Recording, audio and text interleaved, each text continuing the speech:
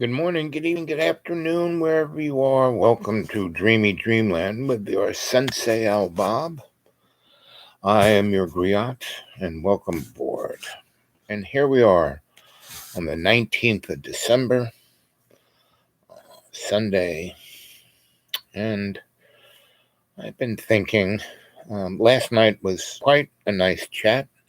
I think it was our longest. It was 10 hours, almost 9 hours. 9 hours and 50 something minutes. So it was a pretty long one with 70 something people. And everyone, it was a really nice chat. People were coming and talking. And what was really nice, what I like about our chats, I look at YouTube. There are a lot of great YouTube channels. YouTube is quite an amazing thing, even though, it is a corporate, you know, thingamajig, and they exercise their corporate whatever, and but it's still quite a good platform, and it is still quite open, and it is um, accessible, and so I have to say that I am very happy with what I've done so far, and I've done more than I think 1,200 shows, and I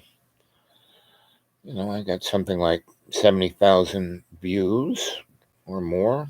There's close to 500 people who watch this, and more who haven't subscribed and haven't don't chat. But I know there's probably another few hundred that watch, and hundreds of people come and watch these shows after they're produced, meaning people still looking at all the different shows that I did years ago, right? So all of that's very good. I'm really pleased, and what I'm most pleased about is that the audience is quality over quantity. Like last night's chat was um, a good example in that I look at other channels and look at the chats that people put, and they people are trying to impress, but everyone who, or they just say, oh hi, oh you look good, oh I like those shoes you're wearing.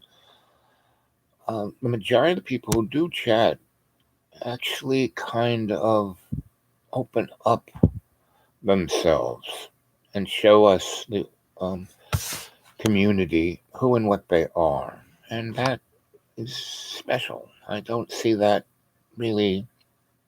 And I mean, I haven't looked at all the other thousands, God knows how many people are using YouTube and doing shows.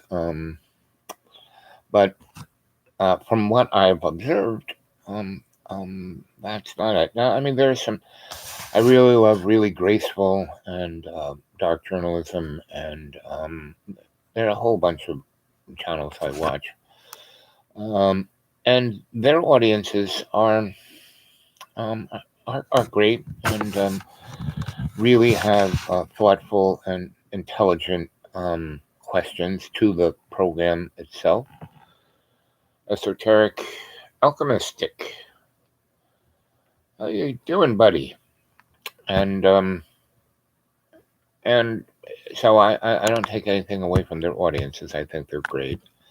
But what I really like about those who come on to the chat here is that they open up their hearts, not just their heads, right? So it's quite um, gratifying. And so I was thinking, what should we talk about tonight? Well, one of the interesting things is what's coming up Tuesday, the 21st of December, is the winter equinox, right? The darkest day of the year. You know, I know you.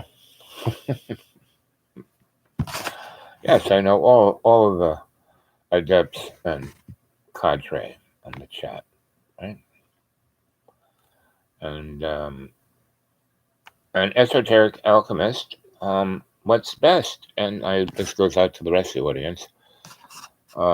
Dragon, Ely, you're back. This guy here is great. He is amazing. He sent me early on. I said, everyone, you should put my shows on thumb drives and your hard drives because who knows, I may just disappear from here, and I still suggest that to the audience.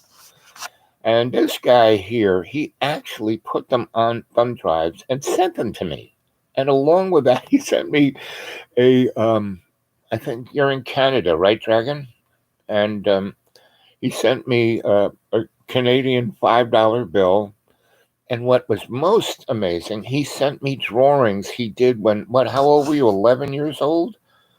And it was exactly what I was talking about when I was doing guided meditations and bringing people into their Akashic records and then taking them through the open door of the 9 doors.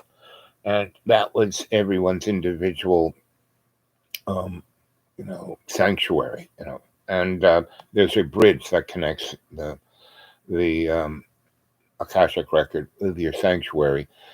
And he drew a picture of all of that with the old crone's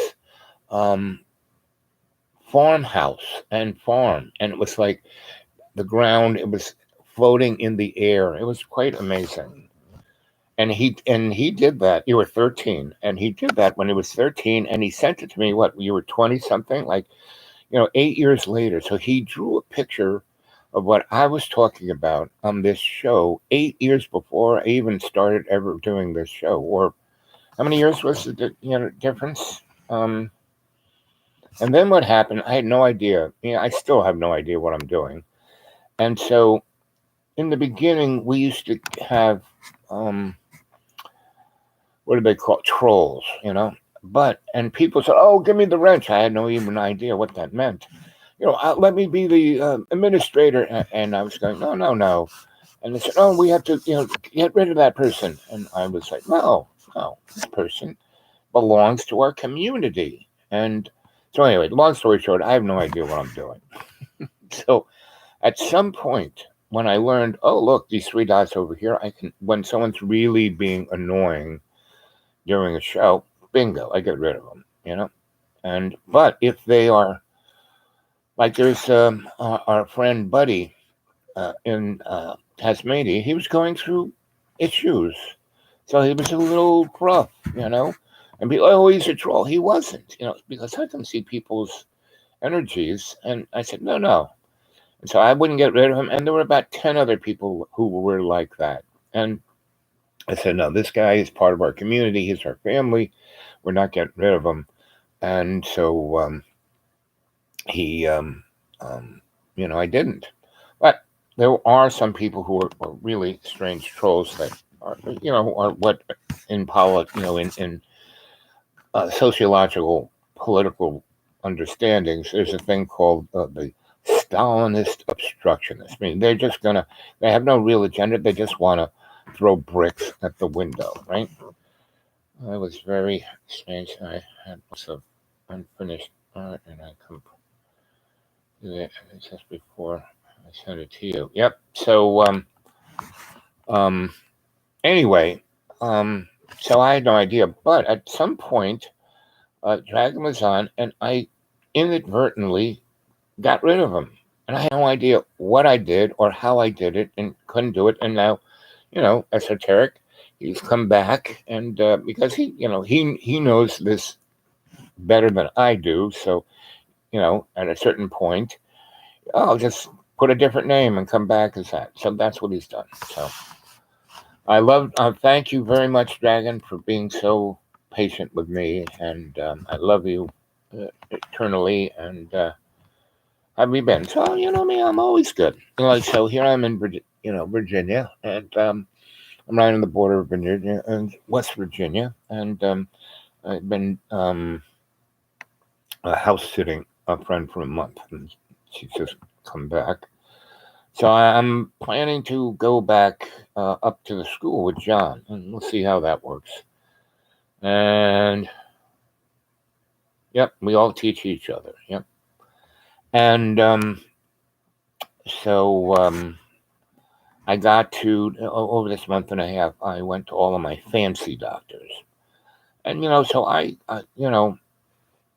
spent this. My life is lots of. I have like a zillion different lives, and one of them, 8 years, 12 years ago, I worked in the corporate world, and I was a negotiator for desperate lawyers, and I got paid ridiculous amounts of money, and I hardly had to work, and I had the most for 10 years. I led the most hedonistic life you could imagine, right? And I had more money than I knew what to do with, and I was telling stories last night about all my wheeling and dealing and da da da da, and it did, amounted to nothing. I mean, no, that's not true. That whole, 14-year period, um, I had a great time. I don't, regret any, one slice of to die for chocolate cake.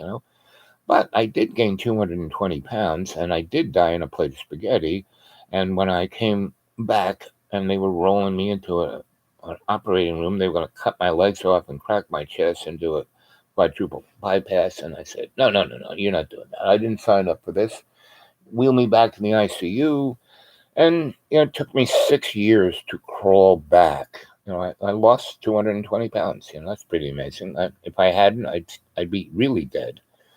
And but it affected, diabetes, neuropathy, Charcot legs, diabetic eyes, high blood pressure, cholesterol, you name it, all this stuff that pretty much everyone in America has because we are being poisoned. And because I went to the max with that,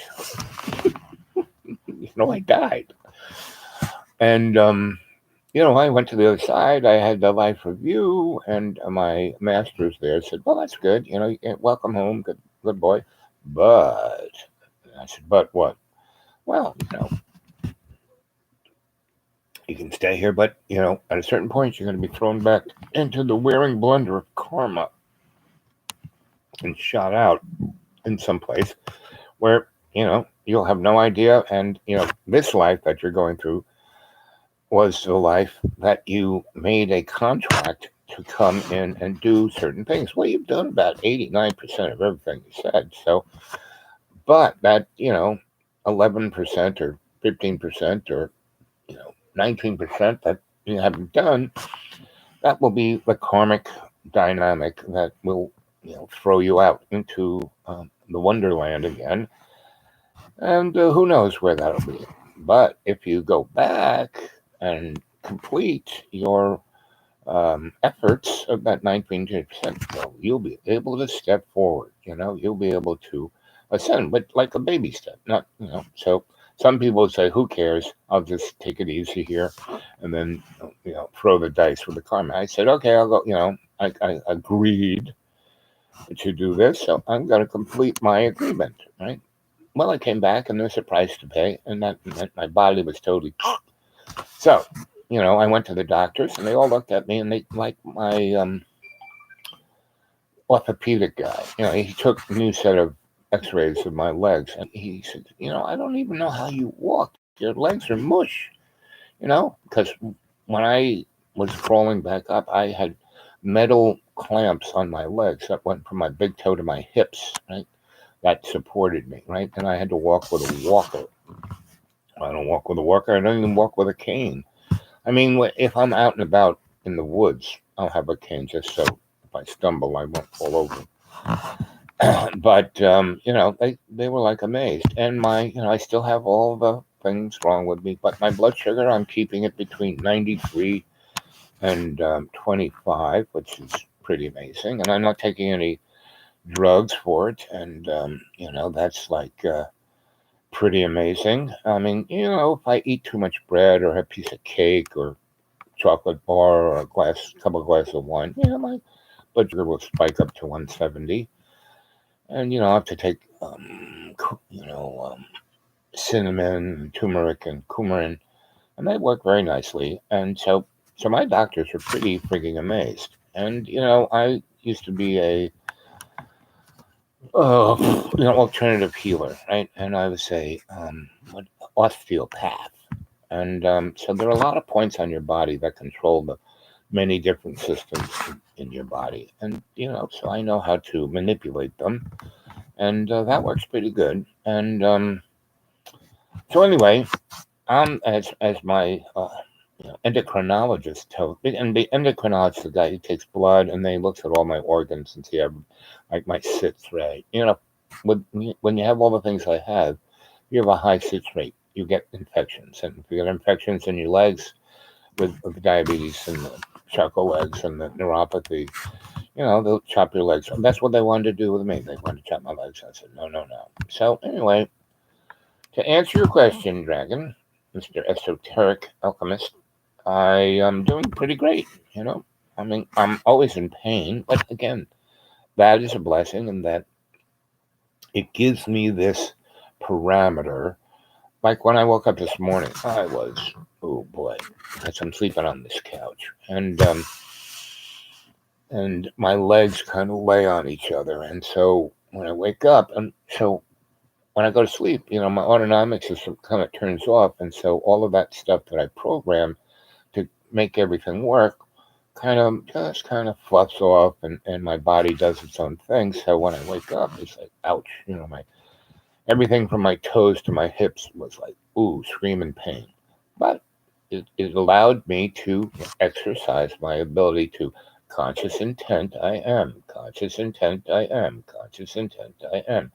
And with my conscious intent to, you know, cut down pain so I can walk on my legs, it did. It took me about half an hour, but that's what I have to contend with. But it's no big deal. I mean, hey, it's better than being dead, And so, and it also gives me all these parameters to exercise my conscious intent and my conscious awareness.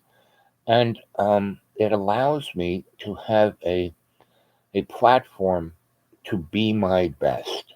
Because when you're not feeling like one of the best things about being sick is it makes you appreciate how good it is to be well. Because when you're well all the time, you take it all for granted and da da da da. Which, I did with my body for 40 years. Man, I was a really sick kid, and I was sick all the way up till about 14. And between birth and 10, I was deadly sick every year around my birthday, right? Because when I was born, I died. The first time I died was my mother killed me. She wrapped, you know, her body wrapped the umbilical cord around my neck and was about to pop my head off like a tick because the moron doctors were pulling me out and once they got my little legs out, and they shouldn't have even tried to take me out that way, um, I was all blue. And they were saying, well, he's just dead, so we're just going to, like, you know, scrape it out and no big deal. And there was another doctor in there, a Dr. Black, who was a female doctor. And she, these guys were, 6 foot tall. She was like 5'6". And she was the first, she was a specialized in birthing, right? And she specialized in birthing infants in stress. Like, boy, was I ever in stress. I had an umbilical cord around my friggin' neck. And I just decided to heal and through comedy. Yep, comedy is the way to go, or whomever it may resonate to help. I'm out there, though. Okay, that's great. You doing stand-up? Is that what you're doing? Also, teach through comedy and whatever means. Excellent, excellent, excellent, excellent. And that's what I'm talking. Last night I was talking about this. Everyone needs to be their best, to do their best. Now, you don't have to be perfect. Just do your best. And that's what Dragon's doing. And everyone, I have this vision of having this thing And I've done this a few times before in the past. I helped start a thing called Collaborative Artist Projects, Collab, in New York City. First non-rich person art entity that, and there were others like especially in the Black community. There were a number of great cultural movements. The Harlem Renaissance was a good example, and the Chitlin Circuit was a great example, and Black entertainment of music and theater and poetry and literature of every type, and movements like the Highwaymen, which was a Black artist movement, right? And all of these movements had no backing by the government. Like during the Depression, they had the CCC, and they had lots of money for culture. They realized culture was important, and what's really interesting about culture, in the United States today, the gross domestic product, right? Art is 18% of the GDP of the United States, right? And some say 32%, but between 18 and 32% is what art gives to the GDP of the United States. And the oil industry is only between 8 and 12%. Everyone says, "Oh, oil is the biggest. Oh, they make the most oil." Well, they make the most money for the people who own the stock, but it's not adding to the GDP because the federal government and the state governments give the oil companies so many freebies. It's unbelievable. And so,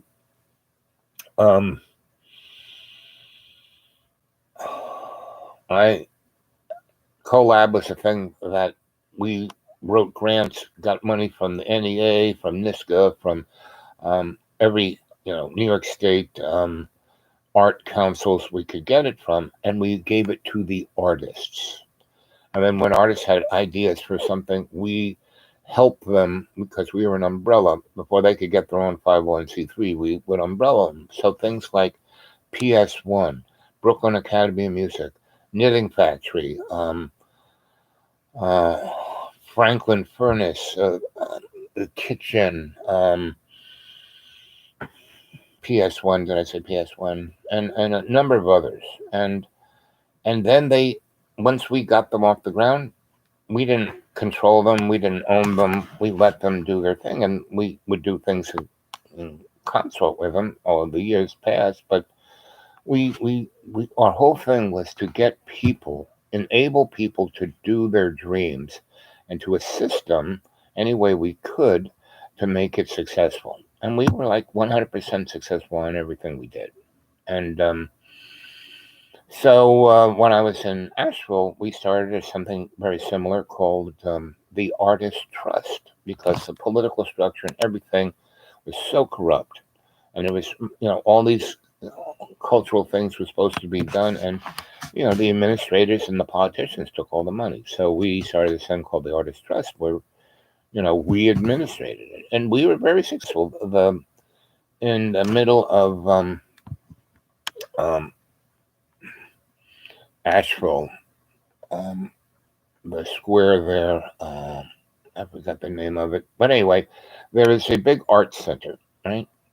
And what happened was, the Black community, it was where the old Black theater was, right? And it was in Asheville in the 20s, really the best place for art, right? And there was another thing called the Orange Peel, and there are a few other, and all the best, theaters and interesting cultural things were Black in Asheville, because the Biltmores, they built this big, gigantic house, like, as big as Versailles or bigger, and it was supposed to be the Versailles in the United States. And they couldn't find anyone who were the holler folk, to be their servants, to be their technicians, to be their artisans. So they brought in Italians and Greeks and blacks. And, for 40 years, those people were the cultural center of that. Like in the black high school, um, they had art and theater and literature that was amazing. And they had a department in that high school that taught the kids how to do trompe l'oeil, which is a art technique. Because back when Louis built Versailles, all the other rich people wanted to have their own Versailles, but they couldn't afford that. So they developed this technique, architectural technique called trompe l'oeil, where they would just build your basic building, and then they would paint on the artifacts of the architecture rather than doing it in stone and et cetera. But it would look, just like the real thing, and that's trompe l'oeil. And there's only two places in the world that teach it. One's in France, and one is the Asheville High School. And when I got there, that stuff was just kind of doing this, right? And Asheville was like stuck in amber, because they borrowed all this money to turn Asheville into the Paris of the South. In the 20s it was, and then the Depression came, and they couldn't pay their debts off. So no one lent them any money, right? So anyway, the black folk, because of Jim Crow, um, after World War One, basically they were an insulated economic group, and they were one of the strongest economic groups in Asheville because the rest of the city was like in amber. No one would lend them any money, so these black folk had businesses and were making money and investing in their own cult. That's why the Asheville High School, that was a black high school, was the best, one of the top 10 high schools in the United States. Not top 10 black high schools, but just top 10 best, even private schools, it was as good as Deerfield or Andover or any of those, places. Anyway, so that's what made Asheville a very interesting place. And so when I got there, that was still kind of there, but it was already being destroyed because, and that's what LBJ did. He went to the Southerners and in the early '60s and said, "Listen, we need to pass these civil rights laws because the black people are the black American economy, the Jim Crow economy, the Jim Crow black economy is the seventh largest economy in the world. And don't you white racist pigs want their money?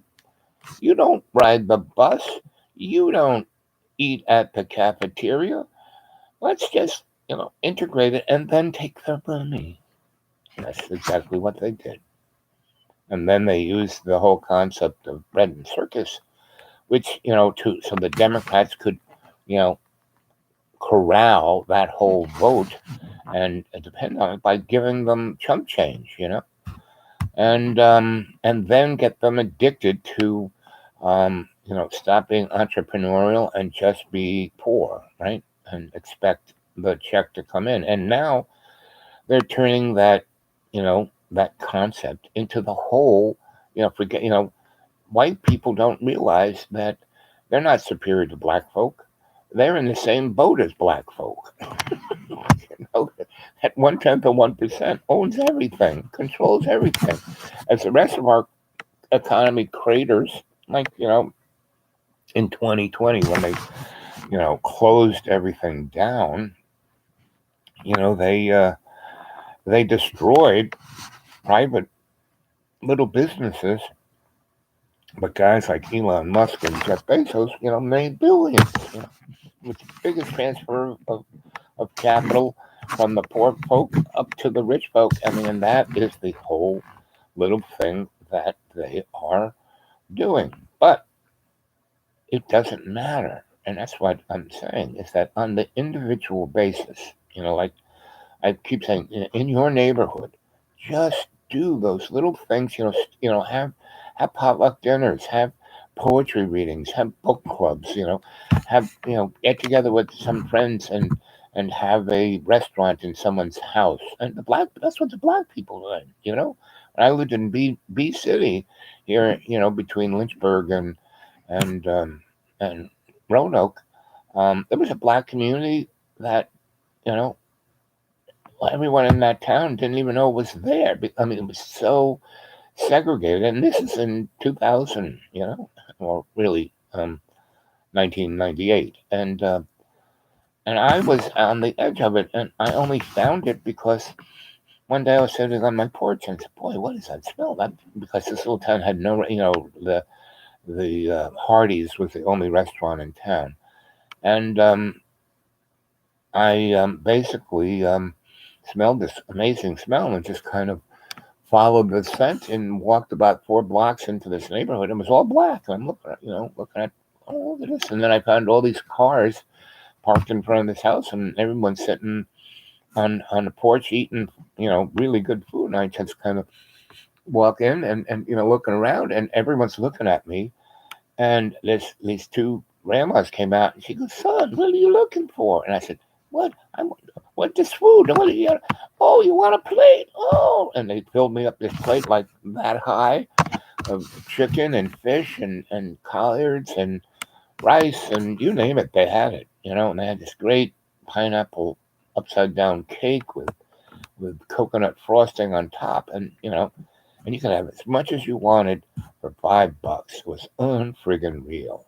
And I was making some real good money, so I went in there and had that plate and sat around and talked to people. And once they realized that, well, this guy's okay, and I was like one of the folk, and so I gave the lady $20, and she said, "It's only 5." I said, "Well, the rest is a tip," because I was making pretty good money. And I would come back there every day that place was open. It was open 3 days a week, and I would eat there, and I was a regular, and everyone knew me. And then I had a building in that town, and I basically went to every church in that town, right? And it was great, because every church, especially the Baptist and the Methodist churches, were like brothels. I mean, there were all these like, Widow Smith, she's really lonely, like really. And so I never had a problem for a girlfriend, but and they all had Sunday dinners. Sunday I would go to every church with my Tupperware and just like take all the food home with me, and that's what I eat all week long.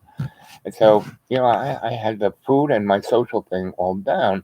And the Methodist church, they weren't quite as um, I don't even what to call what the Baptist churches was, but anyway, uh, you know, they were more structured. Let's say that, whereas the Baptists were more controlling, you know, and they didn't have any structure because they just, told you what they believed, and that's the truth. That's every one of those Baptist churches had a different worldview almost. And what was truly interesting was they really didn't have theology. They just had this wacko, it's almost a cult.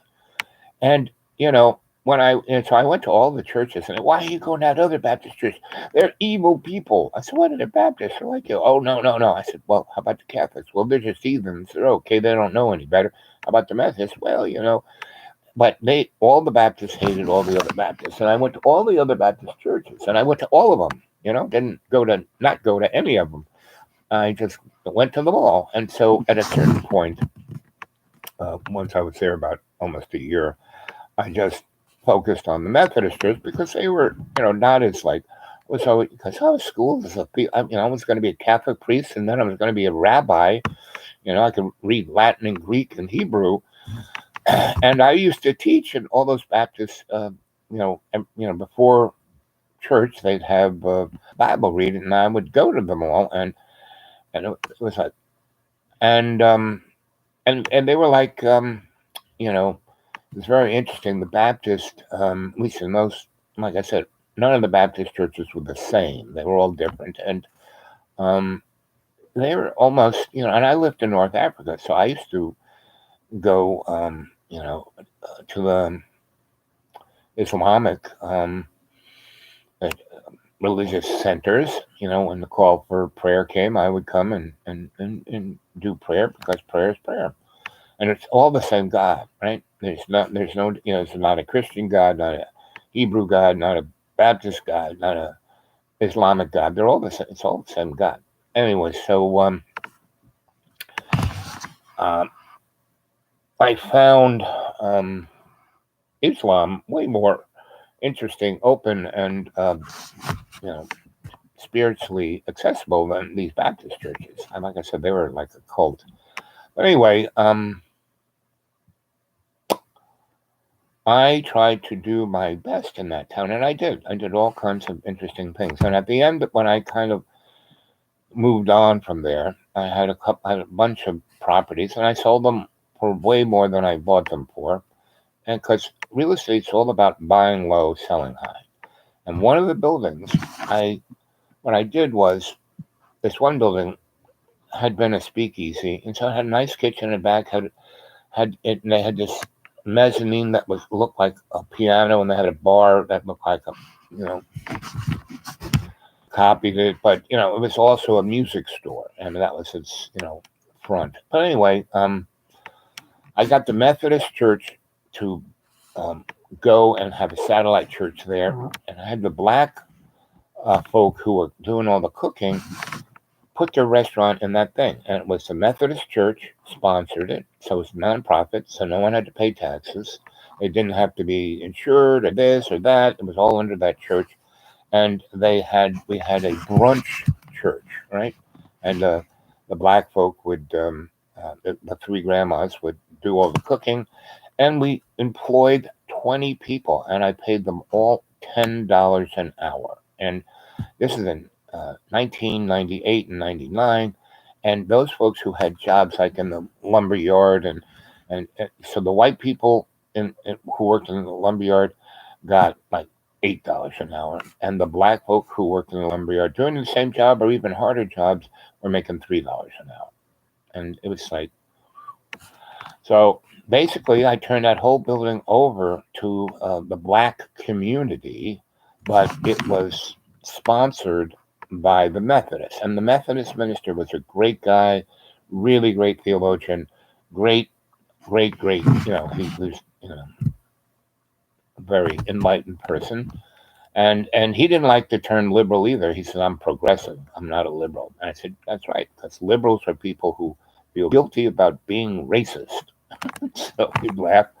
And he had his second in command was this very sweet, beautiful young lady who had gone off the theologic school and she was getting her PhD, and she was going to be the next minister. She was going to be the first minister in that neck of the woods.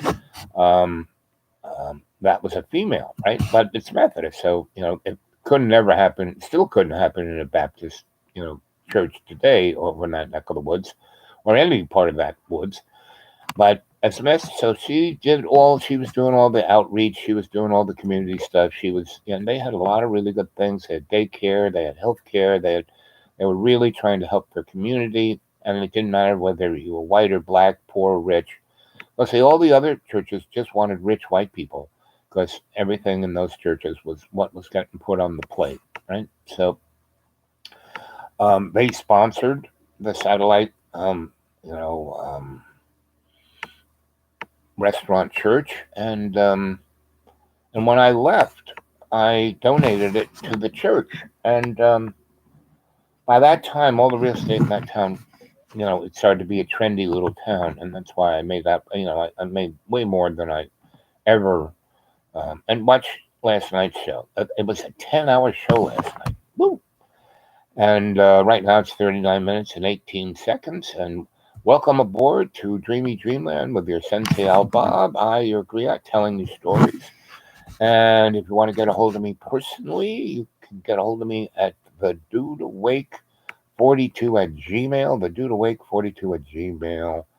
And if you want to put something in my PayPal, which would be really, I'm on the Bob. I'm not out in the woods. I spent the last 2 winters out in the woods, and I survived, but it was not. It was, yeah.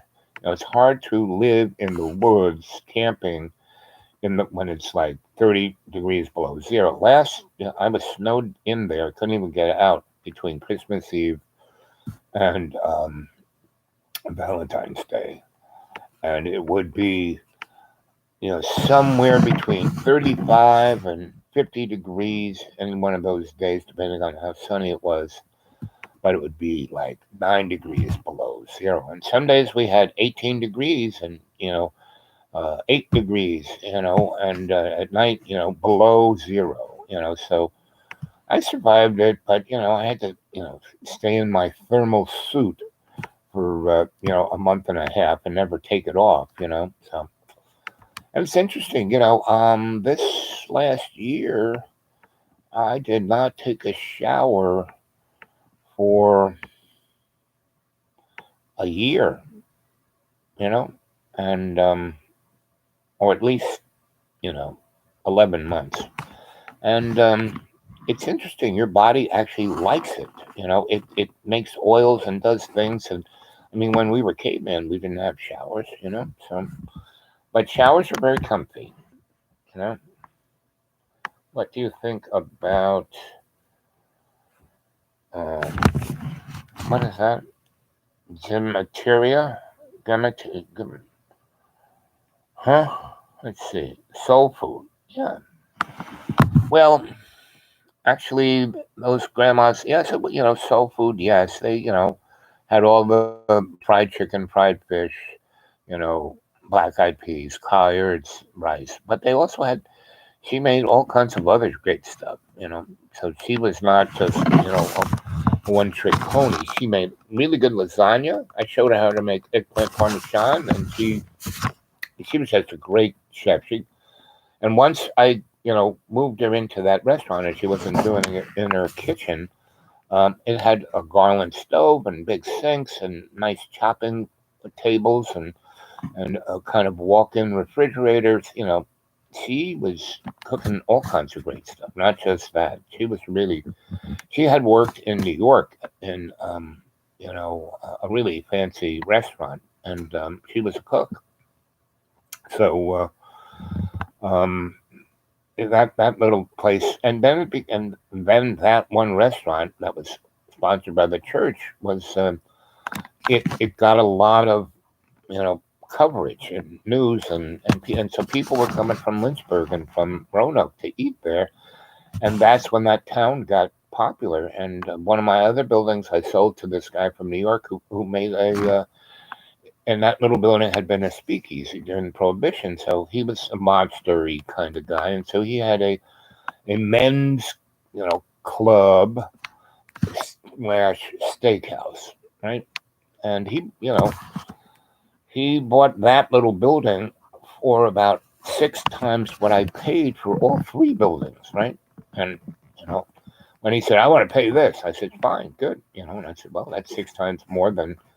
And the biggest building that was next to that, I had rented out to this lady who just loved that place, and she was running like a trinket shop, and she was doing pretty good, and she paid me.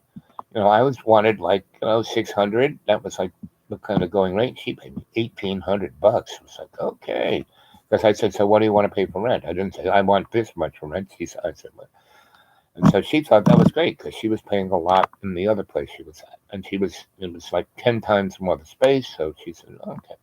Anyway, so that town really did well financially for me, and in lots of other ways. But it was again a real microcosm of the American inability to think for yourself.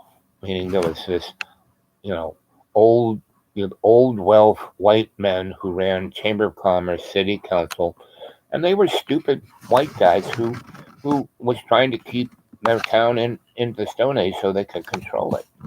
But once that restaurant was becoming, and people were coming from outside that town and that county to go to that restaurant, and then the guy came from New York and started his gangster steakhouse, and then other businesses started to come in that did not reference to the old white prejudice stupidness, the town started to change, and that's kind of what's best about the American economic and social system, right? Except we do not have capitalism in this country. We have crony capitalism, which is a fascist concept, and that's what that small group of brain dead cockroaches who are that 1% want to push us into. But it's not happening, right? When they closed down America in 2020 to bankrupt all the small businesses, so to crush that economy that they can't really control, um, what it gave was all those people a year to think about their life. And what happened? Why people aren't going back to work in McDonald's and crappy jobs and such? They had a whole year to realize that they hated that job and that their life was more than that crappy job. So everyone kind of has an opportunity to do something they really want to do. This is the time to do it. And so it took me 46 minutes to get to this place where I was going to start off with. And that is this coming Tuesday, the 21st, is the winter solstice, right? And it's going to be one of the most amazing winter solstices because really, the first day of the new year isn't the 1st of January. That's a Roman business concept, just like, having the business year be split in half and start in the middle of the year. I mean, that's just, some bookkeeper's idea of making money. The real astrological point of the first day of the new year is December 21st. And that's why, the Roman Catholic Church made Christmas December 25th because they were pagans. And so they wanted it close to December 21st. So that's why they made it the 25th, right? And what's very interesting, Jesus isn't first character to play that role. There have been many, many, many, characters like Jesus. You go back to, Mesopotamia, you go back to Babylon, Egypt, and things before that. They all have a Jesus character, and in other, in Vedic tradition and Buddhist tradition, and there are all these other Jesus characters, So, December 21st and this December 21st particularly, is astrologically going to be one of the most interesting one in 160,000 years, because we are no longer in the Piscean age. We are 100% into the Aquarian age. Why things are so weird is those cockroaches are just hanging on by their fingernails, and they're doing everything they can to try to freak and scare the population, to get shipped and, be, a transhuman slave, right? And what is Mr. S? Let's see. Chimera is Hebrew is practical assigning a numerical value to a name, not just to a name or a word or a phrase. Every letter in the Hebrew alphabet has a number. And that's why the rabbis, the Torah is in a scroll, because they have this big long table and they roll it out and they read each one. And they have this like silver pointer on their finger, and they point at it and they write down the number, and that number makes a code. That's the Hebraic code. And when and that's what the Kabbalah is. The Kabbalah is the decoding of because the rest of Lubavitcher of being a rabbi is just being like the griot, the medicine man, the psychologist, the emissary, the negotiator in the community when there's a big argument, or just you go to the rabbi, right? Just like in Islam. You go to the mullah in the mosque, and he tells you what, and the Islamic law. It's not, in the book. It's quite harsh, but it was done that way to get people to agree. So I have 3 kids. I have no money. We're sitting on the street. Everyone's starving. I lift, a loaf of bread from the baker, and he comes running after me and corners me, and then I get brought in front of the judge. And in the book, it says, okay, I stole something. I lose my hand, right? But they then turn to the baker and says, well, also in the book of the law here, it says, because Islam is based on basically generosity, hospitality. That's what it's all about, and respect. So if you saw this guy really hungry, the law says you should have given him the loaf of bread so he didn't have to steal it. So yes, if you want him to lose that one hand, yes, the law says we're going to chop that hand off. But if we take his one hand, we're going to take both of yours, because the book says that you, by not being generous, that's a worse breaking of the law than him stealing a loaf to feed his family. So if you want him to lose his hand, you're going to lose both of yours. And now a bunch of people who they are not living by the spirit of hospitality when they want to cut someone's head off. That's not Sharia law. So like I said, it was made harsh so people would have to think about things, right? And not just go with their hormones. So, and that's just my opinion, Again, don't believe a word I say. Hi, good morning, good evening, good afternoon, and welcome to Dreamland with your Sensei Al Bob. And don't believe a word I say. Right? Let's see. So what else is Dragon saying? I see they probably use the 2 biblical times and were adopted in other cultures. Yep. Going to still widely used. Yeah, yep. Similar systems have been used in other languages. Yep, and cultures. Yep. Magical squares. Yep. You reap what you sow. Exactamundo. And that's why I'm saying that on Tuesday, the 21st of December, the winter solstice, all of you have the opportunity to experience something amazing. So tonight, from this moment on, I want you to all think about what you want your life to be, right? And I want you to put it in the context of from this point on, you're going to do, not try, you're going to do your best, right? You're going to use the power of your going into state and going into your Akashic record and using that technique to see what's going on in your life, because that's what the Akashic record, it tells you everything in your past and in your future. Now, the future is a little blurry because there are too many variables that haven't quite happened in the linear, but they happen in the domain of the multidimensional, right? Because, see, we think we live in a linear experience. We don't, and we live in the moment. The past is gone. The future's not here yet. We're right here, right now.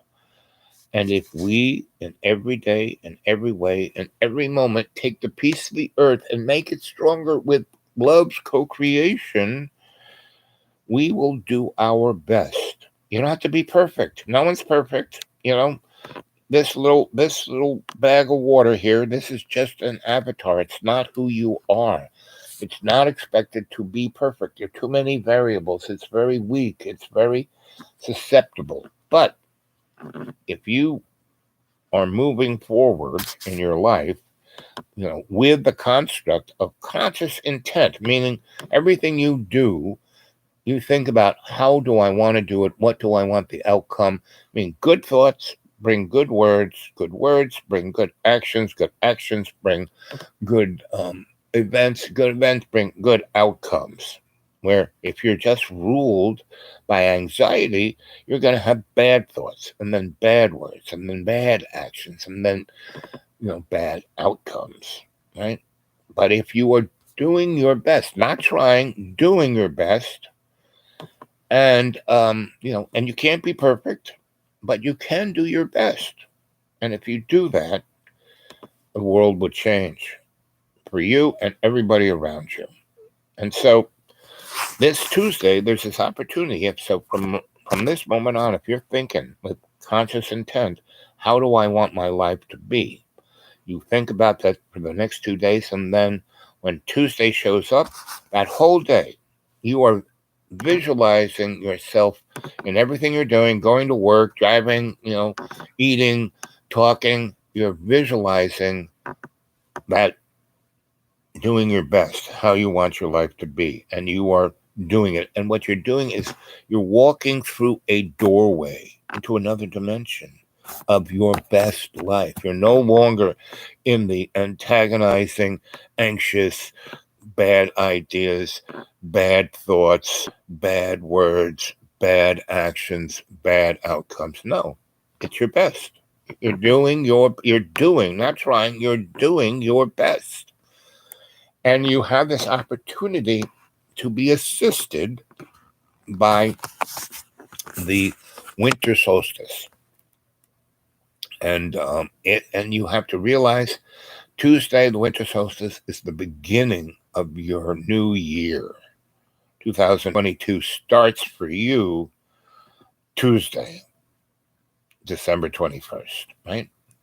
And you are going to spend these next 2 days, the rest of Sunday and all of Monday, visualizing what you want to do your best, how you're going to do your best, what good thoughts you're going to have, what good words you're going to have, what good actions you're going to have, what good outcomes you're going to have. And if everyone just on the chat that we change the frigging world, right? And I would suggest between now and Tuesday, everyone you talk to, you bring this subject up to them. Hey, what do you think of this? Tuesday's going to be the winter solstice. Magical squares, yep. Yep, reap what you sow. I meant, suit. Yeah. Okay. Those beer mugs, yeah. Schlon. Let's see. Fine tune the frequency. Yep. Exactamon, buddy. And everyone else who's out there watching this show, and I'm putting this out shamanically into the universe. Did you see how the color there changed again? This is me dumping in, see right there again, right? That's shamanic energy, right? And it's in a cycle, right? So anyway, I have a natural affinity for doing my best, right? And that affinity has been sharpened because I've had some pretty amazing mentors and guides and people in life, and everyone in my life assists me in doing that. Whether I'm in the supermarket or whatever it is, I'm keeping my frame, my worldview into I'm going to do my best, right? And if a challenging situation comes in front of me, instead of me reacting in a negative way, I see it as an opportunity to do my best, right? And that is what you guys are doing. And a good example is that when I was in high school, I had to do sports every semester, and I almost couldn't choose. When I was a freshman, and I kind of grew up pretty big as a freshman. And I was told, oh, you're going to play football. I said, I don't want to play football. You're going to play football. I don't want to play football. And so they said, no, you're going to play football. So I said, so when I was, put on the football team and given my uniform, I wouldn't put the pads or anything on.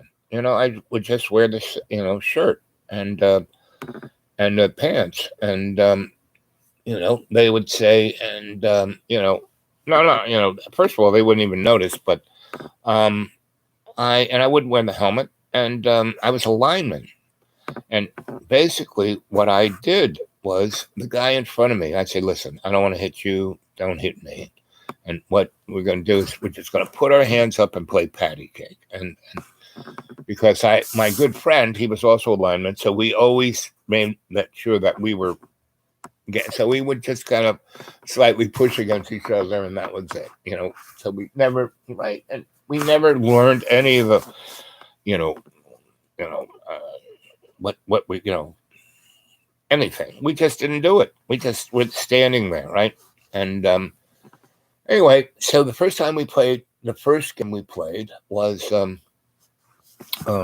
against another private school, and we go out there, and I put the pads on, and I'm wearing the uniform, but I go out there, and the first time we line up on the line, I tap the guy on the helmet. He looks up at me and goes, "Hey, buddy, I don't want to get hit by you, and I don't want to hit you. And see the guy over there, that linebacker, he's going to come right through this hole. And I think he's a scumbag. I don't know you, but he's a scumbag. So I am just going to move over here and he's going to come right through thing. I'm supposed to block and push you that away. I'm just going to get out of the way.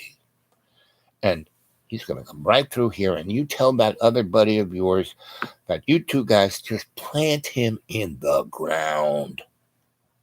And by the way, it's going to be on 3. So, hup, hup, hup. And I get out of the way. This guy comes through, and they plant him in the ground to the point they had to take that guy out in a stretcher. And he was a scumbag, So, okay, that guy. And so next thing, hey, tell your friends down there that it's going to come through their hole. And my buddy, he's down there, and he doesn't want to get hit. So he's going to get out of the way, and it's going to be on 2. And so they pass it on down, So and then the ball popped out, and they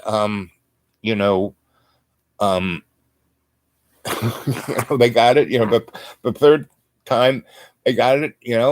And so I said, listen, not the guys. So when you go back there and tell the guys, the next play, have it come through this hole here, and I'll just get out of the way, and you can go for a touchdown, because they're all going to line up over there. They think you're going to pass over there, so there's going to be no one back there, and I'll get out of the way. And so, by the 4th play, within the first minute and a half, those guys got a touchdown. And my coach came out and grabbed me by the helmet and, what are you doing? And I said, hey, what did I tell you the first day? I don't want to play football. And I'm going to do this until I don't have to play football. I'm going to make sure we lose by 1,000. And the guy freaked out. He couldn't believe that I would say that. He was a grown-up, and where I'm supposed to be a Catholic priest. And what? I don't like violence. I don't. But you are a scumbag. I call that, anybody that was my word to go to. You're a scumbag. So he was like, so, I didn't have to play football. And I didn't have to play any sport, because the other 2 sports I played, they don't want me, oh, this guy's too much. So what do? They made me work in the farm, which is not much better. I liked the cows much better. But I got thrown out of that school. And the next school I was in, I was swimming. I was a swimmer, right? So, and we had this amazing coach, Coach Futtrick, and he was a Jewish guy, and he was at the 1936 Olympics in Berlin, Germany, with Adolf Hitler there, right? And he was a high dive, 10-meter dive, and so he'd dive off this platform. And so when he was our swimming coach, he was in his 80s, and he could swim better than any of us. And this pool, it wasn't our pool, it was the town pool. We had to walk 5 miles down to use the skating rink and the basketball court and the swimming pool. It was a really nice swimming pool. And he was our coach. And, when the first time we ever met him, he said, "I want to show you boys something." And it was an Olympic-sized swimming pool. So he dove in the pool and he swam all the way underwater to one way, went all the way back. He went back and forth 4 times underwater, one breath. And we were all like, right? Then he went up to the top platform and he went, wee, woo, and didn't even make a ripple. And this guy's 80 years old. And he goes, "This is what you can do. But you don't have to do this. All I want you to do is your best. That's all I want. I don't care if we win anything, but all I want is you guys to do your best. That's all. You don't have to be perfect. Just do your best." And every time, so I was a long distance swimmer, and I would just swim and swim and swim and swim and swim and swim. And when we have, and swimming is a very interesting sport because it is really a team sport. There are no real heroes because you can win the match. I remember winning a match and I came in third, and it's all on points. First you get so many points, second you get so many points, third you get so many points. And I was a long distance swimmer, and that was the last thing to be swam. And I came in third. I was always a guaranteed third guy. I could always come in third. And so you could win the match for, you get, they had 48 points and I would come in third and we'd have 49 points. We'd win, right? And so if you did 1 second better, Coach Futryk made you feel like you won the Olympics. And the other thing he said, when I grew up as a Jewish person, it was like worse than being a black. And, we got lynched, we got shot, we got, set on fire. It was not a happy thing. And then swimming was my one thing, and I could do that well. And so I got a certain level of respect when I went to high school. And I, went to college, and I went to the Olympics. And I was the only of the 400 guys in the American Olympic team of all those sports. I was the only Jewish guy, and everyone, I didn't exist. And in that team, the only other person who was in my position was Jesse Owens. So when we were in Berlin and we were put together, we didn't get the nice, apartment that all the other white, Christian people on the Olympic team got. We actually had to sleep in the basement of a building. That's where we got to sleep. But we got to eat in the cafeteria that everybody else ate in, right? But we had to sit in this table way, way far away from everybody else, right? And he said, one day, Jesse and I were having lunch, and I dropped my fork, and I had won a bronze medal, right? And I had 6 other things to do. And the next time I won a gold medal. And the judges did everything they could do to not give it to me, but they had to. And even my coach said, "Well, we don't want you to go up and get it. That would upset our hosts." And I said, "No, I won the gold medal. I'm going to go up and get it." And then, he did that, and it really pissed the Germans off, and he still had another 3. And so before he went up to the next thing, and he's at the dining hall with Jesse Owens, and he drops his fork on the ground. He bends over. When he gets up, there is a bullet hole against the wall where he had been. And if he hadn't dropped his fork, they would have blown his brains out, right? And he was there for another 2 weeks. He won 2 more gold medals and a silver medal. So he bronze, 3 golds and a silver. And the superior race was quite pissed off, right? and so was the Americans. They were going to take him out of the last two events, and he went in front of the cameras and just went on. And Jesse Owen was a big hero, and Jesse was standing right next to him, saying, "Yes, this is what America's about," and so they let him get his next two medals. But when he got back, he found that he wasn't going to college any longer.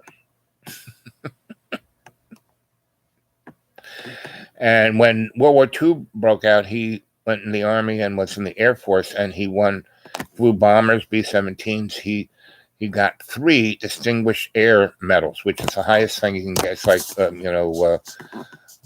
the Blue Ribbon, right? And a bunch of Silver Stars and a bunch of Purple Hearts. And, again, he had to sleep, underneath the airplane. And, that's kind of America, Hey, there's Bud. Much love back at you. And taking in the new kindly state of New Zealand. Yep.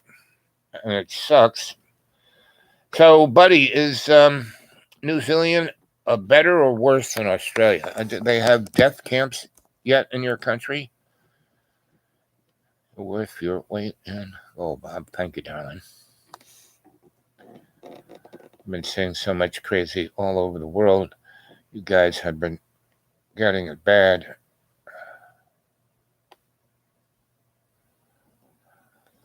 And the real deal about all of this is that, guys, you have to realize this is a good thing in that the desperate, the powers that shouldn't be, the hidden hand, their jig is up. They can't, they are so incompetent, and we're no longer in the Piscean age. And we have left the Venn diagram because the Piscean age was here, and like in 1891, the Aquarian age started to be there, and by 1960, it was really there. In 1963, that's why they killed Kennedy. That's one of the reasons, because he was representing the Aquarian way. So from 63 until now, the hidden hand has done everything. That's why we've had so many wars and so much chaos and so much suffering, is because they wanted, shock and awe, and it hasn't worked. It has not worked. Now, it has caused a great deal of suffering, but it hasn't worked, So the dynamic is so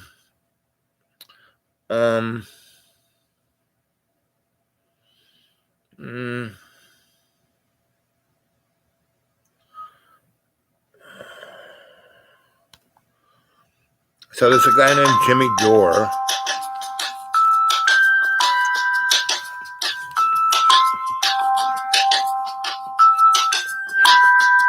Okay, enough of that.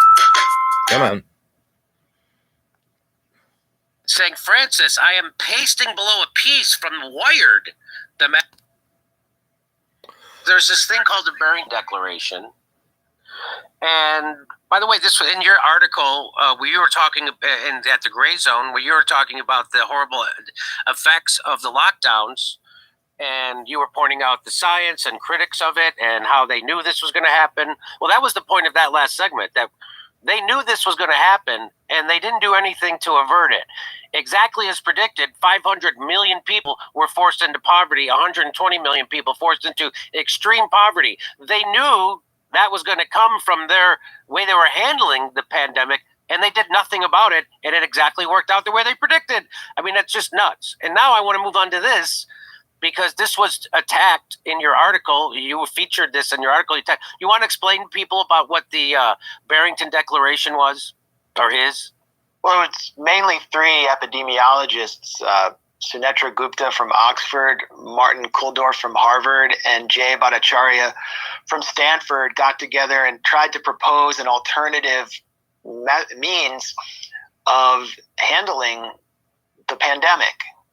and they proposed focused protection of vulnerable groups, focusing vaccination campaigns on those vulnerable groups, and doing everything possible to keep the economy from collapsing so people would not be thrown into extreme poverty or pushed over the precipice if they were already in extreme poverty, so people wouldn't be pushed onto the brink of eviction. All of the horrible economic factors that working people have faced, and that society wouldn't be divided because people were facing mandatory vaccination campaigns. And this is not a group of people who are anti-vaxxers. I mean, you can look at their Twitter accounts, and they're saying, the vulnerable people who are vulnerable for COVID, the old people who are older, need to get the vaccines first, or that they're criticizing the booster campaigns because vaccines could be, for example, donated to countries that don't have them available. That's their perspective, and they have come under ferocious attack. So the attacks, and we now know, and you'll lay it out, but we now know that the attacks were coordinated at the highest level. Yes. So we had Dr. Robert Malone, who's credited with inventing the mRNA vaccine technology. That's a fact, no matter what you read at The Atlantic, funded by Big Pharma to try to smear him.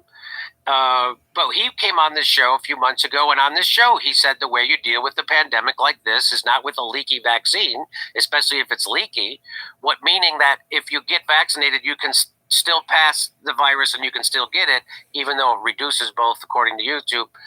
He's saying that the way you're supposed to handle that is exactly what the Barrington Declaration seemed to be saying, which was you target the most vulnerable and you make sure that they're vaccinated and taken care of. And otherwise, you could cause virus escape, right? When it starts to. So I don't want to get too into the weeds on that, but so this was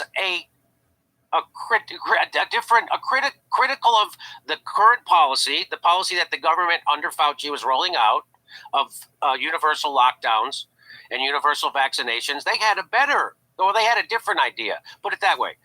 These are three scientists had different ideas, and they put it in the Barrington Declaration. And so that should have been made public, and everybody should have had a debate about it. Like, how do we most best handle this? There should have been a robust debate. Well, that's not what happened. What did happen? Okay. So on October 4th, 2020, three top scientists launched a declaration called the Great Barrington Declaration, urging the medical community to initiate a plan of action that included focused protection. The group explained how herd immunity should be the goal and could be accomplished in a relatively short amount of time, where even the elderly and sick would eventually be safe to come out of a lockdown. The focused protection plan went against Dr. Fauci's diabolical plan for the world. And so Dr. Fauci and Dr. Collins decided, so Dr. Collins is the head of the NIH. So Fauci, who's the head of the NIAID, and Dr. Collins, who's the head of the NIH, they decided to initiate a propaganda attack against the hundreds of international doctors who signed on to that declaration. So how do we know this happened? Well, there's a new email dump, so it's a Freedom of Information request. New email dump showing Anthony Fauci and Francis Collins, the head of the NIH, coordinating a propaganda campaign to attack the Great Barrington Declaration last October. So here's what they said. Here's their email. So the head of the NIH, Collins, sends an email to Dr. Fauci, and he says this proposal, and he's linking to the Great Barrington Declaration, this proposal from these fringe epidemiologists who met with the secretary seems to be getting a lot of attention, and even a co-signature from Nobel Prize winner Mike Levitt at Stanford. So that's a problem for them, that scientists are signing on to this. That's a problem for Dr. Fauci and Dr. Collins at the NIH. There needs to be a quick and devastating published takedown of its premises. I don't see anything like that online yet. Is it underway? So, no, that's actually, yes, that's from Francis Collins. So, that's kind of a thumbnail of what's going on. And that's how desperate these morons are. And all we have to do is in every day, in every way, takes a piece of the earth and make it stronger, because you can't fight these guys. What you can do is navigate, and they can't. So you can, have the best of best, whereas they can't. There's only one thing that's going to happen to these morons, is that we are going to head into the world and universe of love's co-creation, right? And we have this great opportunity on Tuesday that it will be a rocket launcher if you use your conscious intent to, walk through the door of you doing your best in every day and every way. Let's see, Buddy's going. Jimmy's cool. Family. Yep. Let's see. I haven't been sick for years. Yep. Me either. I have not been sick for over 15 years. Yep. Man, it's hot. It's 25C. Feels like a 30C. Yeah, baby. Well, it's summertime where you are, buddy, right? I just had chili beans melting. Yes, I lived in Australia for 3 years, and it does. I lived in the Northern Territory for almost a year in the Nookenbah, right near Ayers Rock, and I lived with an Aboriginal tribe. I did an ethnography because that Canadian metal company discovered silver, coal, and iridium out there, and where this tribe, Wallamajiri, were living. There were about 600 of them. And they just went out there with mercenaries and shot them all in the head and killed them, like within 40 minutes, killed them all. And didn't bury them or anything, just left them out there and let, the sun and the animals eat them up. But enough people saw what happened, and there were about 10 people who were out picking berries who didn't get shot. And it kind of, because they didn't bury those by just left them there. Yes, they rotted, but it took good 8-9 months. But the bones were still there, and people kind of went out there and looked at it and said, So and people from outside of Australia, people from Europe and America, liberal people, and said, "Oh, this is terrible." So when Australia wanted to have the Olympics in Sydney. And look at this beautiful opera house. That's why we should have the Olympics here. No, but you're racist motherfucker Nazis, and which they are pretty much. And so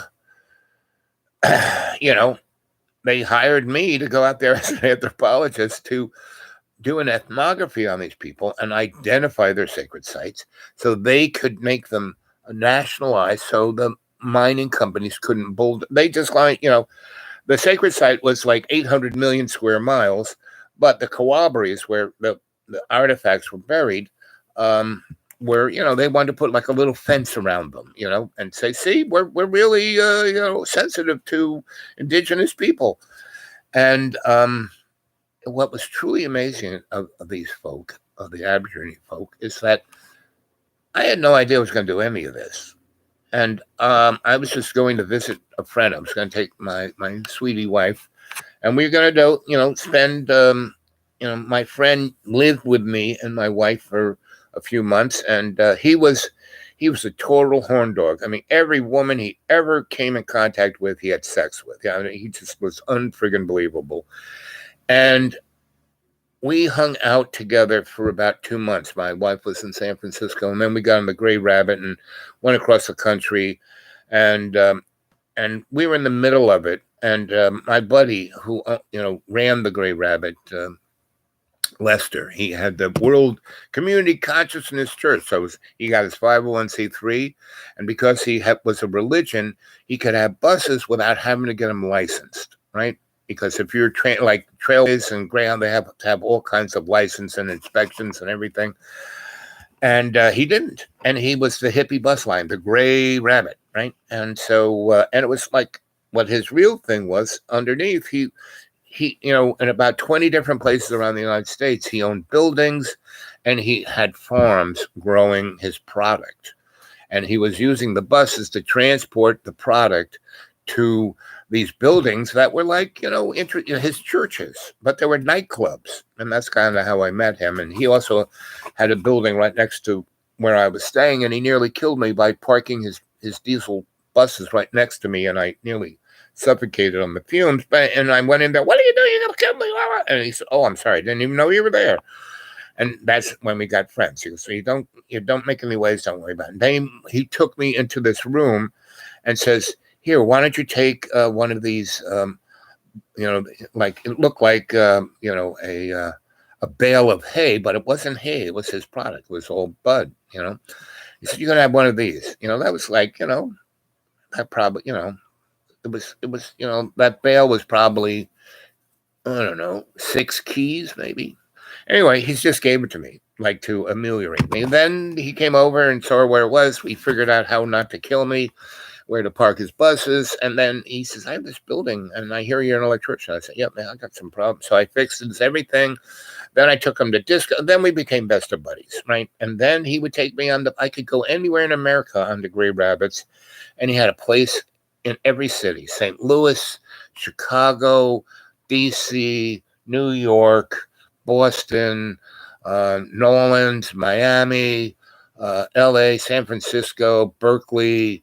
And I could stay at any of these buildings. And he had this great building in New Orleans. And I used to go stay there when there was Mardi Gras. And there's nothing like going to Mardi Gras when you have a night. He had this building right on Beale Street. And he had the upstairs apartment with the big thing looking over the street, and we'd throw beads down. I mean, when you don't have to worry about where, and you're staying right in the middle of Mardi Gras, and you cannot help but have a good time. So Neil, I was doing this discotheque called Xenons. I was like Dr. Frankenstein. It was sparking it alive. It was already built. It just, all the wires were pulled. Everything was ready. Nothing worked. And the electrician and the engineer and the designer, they couldn't make anything work. And I was a disco dude. And, the mobster, my godfather, Mike Finelli, who, mobsters were gambling, numbers, prostitution, drugs, whatever, protection. What Mike did, he was the godfather of napkins and tablecloths. Meaning any restaurant in New York that wanted to have a napkin or tablecloth, you had to go through him.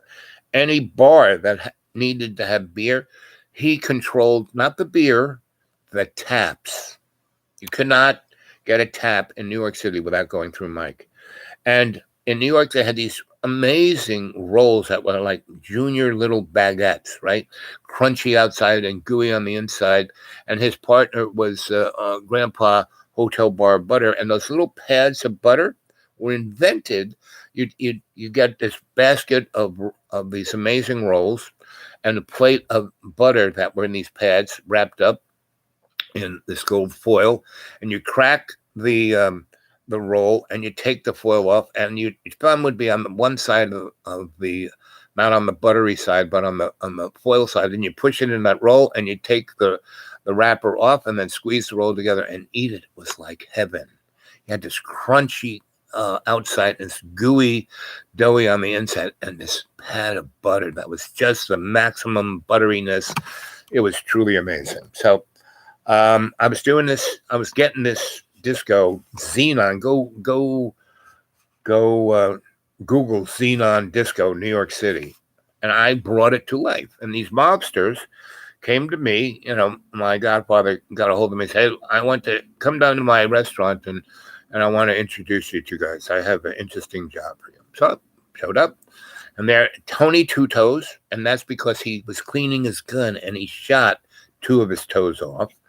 And Bobby Bentnose, who was this little guy, he was like in Goodfellas, the guy, that guy, totally crazy. And he was a Golden Gloves fighter who never won a single fight, but he would not give up. I mean, he would just keep going at it and he would just be beaten into a pope, and they would just have to call it because he would not get knocked out. He would not, he just kept going after people, but he was this little guy, and his face got so smushed they couldn't fix his nose. It just went that way. So that was Bobby Bentnose. So I meet them at Mike Finelli's down on Spring Street, and they explain what they have. We have this big theater. Oh, I know Edison Theater. I know that place, and it's all done. They tore it out, they rebuilt it, and they had a real, electric shop in there, and they put a new service and ran all the pipe and ran all the wires and put all the stuff. But when they went to turn it on, nothing. I mean, some lights went, but nothing did the disco magic, right? None of the effects really worked, and nothing. They couldn't control them, and so I said, okay, and Mike said, this is the best. This kid right here, I was like, what was I? I was 27, I guess. And so, they said, went down there, looked at it and looked at everything and started, taking covers off and looking at, and it was just like big pipes like that with hundreds of wires. And they were all like, and I had my little megger, which I could put a few things on there and would send a signal through wires. And at the other end, I could see if that wire was the wire that it said was over here. They were all lettered and everything. And so I was doing that. And just one pipe, I found about 6 wires that at this end, it was, at this end, it's white and has this number. And at this end, there's a white wire with the same number, but it wasn't the same wire. This other white wire was it. So if this one pipe with about 50 wires in it had 10 wires that were mismarked and going to the wrong place, and you had another like 300 pipes with, 60 wires in each that were control wires, and each of them had 10 wires that weren't going to the right place. Well, that's why this wasn't working. So I said, all the really hard work of running all this pipe and pulling all this wire, that's all done. The part that takes your brain is the termination, where that wire is supposed to end up. So that means, there's like 300 pipes here, and each one has about 50 wires in it. That's about, 6,000 wires. I'm going to have to buzz out every wire, mark them all, and then I got to see what controllers, what you got here, why this doesn't work, why this isn't happening. And, that right there will take me at least 2 weeks. And they keep saying, it'll, whatever it costs, but it has to open at this date, which was about 2 months away. And I said, well, and it has to work. And I said, well, okay. And then they said, it's a matter of life and death. And I said, okay. And I looked at Mike, and he just said like this. And I said, okay, I have a few things. And they said, it's not a matter of money, whatever you want. I said, okay. I'm going to have to hire a bunch of people because I can't buzz all these things out. And they have to be my people because I have to know that they're competent and blah, blah, blah. And they said, okay, not a problem. And then I need this, and this, not a problem. I just kept going down the line of things I needed. And then they said, okay, it's not a matter of money. You can have all that stuff. But once you start, you cannot leave here because we've already had 3 different electricians. A guy who did it and it didn't work. We brought another guy in. And it didn't work. And then we brought another guy, it didn't work. You're the 4th guy. We only got 2 months. And it has to open this date because they were thinking about Bugsy Moran in Las Vegas because this was all mob money. And they were like, they spent a lot of it. And so anyway, I said, okay. And they said, you can't leave. And I said, what do you mean I can't leave? And they said, we're going to get a bed and put it in the green room and you just can't leave, period. And I said,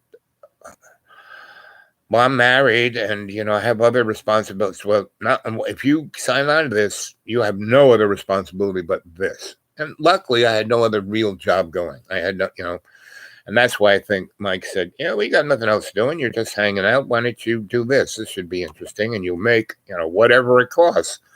So I said, okay. So I signed. I said, but okay, here it is Thursday, right?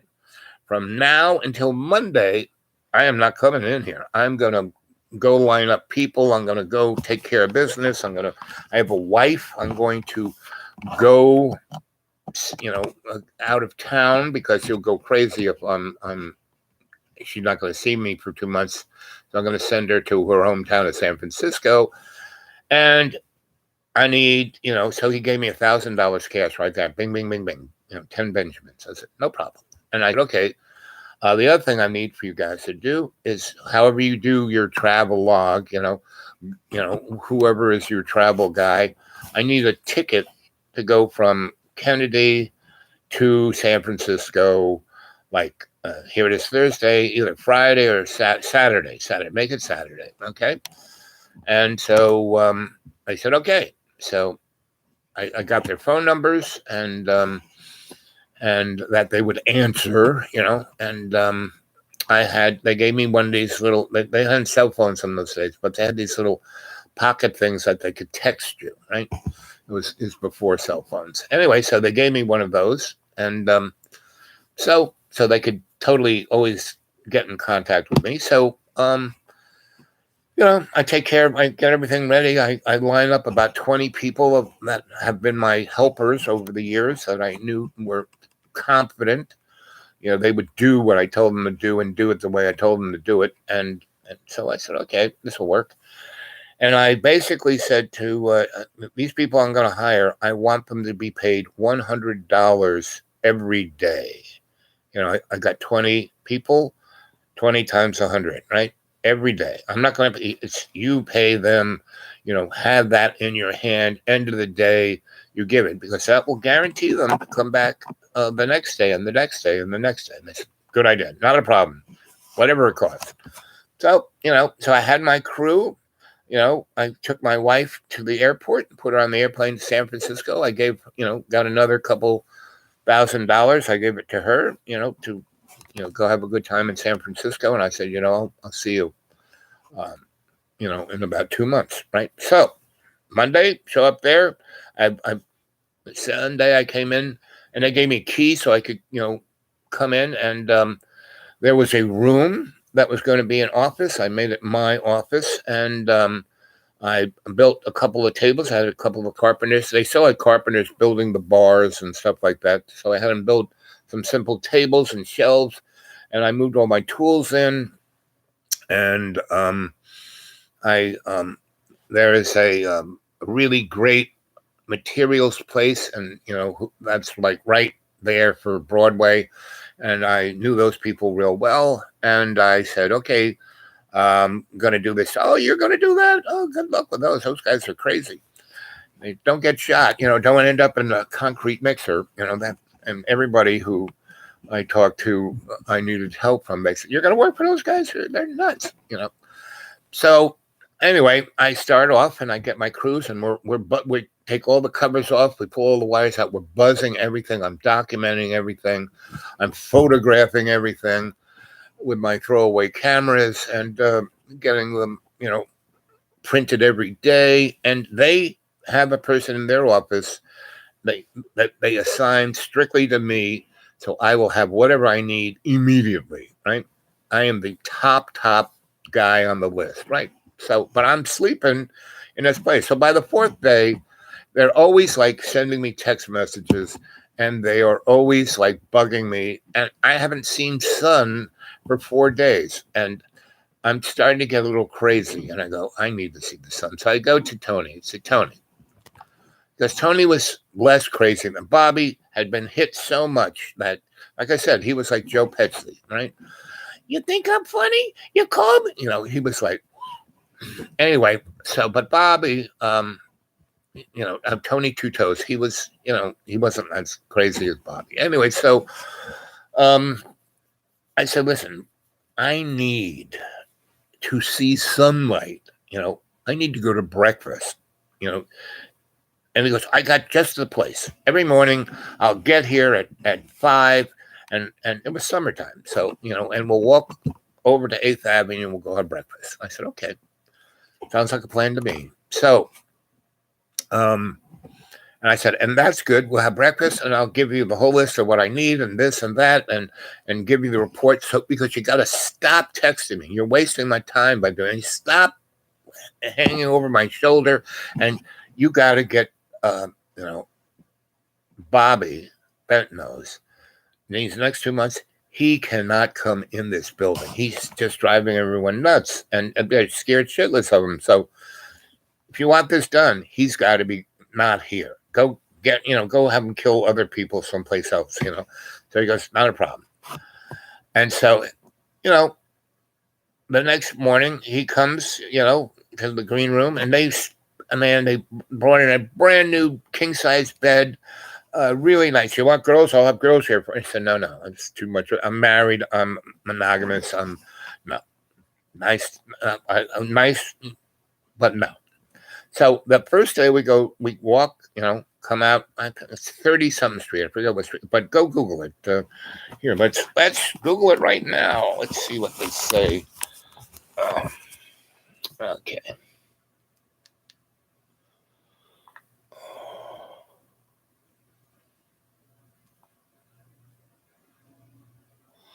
Xenon, the disco in New York City. Disco around New York. Here you go. Xenon, the disco in New York City.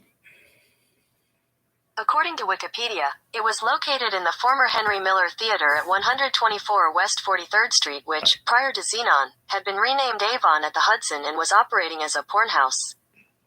Yep, there you go. And before it was that theater, it was the Edison Theater, and it was a, what do they call that?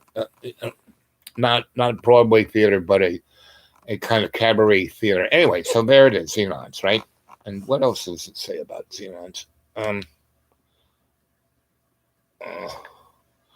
Let's say Xenon was a popular New York City disco nightclub in the 1970s and early 80s. It was located former Henry Miller Theater, 124th Street West 43rd Street. Yep. Which prior to Xenon was, all those theaters were porno theaters, right? And let's see, what's Wikipedia say? Why don't they make it bigger? Let's see. New York City, 70, 135th Street. But founding ambiance. Let's see if they got pictures. Let's see. Xenon was regarded as much more of a fashion crowd. See, and that's so Studio 54, all those other clubs. It was just, people who had money and they would go and they would dance and discos and scene. But what was really interesting about Xenon's, there were other clubs. There were gay clubs uptown and in the West Village. And Xenon's was something between Studio 54 and these gay clubs. And because everyone who came, there was this whole crew of kids in the 80s, and they were known as the club kids. And they would get dressed up in costumes and paint themselves and really do strange things. So anyway, I'm brought in there to bring it to life, right? And it was right when one of the things they had or wanted to have, because of Mr. Spielberg's Close Encounters movie, they wanted because it was a big theater with a high ceiling. From the dance floor to the ceiling was almost 300 feet, right? And I had they wanted to put a big flying saucer that would come out of the ceiling and come down into the dance floor. And so they had put steel up because this flying saucer was going to weigh like 20 tons. And George, who I was their electrician for, were building it, and they were having troubles. And anyway, and they had to make it in pieces and all of the above. And so they had made a plastic model, and I worked on the plastic model to figure out how to do the circuitry for the thing that they were building to put in there. And so I had to do all this stuff in 2 months, right? So every morning we would go. So we'd walk straight across 34th Street to 8th Avenue, go down to the Port Authority. In front of Port Authority, on either side, there are all these fruit stands, right? And in back of one of these fruit stands, you went back there. It was like the Walmarts of mobster stuff. I mean, there was this restaurant, these dining room tables. You could eat anything. There was back rooms. You could get a shave, a shower. A guy would make suits for you right there and then. And they had girls back there give you blowjobs. And so we would go have breakfast there. And there was this Cuban lady who would roll these amazing spliffs, these cigars that were lamb's breath. I mean, the ultimate, the little purple hairs of the female buds, right? Amazing strains. And she just had those, and she would put that in there, and she would wrap them in the tobaccos, and then she'd roll them on her thighs, and they looked like cigars, but they were like all lamb's breath in there with, cigar wrappers. And he had these thermidors, and he would go there, and this lady would come over to this nice leather thermidor that had 10 of these things in there. And you smoke one, you were on another planet. They were like hallucinogenic, right? Anyway, so we would sit there, and it was, the fruit stand was in front, but we were like up back having breakfast at this nice table with nice tablecloth, and we'd have breakfasts like, eggs Benedict on salmon with lobster tails and steak, and these double baked potatoes, and amazing coffee, and Remy Martin, and sherbet, and I mean, that's the kind of breakfast to have, right? And so we'd be smoking that, and and I would just smoke a little bit, and every morning he would get one of these thermidor leathery things with 10 in it, and the first time we did it, he said, "I'll take 2," and he gave me one, and I said, "Yeah, I don't know." He said, "Well, don't don't you have a lot of self-control, so not a problem." And so Tony and I became tight. I mean, he was a smart guy, and he knew that he was a made man. He was lucky, and he was smart, and that's why they were doing that. And his buddy, Bobby Bentnos, was just like Joe Pesci, just totally nuts. And so he was his mad dog, and everyone was scared of him. And they were buddies since they were kids. So anyway, every morning we had breakfast, and we'd go do that, and we'd come back. And sometimes he liked ecstasy too. So anyway, I had a good crew, and after the second week, everyone knew what they were doing, and we were going along fine. And I knew I had it sussed, because we were, by the third week, we were starting to make systems work, and we still had a month and a half more to fool around with this. We still had to put the flying saucer in there. We still had a few other things, because a lot of the design work just wasn't going to do what these guys wanted this thing to do. So I had to design whole other control devices and have the manufacturer. I had my buddy Zelf knock these things out downtown. And I had to I had to set up a little shop and Zelf was like 89 years old. And so, he was totally old school, and he was half blind, and he would make something and he would bring it. It wouldn't just be right. So I said, you know what? We need to move whatever you need to fabricate that stuff here, so we don't have to constantly go back and forth from Midtown to downtown. And, you need to kind of be like me here. And he was great with that, because, he was ready to have, the high price spread girls spread them all over the place. I mean, Zelf was just a hoot, just so much fun. He was another one of my godfathers. I mean, he taught me how to run a Bridgeport, a lathe, right? I mean, he can manufacture anything, and he was Grandpa Stoll's best friend. And so, what are you guys saying here?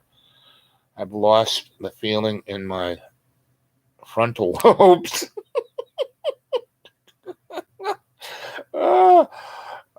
Too high. Yes. Mm-hmm. So I was doing that. So around the third week of going to breakfast with Tony, we're coming back, and I'm not, I did not do any ecstasy with him, because I could be high and work, but I couldn't be tripping and working, So, and Tony said, what I really respect about you is you really know what you're doing, but you are very disciplined. I'm disciplined, but still, I want to drop acid. And I'll drop acid.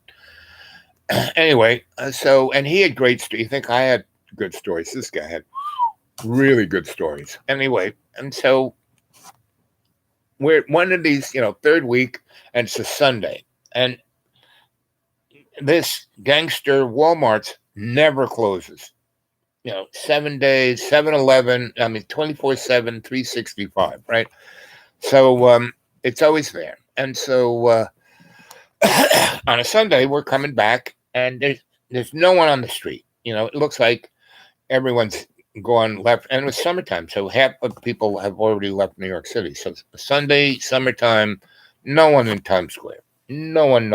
That's, so we're walking, and it's about 11 in the morning, and normally we went to breakfast around 6, and I got to work, by 8:30. And so anyway, and they would pack up a lot of nibbly things for me, and a thermos of super duper espresso, and I would drink that, and have, the Danish that they made. Anyway, so I was living pretty good, and it was a very interesting job, and I had the most uber respect. And my buddy, the guy who was the contractor, was a friend of mine. I didn't really realize he was the head guy, and the people who designed the theater were my buddies George and George. I was their electrician. So anyway, it was like all home week, right? So everything's moving.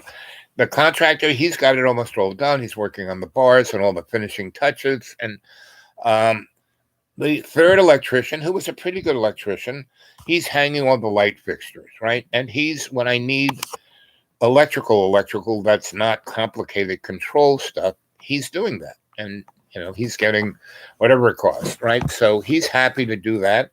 And he's happy to see what I'm doing and getting a little taste of, that's how you do control work. And so we're moving along fine. It's about the third week. We still have another 6 weeks that we got to go. And I'm like maybe 60 to 70% done. I have a number of systems that are working, and Tony's really happy because I said, show, watch this, and show that this, almost, it's not like what Zealand's going to be, but he could open with the stuff that I got going now. So he's feeling good.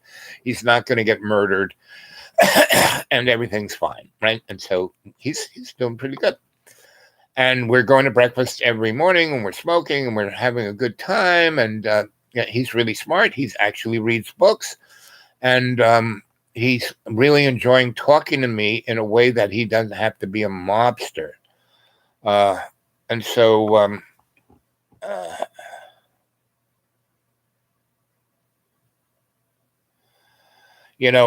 the other thing about walking down the street with those guys was the cops never touched them.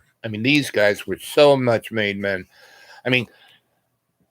Bobby and Tony would smoke and do drugs and do whatever the heck. They could, I could shoot somebody on Times Square, and these guys could shoot you on the street and not get arrested.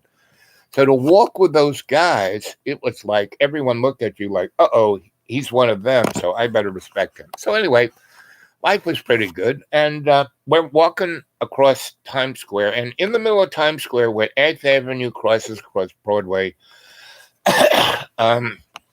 there is this little, triangle, and it's like a little park. They got park benches around this, cast iron fence, and in the middle of that greenness, which is just like 12 feet by, a triangle, 12 feet coming down 8 feet, and this is a statue of George M. Cohan, right? Mr. Broadway, right? He's right there in the middle of Times Square. And so we're walking, and we're walking up towards that thing, and we're like still, half a block. And I'm like, look up, and I said, "What's that in the arms of George?" And Tony is like tripping his brains out. And he's looking, and he goes, "What?" And I go, "Look right up there, Tony." And he goes, "Oh, that's a purple unicorn. And he runs up, oh, purple unicorn. And this is a mobster. And he's like, 40 years old. He's kind of overweight. And he's in a $3,000 suit. And he's, got this big spliff out of his mouth. And he's screaming, oh, purple unicorn. And I'm just like standing back. I'm just stoned. But I know it's not a purple unicorn. And I walk up and he's standing on the park bench going, hey, Mr. Purple Unicorn. And the guy up there is going, ow, ow, ow, and he's half naked. And, I'm like, and so Bobby's up there going, Mr. Purple Unicorn. And the guy's half naked up there. And like, I'm now at the corner and I'm looking down there and there's a police car coming down the road and slowing down.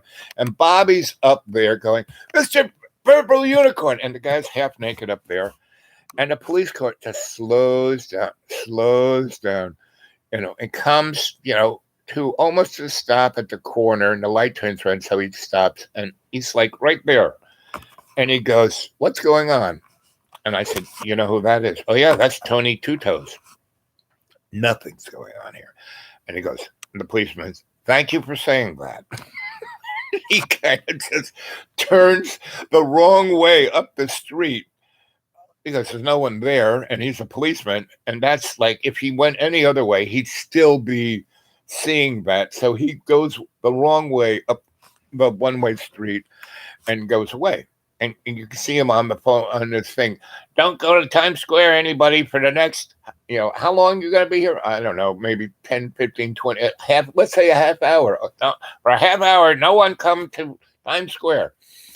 And then he goes the wrong way, up the wrong way street. So, I go over to Tony. I go, Tony, come on, let's get this guy. Hey, buddy, come on. And the guy's half screaming, where's the YMCA? Where's the YMCA? And he's basically in front of it. But he's up there and he can't see it, right? Because his perspective isn't like street level. He's like maybe 12 feet. I said, buddy, come on down. You're going to hurt yourself. And, so he was about to step off the arms of George M. Comer. I said, no, don't do that. You're going to land on this picket fence here and you're not going to have a good day. No, just kind of slide down to the base of that, which is right at the base, and then grab my hand, step on the fence, step on the park bench, and come on down.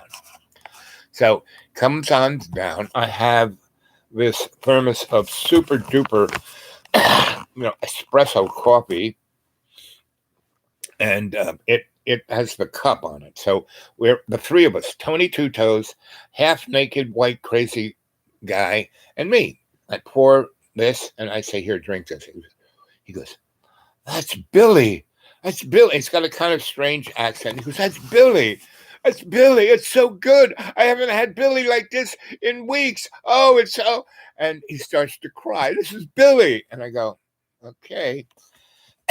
And I say, Tony, I take the cup. I take a swig of it. And then I said, Tony, here, have some of this. So he's starting to drink it. And then I take out my little thermidor, pull out a blunt, and then I said, here, smoke this. And he smoked. He goes, this is heaven. I'm dead. I'm in heaven. You guys are angels. And I'm going, got to jog. Okay, stay in touch, Dragon. Stay in touch. Get a hold of me at thedudeawake42@gmail. And no one can mail me anything, but anybody wants to send me something on PayPal, you can. They'll say, who to? thedudeawake42@gmail. So, buddy, stay in touch. I'm so glad you got back. That you're I see you, here you are. Thank you, esoteric, alchemistic. Take a picture of the turd shaped like a dog, okay? Tripping and work do not combine. That's why I didn't trip. Depends on the individual. That too. And the job. I know my skill sets. I can be dead. I mean, I have done my job dead. Yep. 3 years later. Yep. Hoffman has a lot to answer for. Yeah, baby. Anyway, so we're sitting on the park bench and we're all smoking our own spliff, and the white half naked guy who's speaking with a strange accent is, I'm in heaven, you're angels. And I said, no, no, no. But, so because I don't have any money, I don't have anything, I don't know where to go. And I said, well, first of all, what strange language are you using? And he says, oh, I'm from Melbourne, Australia. And I go, okay, you're from Melbourne. So how'd you get here? He says, I don't know. I said, what do you remember? He says, I don't know. I said, okay, you're going to come with us. So we walk into Xenon's, and he's like, I never, I just, and so he's like half naked guy. And I said, Tony, why don't you take Mr. Purple Unicorn, and get him some clothes? Why don't you, take him to your tailor and get him a suit and hang with him, And so he does. And so I don't see Tony for, until next morning for breakfast. And now the guy's not naked, but he's wearing like a $3,000 suit, looking just like Tony, but really good. And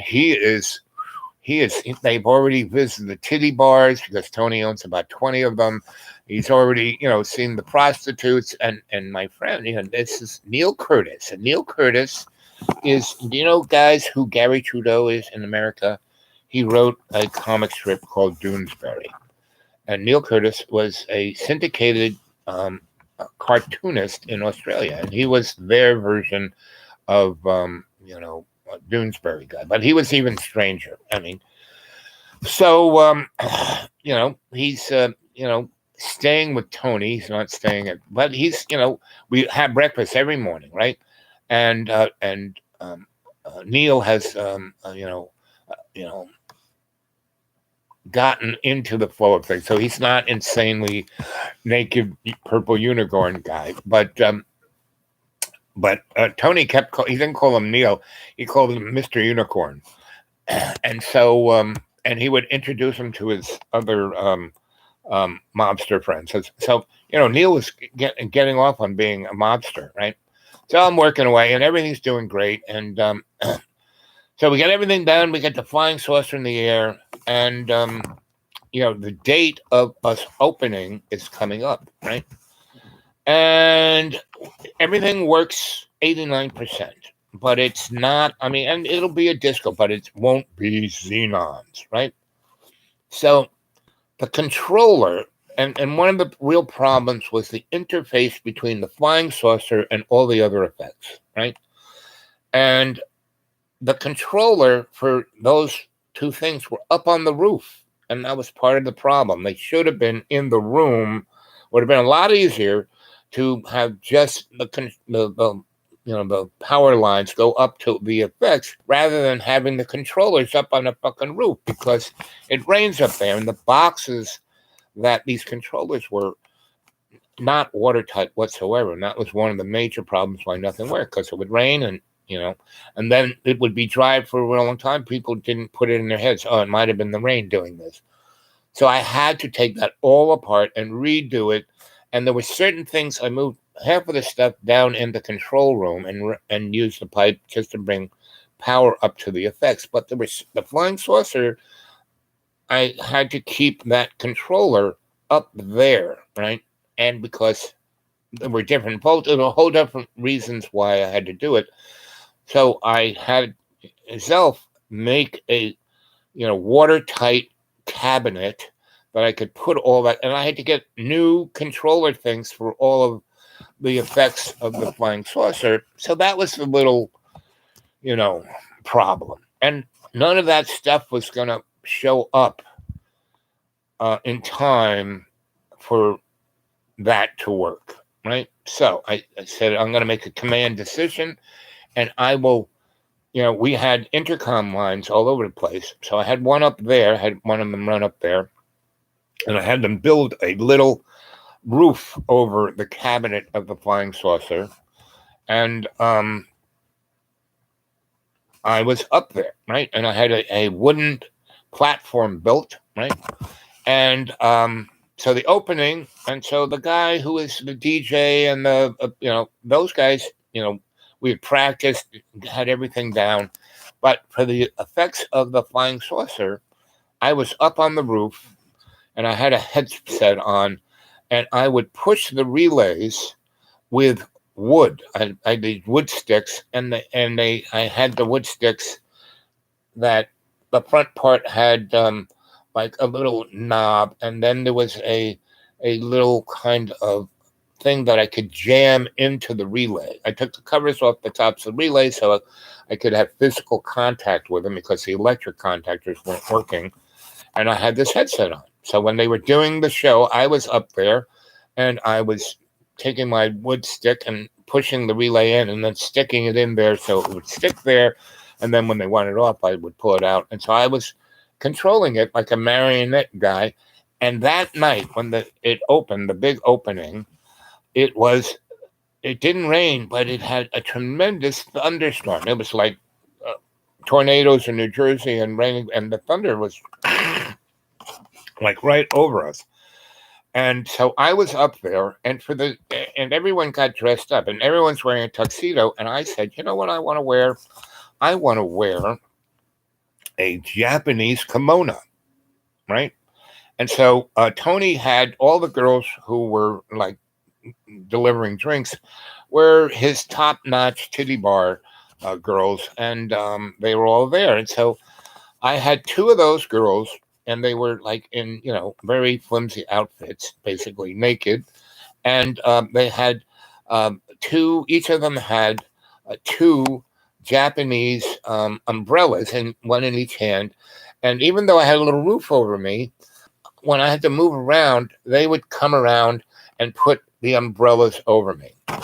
And so when Tony, so the big opening is there, and they have everybody who's everybody, politicians, rich people, everyone who goes to Studio 54, because this was going to be the big competition in Studio 54.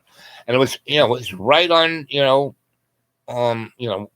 Times Square, whereas 54 was on 54th Street over, kind of out of the way. But this one, so people could come straight out of Broadway shows and go have dinner and then come into Xenon's and watch the show. And they had all these mezzanines. And so the disco kids were on the floor, and they had this place they could hang out. And they had all these like boxes for the rich people just to kind of watch the show, because the kids dancing and dancing and like, Google said it was like theatrical, costumes, and that's what Xenon's was. So, I didn't wear a tuxedo. I wore this kimono, and I had these girls with Japanese things kind of over me, and I was wearing the wooden shoes, because I don't want to get electrocuted. And it wasn't raining hard like it was like right over there in New Jersey, but it was still wet up there, and the wind was blowing. And so, I'm wearing this headset talking to the guys in the control room, and they're saying, make it do this, make it do that. And I was like sticking chunks of wood in the relays. And this is for opening night. And the way it was set up, opening night was going to be this big gala, and then you had to like sign up and be part of the club. And the opening, where it was going to keep going on, would be another 2 weeks. This was just like the big gala. This is what it's going to be. And then we'd work out all the kinks, because the bar people weren't really up to snuff, and every, but it was great. It was like, it was just eye popping. And I made sure the disco lights, because what is a disco but lights and effects and all that stuff? And I overdid it, right? I took it to, instead of being a 10, it was like a 22. Anyway, so I'm doing this, and I hear, "Hey, Al," and I turn around, and there's Tony and Bobby Bentnose and these 8 other mobsters who are older. They're like, somewhere between 58 and 70.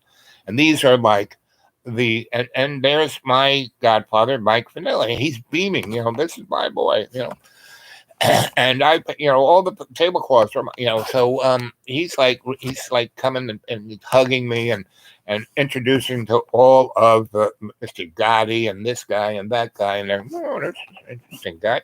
And I'm wearing a kimono with the Japanese wooden shoes, and these two girls with 4 umbrellas, and I said, put her over those guys, and so that's the opening of Xenons, and that was Neil, right?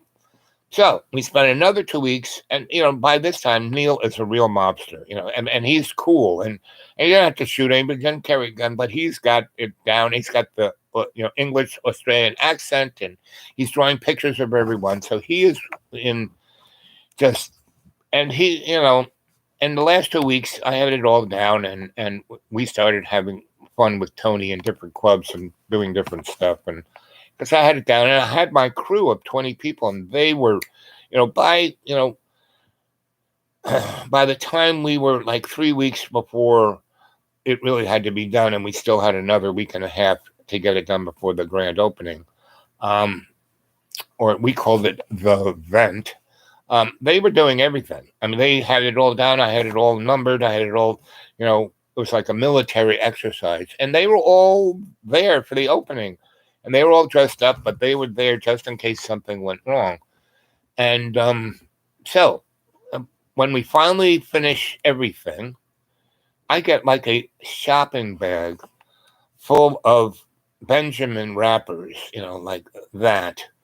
Maybe, I don't know, 40 or 50 of them in the bag. And it wasn't like a paper bag. It was a real, like, designer bag, really nice bag. With, the prices, I overdid, I over delivered. And that's really when I finally ended up coming back after, because what I did was my wife was in San Francisco, and I would call her up every day. How you doing, honey? And, they put a line in with my own number in my little office, and I had an answering machine on it, and I had my little thing. I gave her that so she could message me, and I could message her. I got her to get one, Tony, but before I put her on the airplane, I got one from Tony to give her. And so anyway, so it all worked out great. And Neil and I, and Neil, so Neil became the mobster. He loved, he realized Neil is a smart guy. And so he realized the situation he was in, and he went just for all the gusto he could. But he knew this wasn't his lifestyle, but he knew he wanted to experience this to the max. So he did. But we had an unbelievable friendship, in that, 6 or 7 weeks. So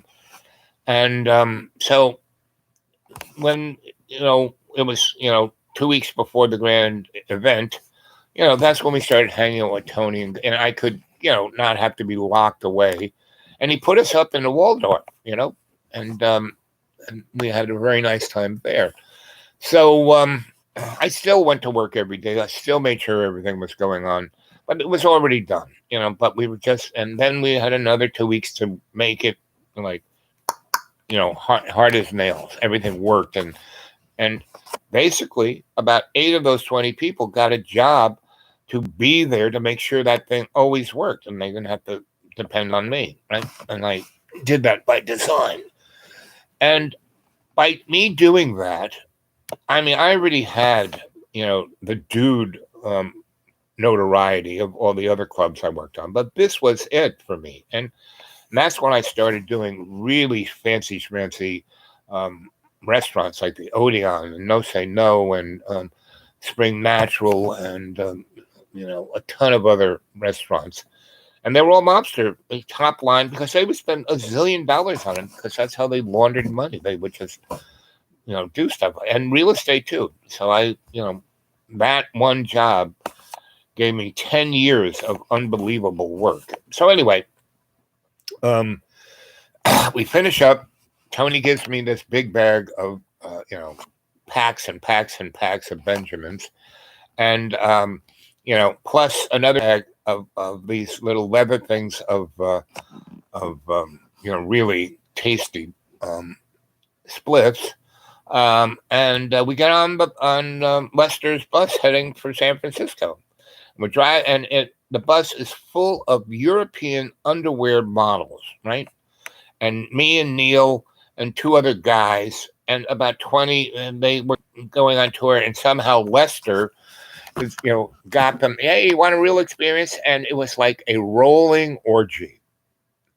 And Neil was in his element, and the other two guys just didn't know what to make of it, and they were like too scared. But the girls were, so the girls wanted me to join in, and I would, but I say, I'm married and I'm noggin this guy, and I can't do that. But I can snuggle, I can rub your feet, we can talk all night long, and here, have a split.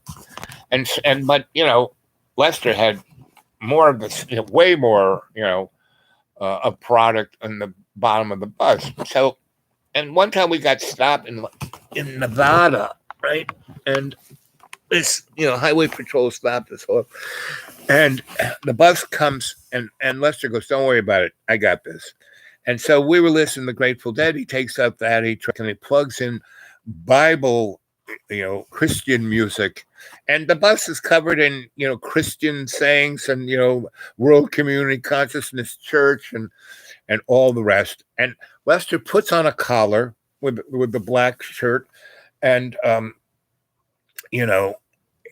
he says, "Everyone, just kind of if you don't have any clothes, put something on." And he had these kind of very almost Mormon-esque dresses, and the girls just threw them over their heads, and the Bible music is coming out of the bus, and we're all trying to sing along with the Bible music, and Lester comes, opens the door, the highway patrol guy, just one of them, and he doesn't even have his hand on his gun. He's just walking to the door, and Lester comes out and is talking to him, right? And you can see Lester, is talking to him, and the guy's like, "Nothing, you're right." And Lester says, I can't even hear the conversation, but I see him go into his pocket and take an envelope and hand it to a policeman. And the policeman laughs and pats him on the back, and I hear some, "It's always good to see you, Lester." And, he gets in his police car, and Lester drives on the way. And I'm sitting next to Lester, and I go, "Lester, what was that?" And he said, "Well, this was a scheduled stop." And I said, "What?" He goes, "Well, not only do I own buildings, and not only do I have farms, but I stop at a number of truck stops and drop off product. And I have to take care of, the constabulary at certain parts of the trip. And I've got it all worked out. And, this is a scheduled stop." He was waiting for me to come by. He didn't even have the lights running. He just came up behind Lester, and I saw him, coming up to him, and saw him when he passed him, and then he kind of slowed down and pulled over, and the cop came up to him, right? So anyway, that's how Lester, he just had this set. So anyway, it takes us 3 days to drive from New York to San Francisco. And Neil has just had like 6 weeks of the most amazing experience in his life. And and we are somewhere, I don't know, Nevada, maybe. We are maybe 20 hours, maybe 18 hours out of San Francisco. And we're going to head a little north up through Nevada, and we're not going to go through LA. And we kind of go. And so, and we have another stop to make. And it was like Easy Rider. We stop off at this commune that Lester had, and it was totally hippies. And they had they were growing bud, underground, and there was this spring, and it was all, there were 4 old guys and about 20 young college girls, and they were, and this was hydroponic, super duper, genetically engineered. All these girls were like, were agricultural scientists. Anyway, so we stop off there, and everything's organic. They have food, and the place is everything's solar powered, and the old guys are like old professors. And we pull in, and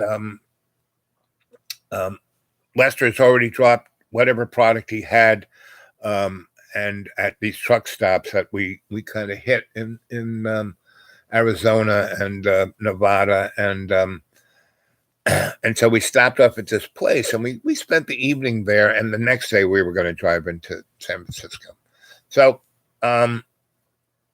we were going to get there relatively early because we had drove all night from this truck stop, and that we stayed there for a couple hours. And Lester, he one of his fronts, he would do like pitch, Jesus talk. He'd be the minister in the parking lot while he was waiting, for, selling bud there to, not small, but not, half the bus worth of product. And so, and that was part of the front, so the police could say, yeah, that guy's just a minister. So anyway, that was like the 3-card money distraction. And so, plus it's all these girls, really gorgeous underwear girls wearing Mormon dresses. And it was just, and Neil's still wearing his $1,000 tuxedo because he has no other clothes except the stuff that Tony made him. So it's like the strangest bus ride you could ever imagine. So after we leave that truck stop and we're heading for this, commune, underground organic farm, where basically the sunrise is at our back and it's kind of chasing us west. It's we're doing 60 miles down this highway, but first it was dark and then it's getting light, and the sun comes up behind us and it's coming kind of towards us. And anyway, all the girls were asleep because we haven't slept now for about 20 hours, and the girls were all asleep, and I was kind of awake. I'm kind of the night before I puddled with the girls and was cuddly, but that was about, no kissing, no fondling, but cuddling, and I was a real masseuse. I was giving everybody a really good massage, and they were like, wow, that's amazing. Anyway, so Neil could drive, a truck. He had been a truck driver. So actually, Lester needed some sleep. I gave him a massage, and Neil drove the bus, and he thought that was really cool. And that bus could drive itself. I mean, it was an amazing bus. So anyway, it was like an old 1950s Greyhound, it was an amazing bus. And Lester was a total maniac. He came from Maine and was a total motorhead. So anyway, we're heading. It's like, the sun's coming up. Everyone's just, Lester's driving. And Neil and I are the two front seats. All the seats have been taken out, and 3/4 of the bus is just a plywood platform with foam, and you lie down or sat up, but it was like a rolling orgy, right? And but 3 of the front rows, those chairs were taken out, and 2 chairs, the 2 front ones, faced the back of the bus, and then there was a nice table on both sides, and 2 facing this way. So you could eat at that table and have 4 people there, and 4 on either side, so 8 people could be at that table if they play cards or eat or do whatever.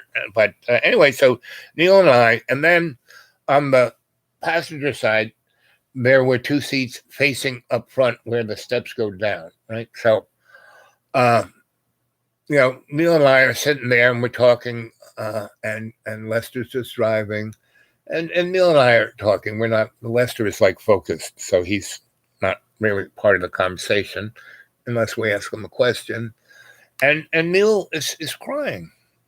He's not blubbering, but he's really crying. And I said, Neil, what's wrong? Because this has been the most amazing time of my life. I thought I was.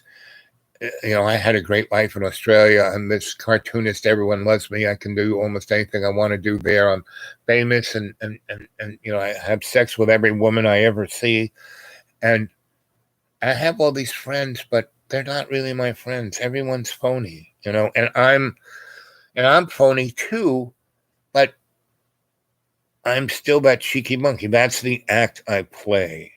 And he goes, "You're the first." Really, you, Tony, and Bobby Bentnos are the most honest people I have ever met. And all those other mobsters, they were the most honest people I ever met. All the titty bar girls, they were the most honest women I ever had. The European underwear models, they're the most, I mean, until I met you, I did not know what an honest person was, a true person, a real person, a person who isn't stuck or isn't acting out of fear or anxiety or whatever. And I feel like I'm at home. This is the first time I don't even feel at home with my parents. And this is when I was a little boy, I had to pretend to be something, and this is the first time that I've ever really felt myself, and I could be myself, and it's you're my best friend. And then I started to cry because I said, this guy, I'm really, he spent more time with Tony and Bobby than me, and yet he said, you are truly my only best friend. And he goes, I sleep with every woman I ever met. I just have this knack to have sex with everyone. Look at all these. I've had sex with everyone. And it's, big girls were waiting online. I don't know what it is about me, but, and I've slept with all of my Australian friends' wives and girlfriends, right? Because those girls just go, oh, I want to have sex with you. And I don't say no because I have no integrity. Just do it, right? But you're my best friend. I am not going to have sex with your wife or any woman that that you're close to. I'm not having sex with any woman that is, has anything to do with you. I'm definitely not going to have sex with your wife, period. Not going to do it. And he's crying and he's hugging me, and I just love you, man. And anyway, let's see. Happy days. We live in hope. Now, it's not hope. It's faith in love's co-creation. Excellent cartoonist, actually. So Neil Curtis. Okay. Bob, you have nostalgia, Xenon. Yep, exactly. In horrible a billion years later, my butt has gone to sleep. Oh my God! You just have to have a softer chair. Oh my God, Bob, stay awesome, buddy. I can't be anything but me. Too many restaurants are not good for the heart. Yes, and I'm the living example. 200 pounds overweight. Did you ever see that movie by one of the Monty Python boys, Terry Gilliam? It was called The Meaning to Life, right? And he had that, and he had all the gluttony, avarice, all those kind of things. And he had little skits about all those. And the gluttony was this big fancy restaurant, and there was Mr. Creosote, and he just kept eating and eating. And he had like this, duck with a quail in it, with a this in it. And, and he just kept eating. And he had like 90 courses. And he was just farting and burping and vomiting on the floor. And there was one little crumb left, and he forks it and he puts it in his mouth, and he explodes. And like his head, everything explodes. His asshole falls on this lady's head. His face falls on a guy's. Well, that was me. I was Mr. Creosote. If you ever saw that movie, that was me. And I died in a plate of spaghetti. And woke up, and they were just about to cut my legs off and, crack my chest and do a quadruple bypass. And I was so full of fentanyl, when they knock you out, I was gone. And I just, they were rolling me in the operator. I just sat up like Chatty Cathy. Where am I? What's going on? And, the guy who's in charge of the drugs was right by me. He was totally freaked out. His nurse shit her pants and ran away. And, I said, I want to. You're not doing this to me. I didn't sign it. Well, your lawyer, he signed. They say, well, he doesn't have, power of attorney. He's my client. He wants me to do this for him. And you told him that I'd be ready next week to take care of his business. No, I'd be dead. Roll me back to the ICU. And then I told that guy, listen, no, I need this. I need a colonic. I need this. I need that.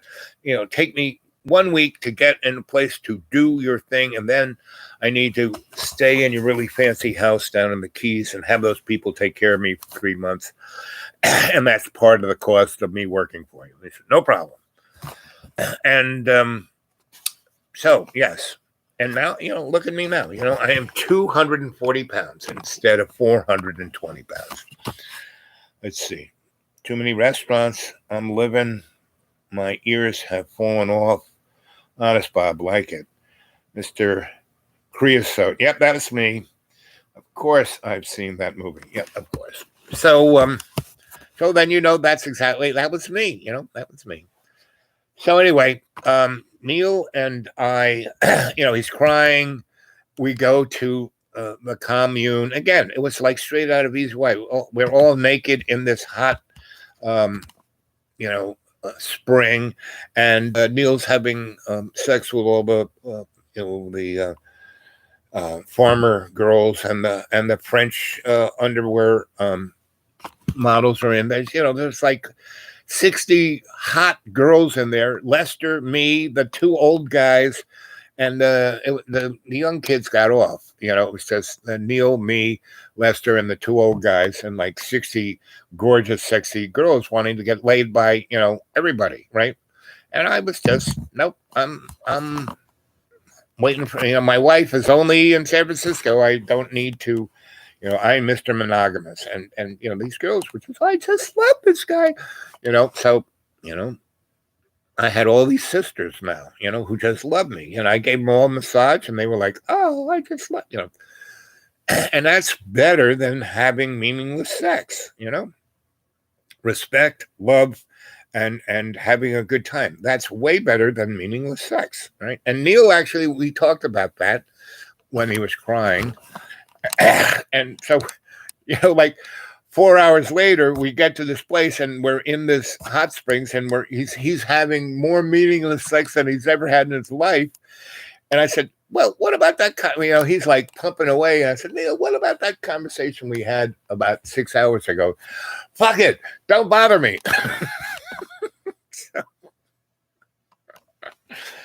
Anyway, we pull into San Francisco, and I gave my wife the address where Lester's building in the Haight was, and we go there, and she's there with her best friend, Yvonne, right? And I look at these two girls, and they're like twin sisters, they're same height, same build, both hot, both cute, both artists, both with brownish red hair to their butt. They're like Zell girls, so and I'm looking at my wife, and I know she's not happy. And I get it out, and I said, I told you my friend Neil, and he basically, he goes, which one's your wife? And I said, this is Donna, and this is Yvonne. And I go, Yvonne, good to meet you. And I said, this is Donna's best friend. And Yvonne was born in London. And so she goes, oh, she, with her London accent, she says, oh, and I said, this is Neil. And Neil, goes and gives Donna a big hug, and he goes to her, I have sex with every woman I meet, but Al is my best friend. You're his wife, and I'll never have sex with you. And I always have sex with all the people I know's wives, but I love Al, and I'm not. He said that's like the first thing he says to her, and she's like, and he goes, and all these girls come out, the French and European underwear models, and they're no longer wearing, the old lady clothes. They're like still wearing their underwear clothes, and they come out and they go, "You're Donna. Oh, you're so lucky. We wanted to have sex with him the worst way, and he wouldn't do it." He said, but he was like. He was like our best friend and brother and my sister all rolled into one. The father I wish I had. Oh, I just love that. But you're so lucky. He's the best, And Donna's just like, because she's just like not expecting this. And they all hug her. And then, and Lester comes off and, your husband is one of the best, and Donna's like, and Yvonne is like, and then, Neil just turns to Yvonne, goes over to her, and just they suck face for about 10 minutes. And Donna's like looking at her going, and Yvonne's got her mouth full of Neil, and she's like, and then, it's like everyone calms down, and she goes, I go, Donna, I kind of take, while Neil is still sucking Yvonne's face, I take Donna and say, baby, what's wrong? And she goes,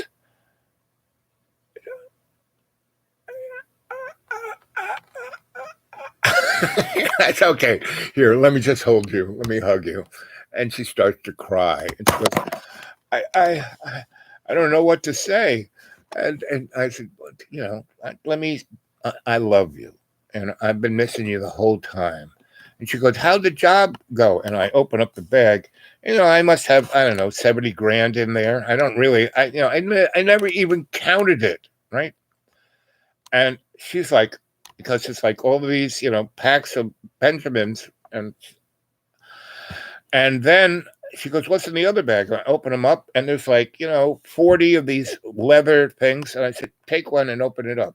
She looks at it, and she said, what is? I said, we'll smoke some of that later, because she loved to smoke. So, and these things, you couldn't smell it. The little thermidor things were great. You couldn't smell it, right? So anyway, I said, you got a car? She goes, well, I said, what happened? You were going to get your car. She said, well, it's a long story. And I said, okay, we won't go there.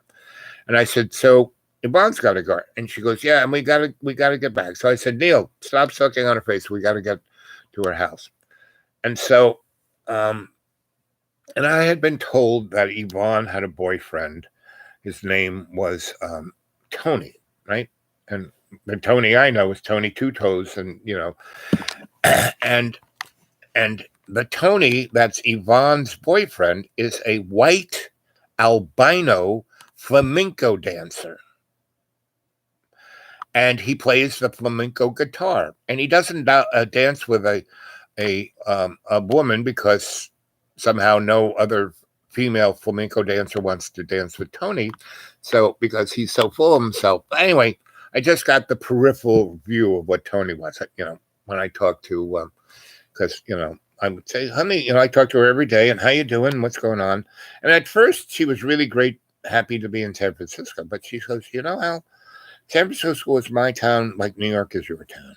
And I knew everyone in San Francisco, like everyone in New York. Well, maybe not like you in New York, but almost. I knew a lot of people, had a lot of friends, a lot of contacts, a lot of everything. I got back here, everyone I knew had either moved or gone. All of my business contacts were gone.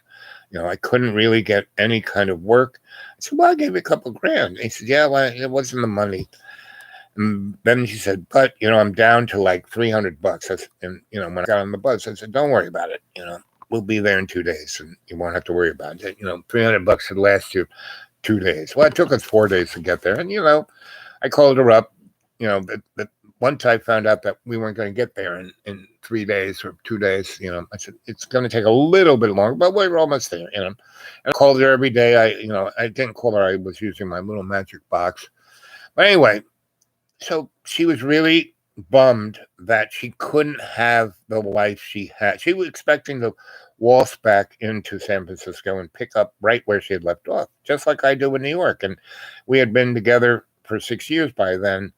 And we lived in Europe for a year and came right back, and bingo, plugged right back in. And I kept plugging her back in so she could do her art and do her this and do her that. And our big loft in Brooklyn, it was always there when we came back, So none of that worked out for her. And she was being driven by Yvonne and Tony's screaming at each other the whole time, right? So we, and the other thing that was also bumming her out was that when I put her on the airplane, I had a dog. Right before I met her, I had a dog, Duke of Delight, that I got in New Mexico. I got her when she was this big. Her mother was stolen and then thrown into a pit to be fight against a pit bull, and they wouldn't bet on whether the pit bull or Fluffy would win. No, Fluffy was going to die. But the real thing was how long it would take the pit bull. They would bet on how long the pit bull would take to kill the other dog. And the dog that was Fluffy was pregnant with puppies. And every time they would have this thing, it was in my neighborhood, and I know all these guys, Chicana guys, monsters. And I would, go there and clean out the pit, because the smart dogs that were stolen from the rich people would play dead. And the dog was trained to kill the dog, but not to, tear it up. Meaning, if the dog fell over and didn't move, the pit bull would stop trying to kill it, right? And they trained it that because they wanted to bet to the second. So if the dog was tearing it apart, you couldn't bet that way. So anyway, the dogs were trained. As soon as the other dogs, fell over and looked like it was dead and wasn't fighting, it would stop, right? So I would go, and the smart dogs would just be bit up real bad. I would fix them up and take them to the place to have them find the owner. Anyway, so this one Fluffy, she was pregnant, so she was fighting to protect the stupid dog, and fought and died. And Duca was the only one that survived. Popped out this big, taking care, cleaning up dead mom, and all the puppies were all over the place dead. The only one that was kind of alive was Duca. So I had her about a year before I met Don. And then, Don's cat got along with Duca real well, so we were a family. And over the 3 years before I got this job, her cat died, so it was just Duca. And so she wasn't Don wasn't really a dog girl, but she loved Duca because Duca was kind of like a big cat. She had the same kind of sensibilities and got really along. Just loved Don's a cat called Burke, and Burke was a big cat. And so anyway, when I put Don on the airplane, I also put Duca on the airplane. And so she was, and Tony and Yvonne had what are those dogs called? The black ones where they cut their ears and they kind of, guard dogs. Anyway, so we get there, and there's Duca, and she's so happy to see you. She's, oh, I love you. Oh, I miss you so much. And, once I put her on, I said, so Donna, do you have any, I would be talking to her and texting. So how's Duke doing? And she goes, well, she's fine. She's just Duke. She loves everybody. She bounces around. The killer dog here, they don't quite get along, but Duca is so sweet, and she never fights. She just looks at the killer dog who wants to fight and says, no, I'm not going to fight. She's just like you. She's just like you. She never fights. She just kind of tries to analyze the situation, but she's not as smart as you are. So she's just a happy dog. So, and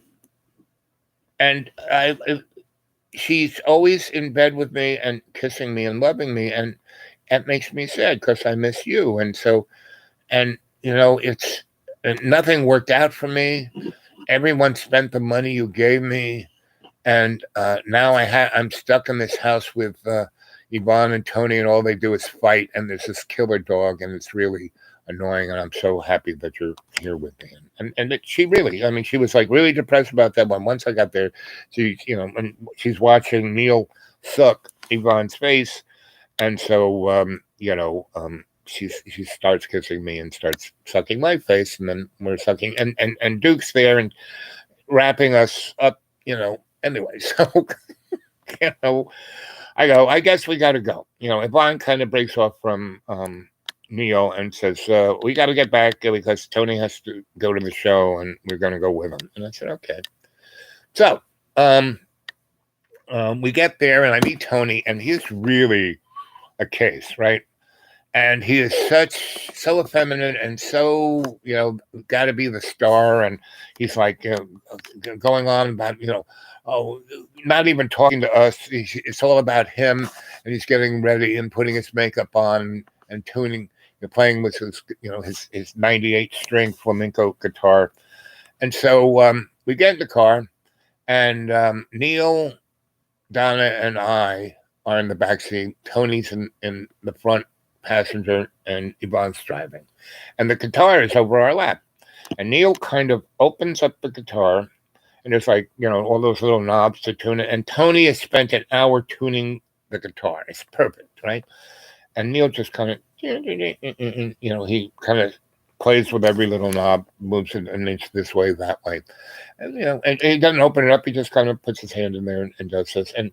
And Donna's looking at him, and then she looks at me, and I go, "Oh, that's Neil. I told you that this guy's a cheeky monkey."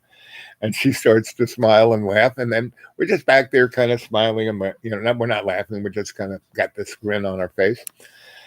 And I had left, the dogs were left there in the garage, and they had this gigantic 55-gallon garbage pail with dog food in it, right? And the killer dog is like trained. It's a German dog, and it's like trained to measure its own dog food in grams and just eat that. Where you give Duca a chance to eat anything, she'll eat it all. So basically, we're in the car. We're going to this place, and Tony's going to play the guitar and sing and dance, right? And so we get there, and we're sitting on our table, and Tony goes, behind the stage, and he's getting ready.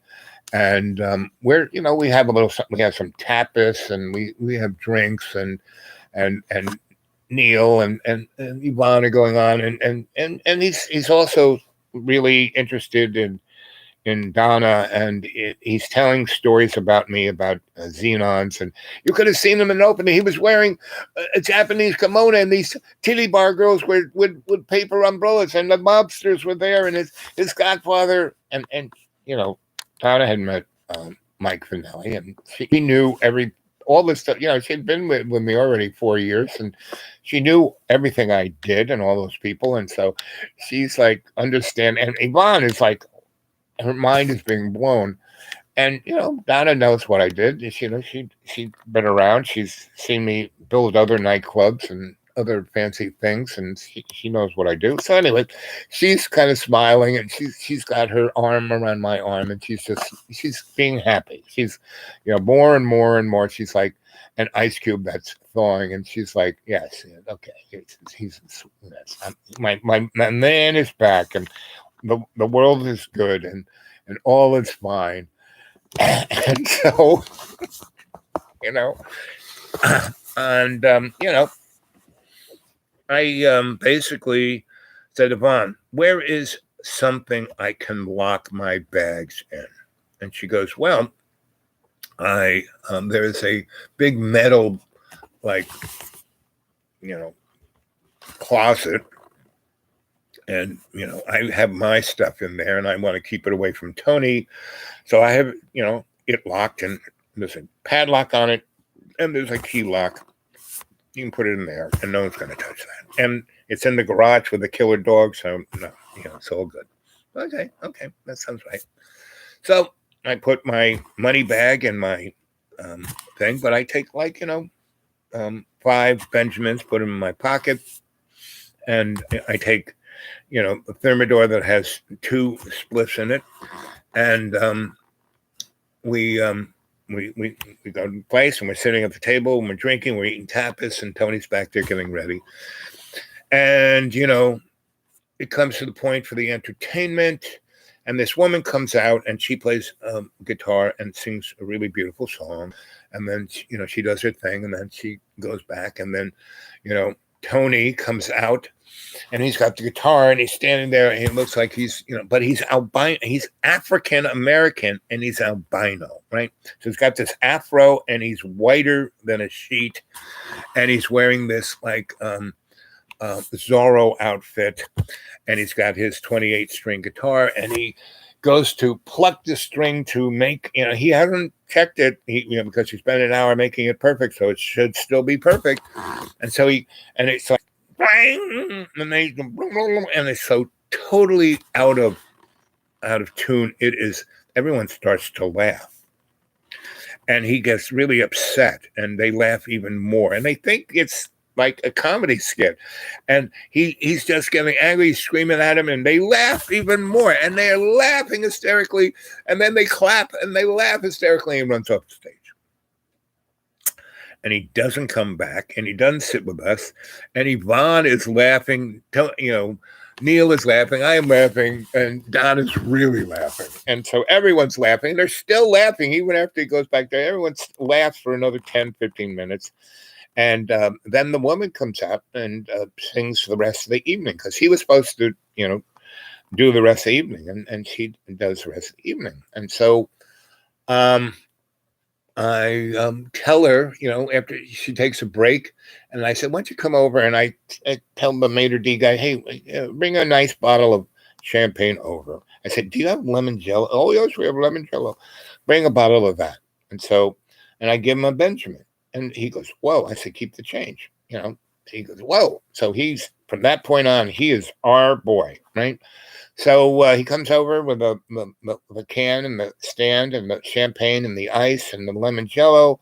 And he brings me, he knows if I like lemon jello, I will really like these little pastries that are like sponge cake with lemon cream in there with this raspberry cream topping. That's unbelievable. Anyway, I then say to him, because everyone's smoking in there, and this is San Francisco, and I pull out my little thermidor and I open up and I smell this. And he smells it. And I go, can I smoke one of these in here? And he goes, sir, oh, of course. No one will notice the place. Look, it's so full of smoke. I said, well, okay. So I take one out, I light it up, and I put the top of the thermidor, and I said, this is for you. And this nice leather handmade thing, thermidor, you can stick 10 of these guys in there, and there's one other, or big spliff in there.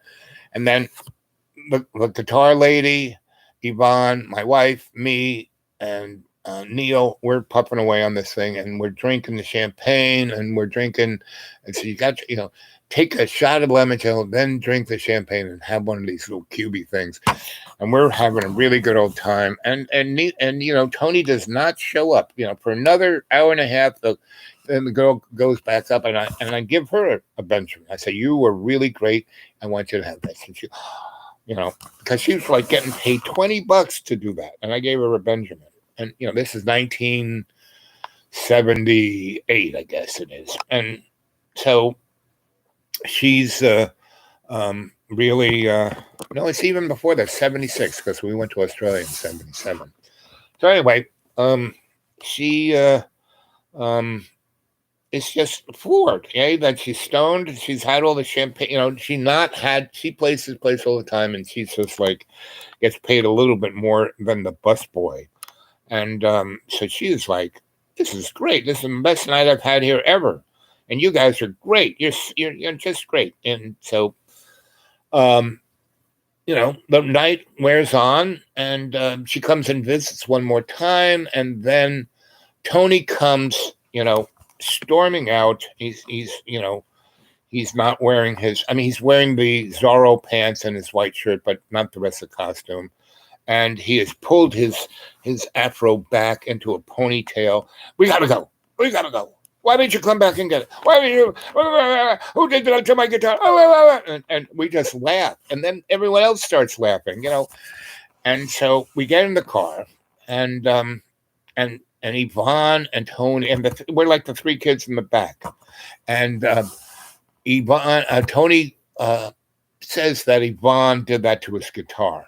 And so stupid, because the guitar is still on our lap. The only people who could have done it was Neil, because, that end of the guitar was in his lap. He just kind of lifted the top and played. And the way the top opened, it opened towards us and not towards them.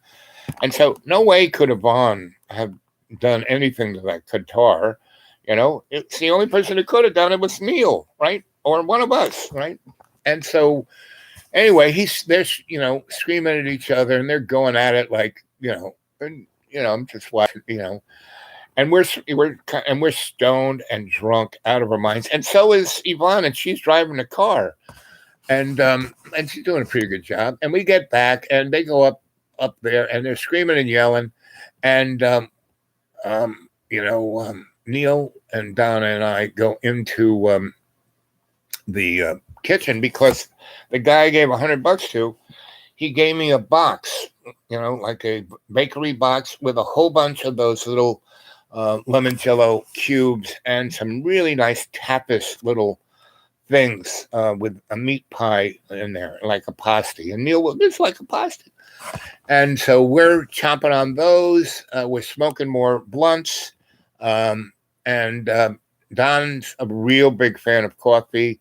And so she makes some real strong coffee. And Neil go, "Oh, Billy." And I said, "What is this, Billy?" He goes, "Well, that's Australian for Outback coffee, I said, "Oh, the Billabong. Okay, I got it." And in Australian talk, Billabong Outback is the coffee pot that when you put it on the pot, that's the Billabong. Why they call that the Billabong, I have no idea. But so that's Billy, Billabong, Billy. Okay. So anyway, so we're drinking this really hard-edged coffee, and the guy gave me the bottle of the limoncello. We're drinking that. He also gave me this other, like, anisette. I love anisette. So he gave me a bottle of anisette, a bottle of limoncello, and this little box of pasties and the little, sponge cake. And we're talking, and Neil's telling stories, and Don says, "You think that's usually when we were in London?" Well, so they're telling stories. I'm just sitting there, and they're telling stories about me, right?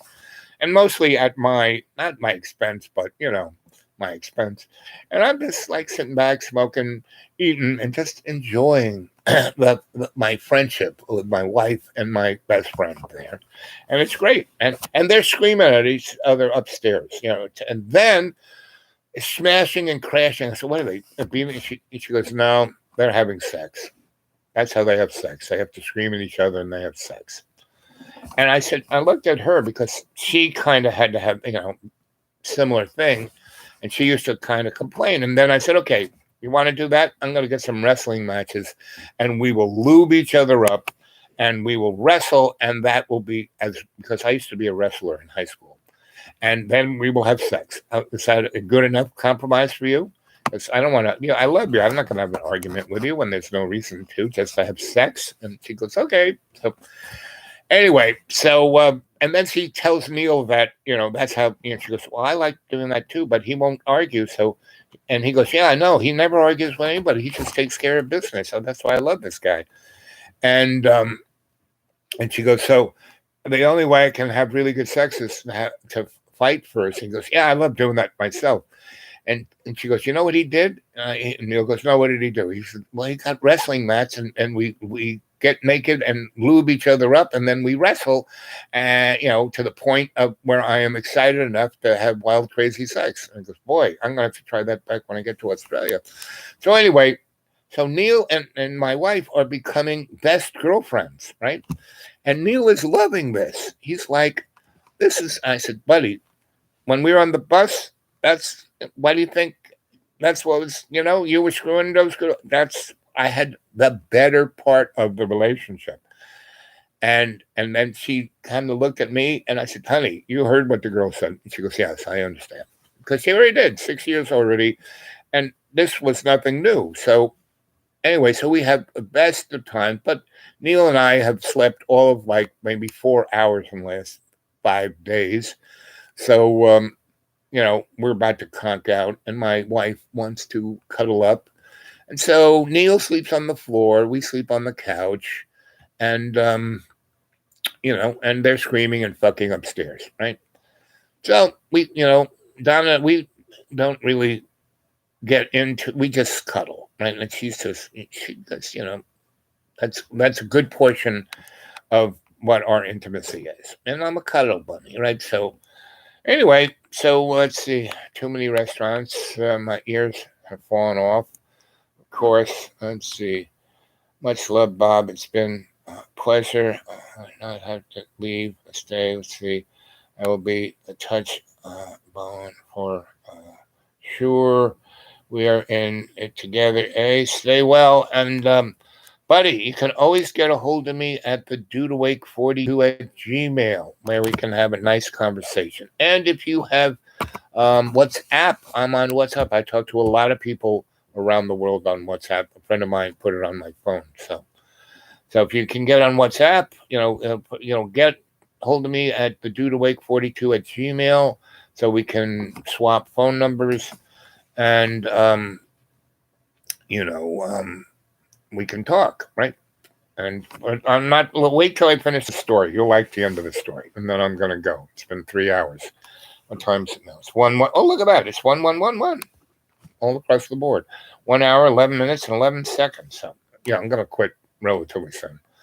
So we've fallen asleep. They've kind of gone quiet, and all of a sudden I hear it.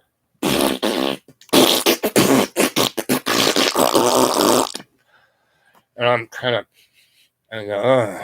And I know what that is. It's my dog Duca has taken a wild shit somewhere in the house, right? So I'm not going to worry about it now. So I just turn over and go to sleep.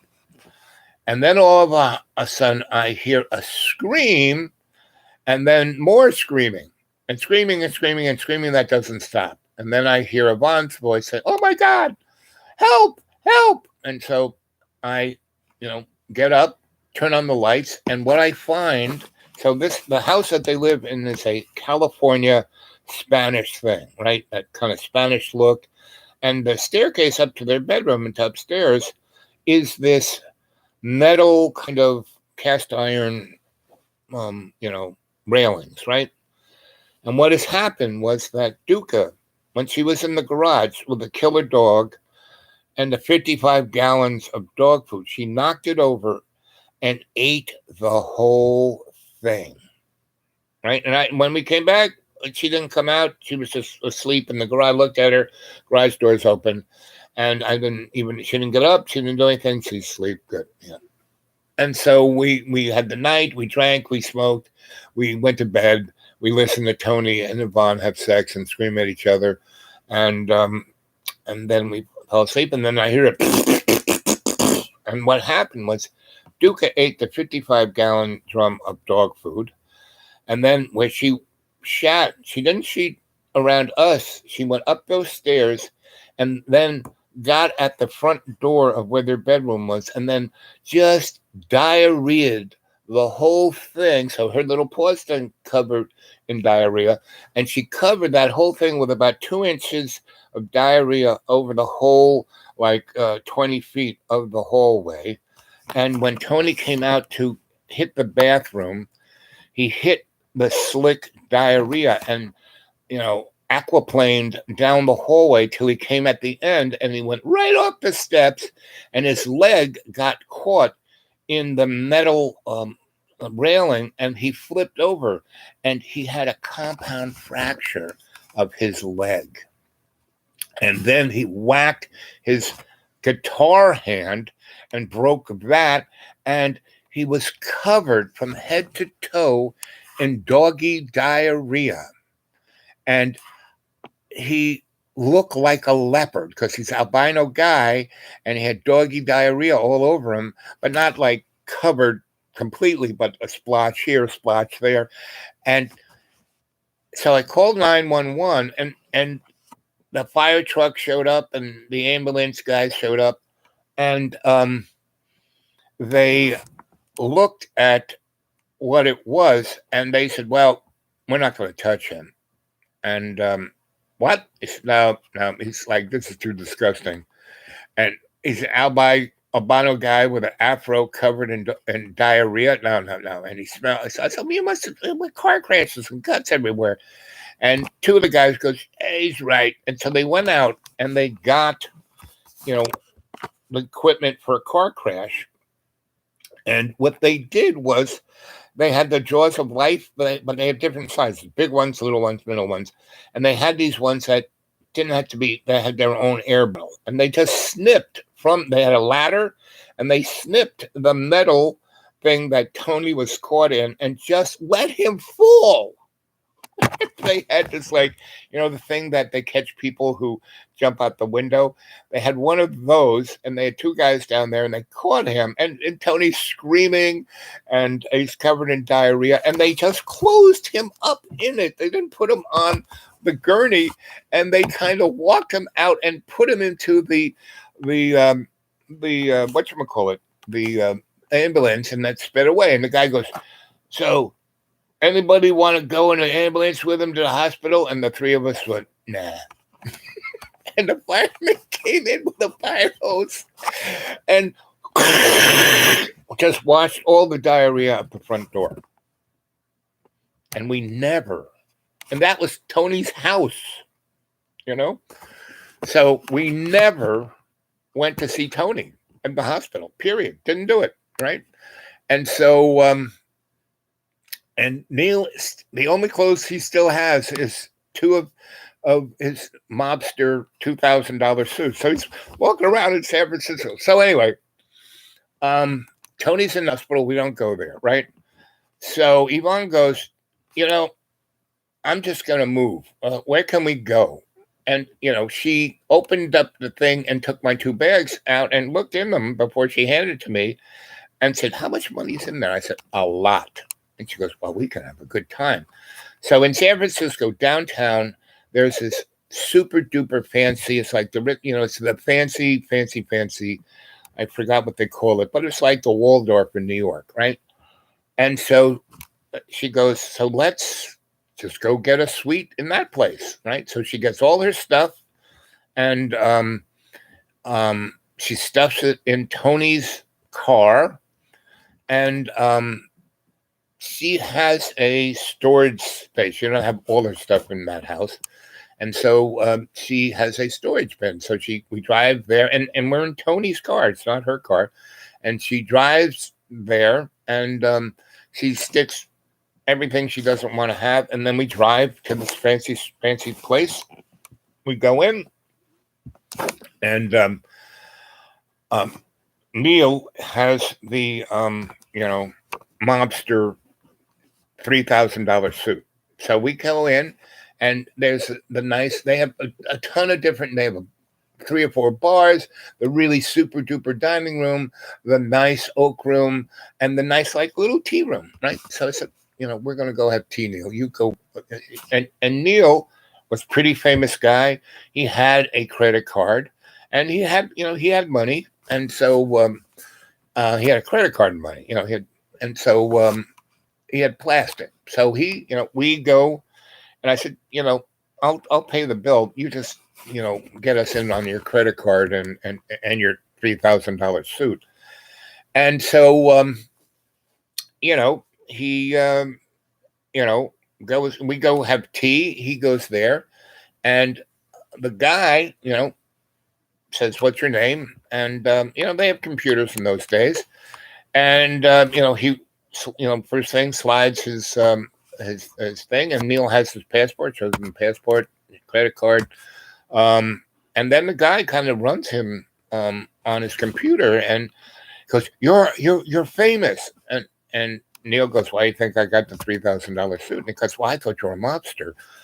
Because, that's how Neil was acting. Anyway, so we come back, and now the whole hotel is like a buzz with Neil is here, and that we must be something special too. So, we are getting the president. We basically have the presidential suite. I mean, it's got 3 bedrooms. It's got, and we have our own valet, and, he'll cook, it has the kitchen off the side. And anyway, so we go in there, and no problem, right? So we that's like a Sunday, and so we have a nice we go down to the real fancy schmancy place, and he's got his $2,000 suit, and the girls are wearing whatever they're wearing. I'm wearing whatever I'm wearing, and that's okay. Everyone else is like pretend rich, and we are like infamous and famous and rich and da da da.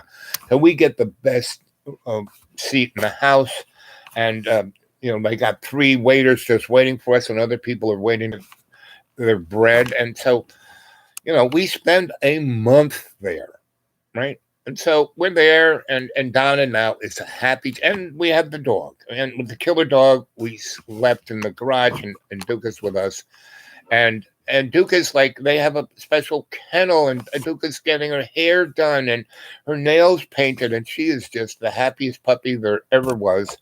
And we are going through my money faster than you can imagine. And so what happens is, I said, so Donna, what is the issue? Why don't we have your car?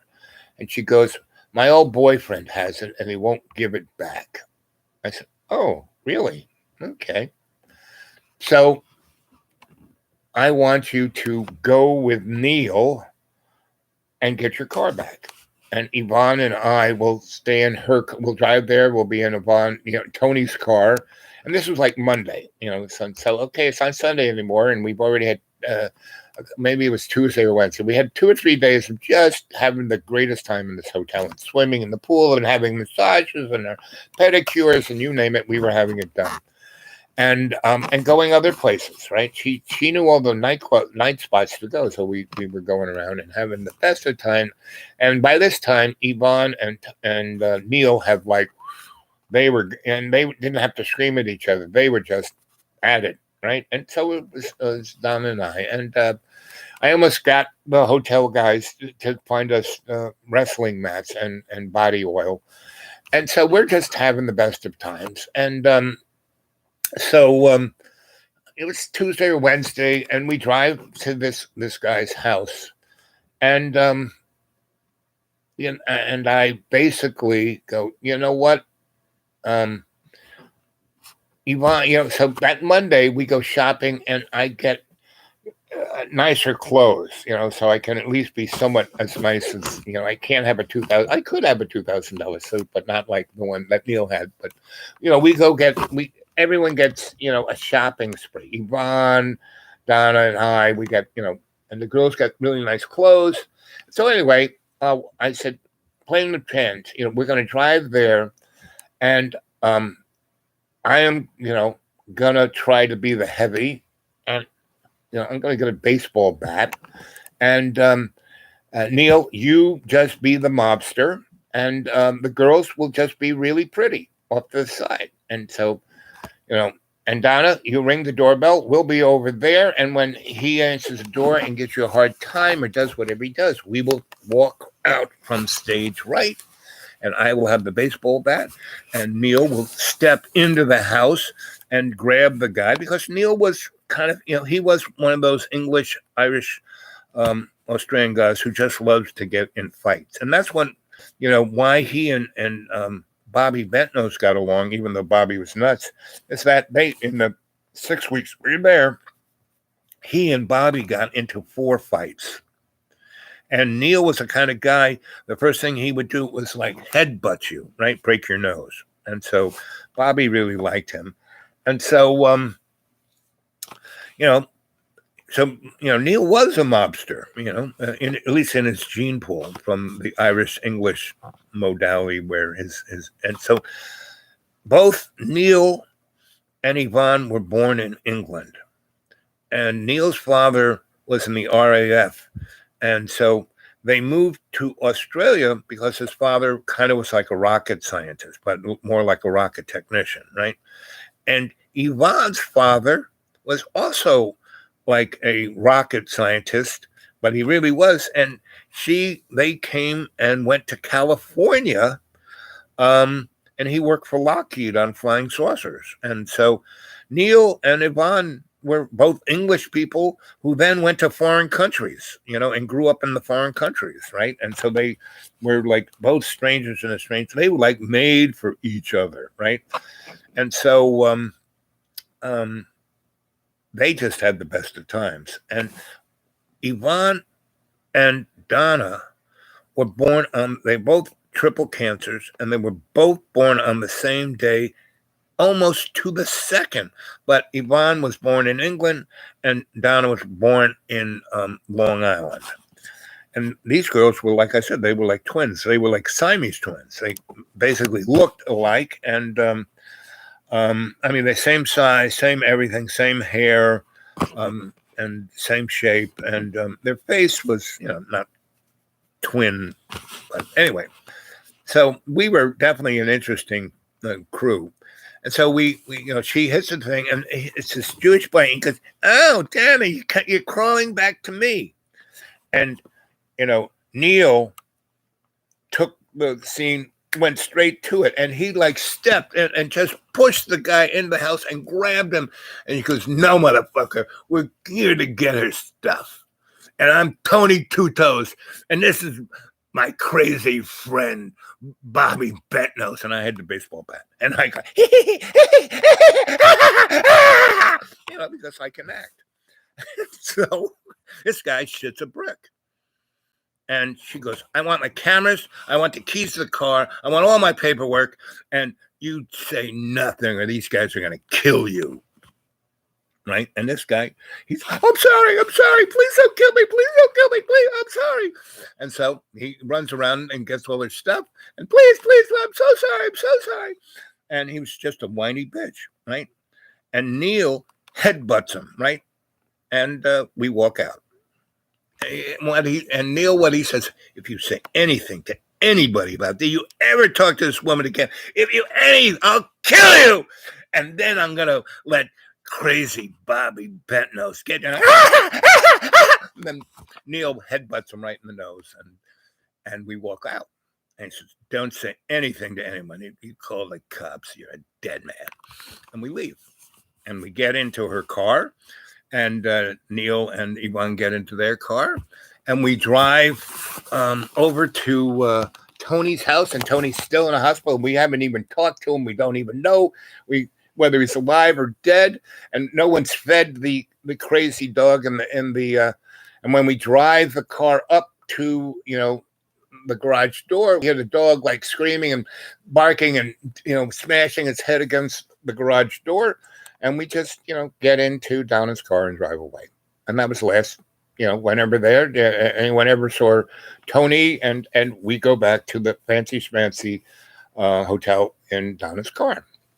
So now we have Donna's car, and we have all of Donna's stuff, and Donna's really happy because one of the things that really made her miserable is that in 6 weeks, she tried to get her stuff back from this asshole, and that is the guy her father talked about when he said, "You're the guy, you're going to marry my daughter," and that was the kind of guy that Donna always had as a boyfriend, a whiny, curly-haired, nebbish jerk off, right? And so, she's, and that Neil headbutted him and broke his nose and left him crying. She was like, she was elated. She was just ecstatic. And so the next 3 weeks, we had the best of times, the most exciting, everything you could name. And we had her little car, and we kind of drove around, and it was fun, right? And most of the time, we didn't even drive that car. We just stayed in San Francisco into a cable car, and the hotel had a car, like a driver car. I mean, not a limousine. It was a limousine, and that was totally. We wanted to go anywhere, and we actually had that car. They had another hotel that was right on the border of California and Nevada, where we could go gambling, and we went there and stayed in a suite there. So I mean, we really had a amazing. And I had all these, Benjamins in my pocket, and I just kept giving them away to people when we would go to restaurants and things, and people would just be like, and we'd have the most amazing service. And Donna was just, and whatever she wanted, whatever clothes, whatever this, I bought her another Leica, and she was ecstatic. She was just, "Oh, it's so glad." And she would be just to the point of like hugging, kissing me all the time, and starting to cry, and said, "Now, I was getting a little, but now I know what I have. It's I love you so much when you're married." So it was like really great. And both Neil and I are airplane fiends. And so we decided one weekend that we were going to take Donna's car and drive out into, the wine country, which was, maybe 60, 70 miles north of where we were in San Francisco.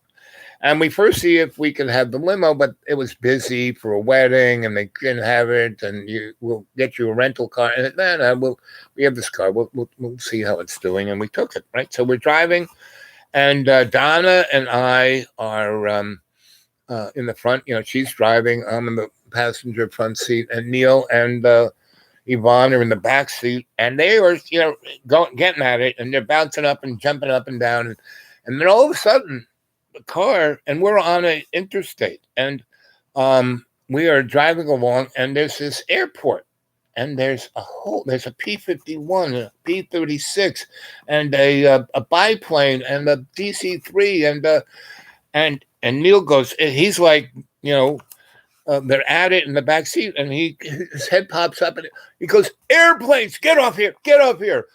And so Donna goes, gets off the highway and over there, and we go into, and as we're driving into this airport, coming into the road approaching the airport, the car starts to fill up with smoke, and we kind of drive on, and the gate is like, the buildings, and then there's a gate onto the tarmac, right? And the car's starting to fill up, and he goes, "The car's on fire, the car's on fire." And our windows are open, so we're not like suffocating. But I said, "Donna, pull right over here." And there was this big puddle. And so I said, "Park it right there." And so I say, "Neil, Yvonne, get out of the car." And so it's not like bursting in a flame, but the car's, there's smoke, there's fire. And I said, "Neil, it's coming out from behind the seat. Pull that thing out." So he grabs it and pulls it out and throws it out of the car. And that was mostly on fire, but the car battery was under the back seat. And the electric harness that controlled the lights and the horn and the everything, the spark for the engine, everything, the starter, you name it, that it was, in a bundle, and it was on fire, right? And again, it wasn't like blazing, but it was. So they had a blanket back there, and I grabbed the blanket and I put it in the puddle, got it sopping wet, and threw it on the electric harness that was attached to the battery, right? And there's lots of smoke coming out of the car, and the guys in the airport and the hangar came over with fire extinguishers, and pretty much we had it under control. They took the soggy, steaming blanket off, and they had seen us kind of come off the, because Dom like cut across, an interstate and zapped down the exit, and like, because she loved being a race car driver. She had a little Porsche when she was in San Francisco, and she took a race car course to be a race car driver. And this was, she really, that 20 seconds, the race car part of her came out, and she, and, she made this amazing turn through the traffic to get off the exit, and then like a 90-degree turn to get onto the airport road, and then this still going fast, did this turn to get on the tarmac, and, looked like she was going to go through the fence, but she made it through the gate, and then stopped right at the puddle, and then we jumped out, and like clowns, and the billowing smoke, and we pull out the seat that's on fire and throw it over there, and then put the blanket in the water and throw it on the battery and the electric harness, right? And so these guys come out with a fire extinguisher, and they look at it, and they look at us, and they look at the car, and the guy, gets his, pops, the smoke is clearing out, and he's got the thing to see if he has to hit it with the fire extinguisher. And he's got some tools in his pockets, and he's got some real clippers, and he goes, "I'm going to have to cut this out." So he cuts a good chunk of the electric harness because it's still attached to the battery, and because all the wires are melted, they're kind of shorting out. It's still making heat. So he just cuts that out and throws it in the puddle. And now all the wires that control the lights and the horn and the starter, and I mean, they're all kind of sticking out. And so obviously the car is never going to run again until this kind of gets fixed. And the guys are now talking to Donna because she was a driver. And they go, "Are you a race car driver?" Because not only is this an airport with really amazing airplanes, vintage airplanes, but it's also these guys are kind of retired people with money who like fast things. So they actually have fast cars, and the airplanes are out on the tarmac, but their fast cars are in the hangar, right? And so they're like talking race cars with Donna. Donna's really a race car. I mean, she knows about cars and race cars. Her dad was a mechanic, and she is kind of automobile mechanically inclined. And so, they're like really impressed, and they're impressed with Neil and I's like, instead of going, oh my God, so the car isn't like still and bursting in flames. And so they said, let's roll it into the hangar. So, Donna gets in the steering seat, and Neil, me, and the boys, and Yvonne, and it's just a little Volkswagen, and we kind of roll it into the hangar about 100 yards, and they got every tool in the universe, and they got they got Porsches and Mercedes, and you name it, they got it. And so these guys are real motorheads, so they kind of take everything up, look at everything, and they go, this is what we're going to do. And they bring out a big spool of wire and their tools and crimps, and we're going to take the power off and run it to, here's the ignition, that, and then the wire going back to the starter, and then this, and here's the headlights. So they basically hot wired the things that we need, like so we could start the car with the key, that we could turn on headlights and turn signals and the horn, everything else, and the windshield wipers. The radio, not so much. The dome light, not so much. A few other things, not at all. And but the car started, and they did it like in 20 minutes because they had all the tools, everything, the knowledge, the crimps, the everything, bing, bang, boom. And Donna said, well, what do we owe you guys? And these guys, like I said, they were retired, pretty wealthy guys, doctors or dentists or whatever they were. They said, no. And I said, so do you guys like to smoke? And they said, and I said, yeah, smoke. You know what I'm talking about. And they said, oh, yeah, we kind of, I said, yeah, okay. So I had two of my little thermidors with me. I pulled one out. I said, here, boys. And they opened it up, and there were 10 of those things, and it's nice. This is amazing. I said, thank you very much. And they said, oh, you guys are great, blah, blah, blah. And everyone gave us their cards. And this, like I said, two of these guys were dentists. And then Don said, I'm a dentist too. And they started talking about dentistry, Anyway, so the guy said, so where are you guys going? And we said, well, we want to go to, up to where all the vineyards are and get a little buzzed. And they said, oh, that's a great idea. And so this one guy says to Don, do you want to drive my Porsche? And Don said, oh, really? And he goes, yes. And I'll drive the XKE. And Bernie, why don't you take the station wagon with the three guys, and you guys, you drive your cars. And anyway, so we took about 4 cars, and we went up to where the things, and one of those guys owned a winery. So we went to his winery and got totally sloshed and stayed the night there and had dinner, and his wife was there, and it was really, really, really, really a special. And Neil and I are airplane freaks, so me and the boys are talking about airplanes, and so Don is talking to the 2 dentists about race cars and dentistry, and Yvonne is just having a good time, and Duca is like, oh, I love this place. Anyway, so that was we spent a few days there, and then we went back to her car, and then we went back to the fancy hotel and spent another 3 weeks there. So I was burning through that money like nothing. And so Neil said, I need to go back to Australia, and I can actually fly from San Francisco. And I kind of booked myself in about 4 days. We're going to go to the airport, and you're going to put me on an airplane, and then I'll see you guys when you come and visit Australia, And I said, okay, that's so we do it. And, Yvonne and her are like really sweet, and she's almost ready to get on the airplane to go to Australia, but she has commitments in what she wants to do in San Francisco. So she decides, no, I'm going to stay here. And maybe, I'll tie this all up and I'll come to Australia. So anyway, so we put Neil on the airplane, and Yvonne me and Donna kind of get not as an expense, but like a little like it's an apartment by week, right? And so instead of spending like $900 a day, we were spending $300 a week, but we didn't have a butler, and we didn't, that $900.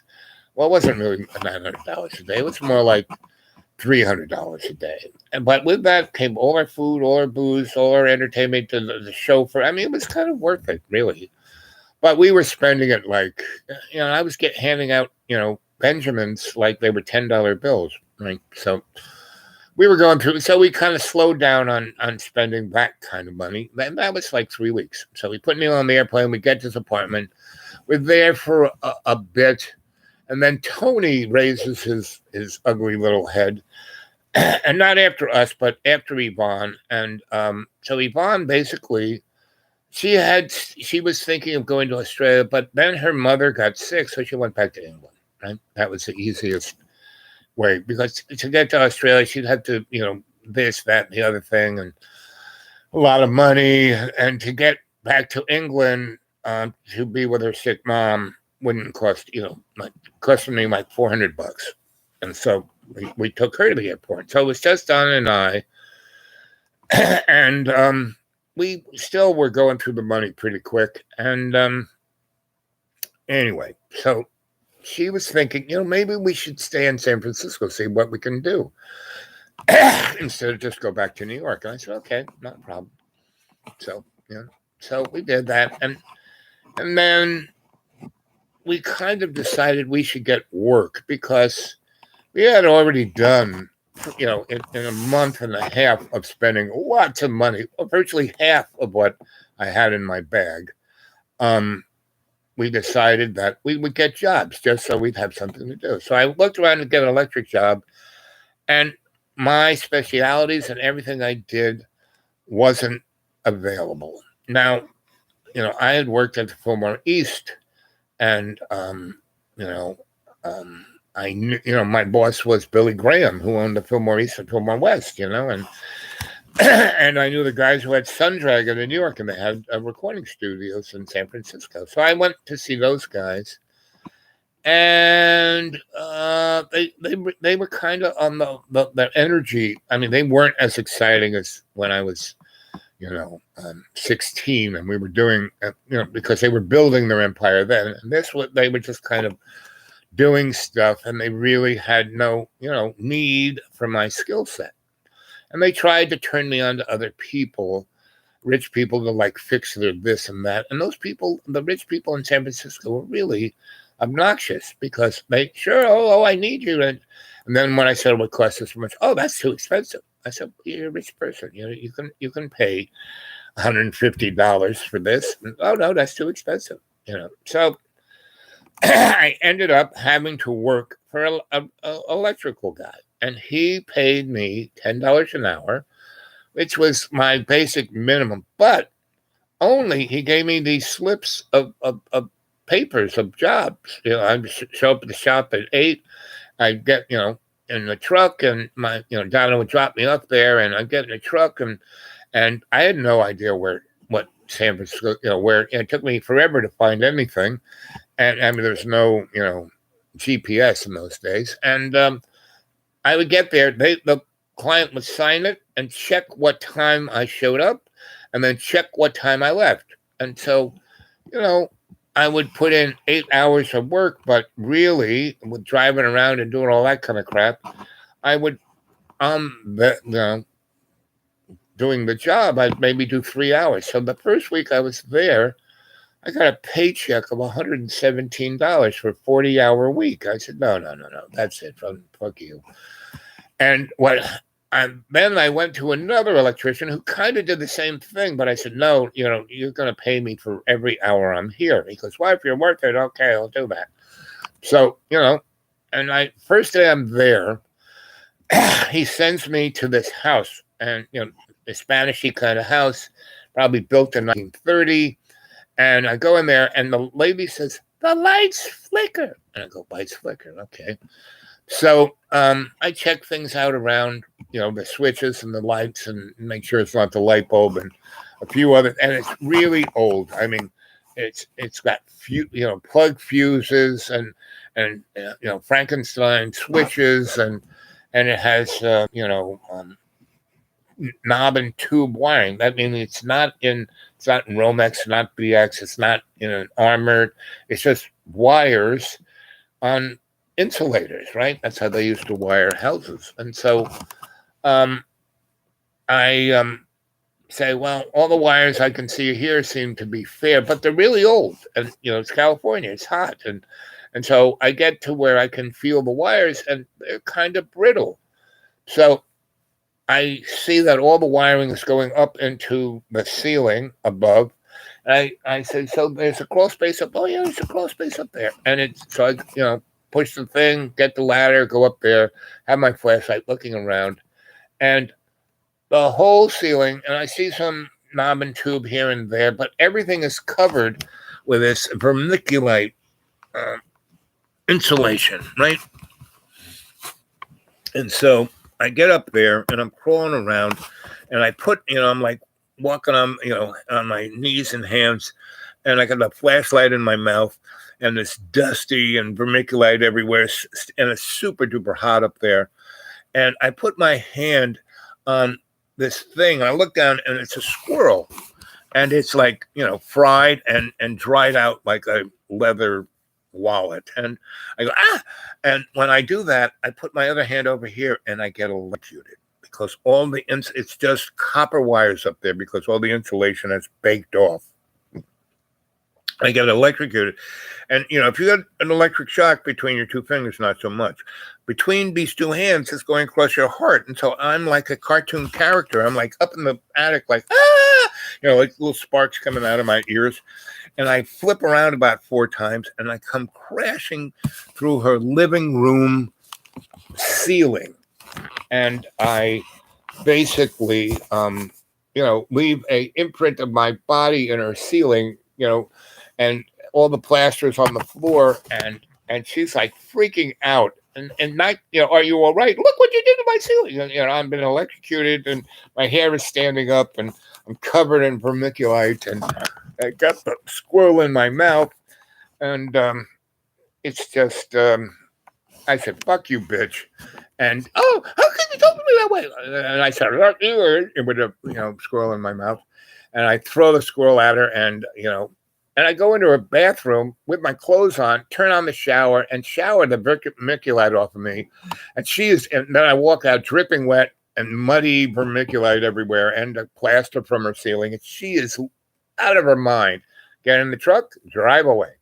And I drive back to the shop, and this lady is on the phone just burning that guy's ear. And, I've only worked there maybe, 6 hours. And, he is like livid. And he's, you're going to have to wait 8 months before you can pay this off. I said, fuck you, I quit. And, he hired me. He didn't even know my name. I said, you got to pay me in cash. And, he had no idea on me. And, because when he talked to me, he asked me questions. He said, no, you are a real electrician. I need you. So anyway, that's why he was willing to pay me for 8 hours instead of doing this stupid thing with the cards. And so, I went back and I had it. I said, I'm not getting it. I can't be my kind of electrician in San Francisco. So I basically, and I was in the union. I went to the IBEW hall, and I showed them my card, and they said, oh, yeah, okay, that's cool. But, we have no real job for you. You'll probably have to wait 6 months before you get your job. And by the way, you have to start paying us your dues. So give us $500 right now, and maybe in 6 months you get a job. I said, oh, fuck you. And I walked out, and I met this guy walking out, and he goes, wait a minute. What did you say your name was? And I told him my name, and he goes, that's my name. I said, what? And I looked at him, and we were like doppelgangers. We were about the same size. I was a little bigger. He was a little thinner. And we both had really long hair. We both had beards. We kind of I was like looking in the mirror. And he had my same freaking name. And he said, I heard about you. you're the guy who did Xenons, right? The guy who was in the kimono. I said, yeah. That was like only 2 months ago. Where did you hear? Said, well, everyone in the union shop in New York just went on and on and on. And there were a couple of brothers who were working in New York and came back and told the story and about the mobsters and you in the kimono and all and the crazy guy. And I said, yep, that's me. So he goes, so you need a place to stay. So I'm married, and he said, well, you could stay with us for a little while. And his wife looked just like Donna. It was like we came out of a vortex, So, and he had the same name as I did. And so, anyway, he tried to get me some gigs out of the union because I was a union guy, and he hated the union too. And he had a very similar kind of background, but not as exotic. And so we got to know each other. And then he and his wife were because they had a pretty small apartment, and she found the bag of cash, and she was a born again Christian of some sort, and I still had maybe 15 of those little thermidors left, and so we were smoking all the time, and she couldn't stand it, so they were arguing, and she thought I was a gangster and blah blah blah, so we had to go, and so I couldn't get my the apartment, the weekly apartment anymore. And so one day, so we're there and we have done, so we're kind of camping. We drive out of town and camp in a kind of rural area and then drive, hang out there and then come back into San Francisco. Anyway, so one of these days we're in San Francisco and we're down by the marina and we're in this kind of nice fish restaurant. And, I'm kind of sitting there and we're having a nice fish thing and having a bottle of wine. And I hear all this commotion. And this Chinese guy is screaming at this other guy. And, I kind of go over and see what's up. And this circuit breaker panel is like totally torn apart and half the restaurant isn't working. And he's screaming at this guy, and the guy says, fuck you, and walks, get his little hand tools and walks away. And the Chinese guy is livid. Because half his restaurant is not working. And I said, hey, who are, come relax, is this your place? Yes. Well, he goes, well, it kind of is my restaurant, but it's not. I mean, I own the building and I own the restaurant, but that guy there runs it, and he, I own everything, have all the licenses, but it's his restaurant and his name. People like him, they don't like me, and so he's the front man, and I get 60%, he gets 40%. Right? So, and he said, "What am I going to do?" I said, "Well, I'm an electrician. I can fix this. I have my tools right here, and the problem is no big deal. I can take care of this in half an hour. Half an hour? The guy's going to say it takes weeks to fix it. Half an hour. So I go get my tools out of the car, zing, zing, zing, because it was just, the guy had no idea what he was doing, and he was just fucking things up. So I just took it all apart, what he did, cleaned it all up, put all the white wires on the neutral, all the green wires on the ground, and put all the black wires and kind of buzzed them all out, and then made a list of what circuit breaker was what, and said, there you go. Put the cover back on. Here's the list. These are the circuits. There you go. He goes, wow. Can you do other things? Yeah, I can do anything. Because I need you. I have a big real estate company, and I need a person in charge of maintenance. Can you do that? I said, sure. I need a place to live. I got the place for you. And so I say, okay. So he goes, forget about lunch, and you can forget about, I will feed you all the time. And I said, okay. Sounds like a deal. So he drives us to this house, right? And it's more like an apartment building. And it is totally funked out. And it's in a nice neighborhood, too. And we're right across from this church. And it's totally funked out. And so he goes, so I want this fixed up so I can rent it out. And I said, well, this is going to take a few weeks. And I'm a really great electrician. but there's some real plumbing problems. You're going to need a real plumber. He goes, well, you find the real plumber. And I said, I'm a fair carpenter, but there's some real problems, with these walls. And, well, you find you're in charge. You go find people and I will find and steer them and you run the job. And I said, okay. Yes, and I'll pay everyone. You don't have to pay. You're in charge. I said, okay. So, we ripped these, and Donna's into my doing because she wants something to do. So we kind of demo out the walls that need to be demoed out because they're rotting. And, I'm running new circuits and putting in a new meter bases and, putting it up to snuff. And, he sends over a guy who's kind of a heroin addict, but he's a plumber, carpenter, painter, plasterer.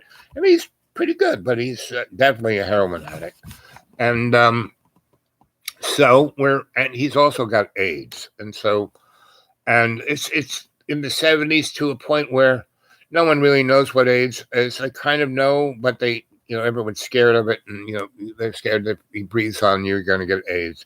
Anyway, so I'm being nice to him because I kind of know what AIDS is. I've had a lot of friends in New York die of it. And I worked in a hospital. I worked at Sloan Kettering and people who were doing research. I kind of knew what AIDS was. Anyway, so I'm talking to him and then his friends who are the gay heroin community. Anyway, so, and it takes us at least 2 months to fix this place up. And the first thing I do, I find the best one of the apartments there that is in pretty good shape and doesn't need anything except maybe painting. And, and I fix the electric problem that's down in the basement. That's my first electric thing was to go after that. And, I fixed that. And so in the process, we're doing this. And this is 1976, Jimmy Carter was president. And there was a church right across the street. There's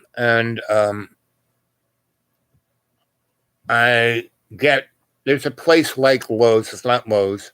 But my boss, whose name was Herbert Long, and he had this real estate business. He had every kind of business you can imagine. And he got me a kind of, card that I could just get stuff and only stuff, not money, not anything, just paint and this and that. And I would go there. And the card really wasn't a credit card. It just showed that I was Herbert's boy. And what I would do is I would call up Herbert and say, I need, 6 gallons of this kind of paint, some sheetrock, blah, blah, blah, blah, blah. And if it was a big enough order, they would deliver it. If it was just something I needed right away, I would call Herbert. He would call it in. I would go there. And after I used that card a couple of times, they got to know me. It was no problem. Anyway, so the heroin guy is,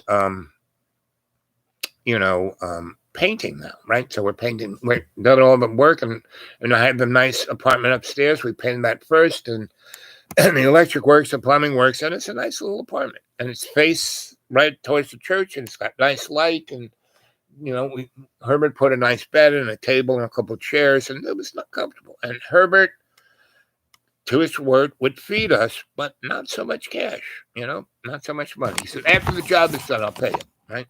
I said, why don't we talk about how much you're going to pay me? He said, oh, no, when it's done, I'll pay you. But it's fair. And I'm going, okay. So because I had nothing else to do, now I had a place to live, and da-da-da-da. So, I go off to the store to get some paint. And as I come back, I see military trucks in this whole road, and they have blocked off the road. And this guy comes out in this very strange outfit, and he comes to me and goes, do you have your electric bill? And I said, what? He goes, well, there is a national emergency on your street, and we're not letting anyone here unless you live here. And the thing we need to prove that you live here is either your driver's license or your electric bill. And I said, what? And the guys are in uniform with, their M16s, and they're like looking at me like they want to, he's something dangerous. And I go, wait a minute. And I look over at the house, and there's my wife, and she's hanging out the street, out the window, screaming at this guy in another weird outfit, just like this moron. And I can hear her screaming, yo, what the fuck you doing? And she's screaming, and the guy's there, come down, and I can just barely hear her. And I said, see that crazy woman up there? That is my wife. And I'm like in her car. And I have her, the thing, registration of her thing. And they've already found out her name and who she is, but she's got her electrical bill. And they're screaming at each other. And I kind of beep the horn. I go, hey, honey. And she turns, that's my husband. You motherfuckers, and so he goes, can you calm her down? I said, yes, I'll take care of it. And he says, okay. And he says, he puts a sticker on our car. And then he goes, give me your hand. And he makes this mark with this indelible magic marker, like an X on my hand. And it's kind of, you can see it, but it's a tannish color, right? And I said, what is this? And that's your ID mark so you can get in. I go, really? And he has this UV light, and he shines it, and my hand turns screaming yellow. And I go, he goes, that'll last 2 weeks, even if you take a shower. I go, what is going on? And he goes, well, I can't tell you. All I can say, it's about the church across the street. And, that was Bob Jones, People's Temple, right? And what has happened is he has this compound in French Guiana where 900 people have taken, poison and died. And he's shot a congressman and TV producers and cameramen. And it's been this craziness. And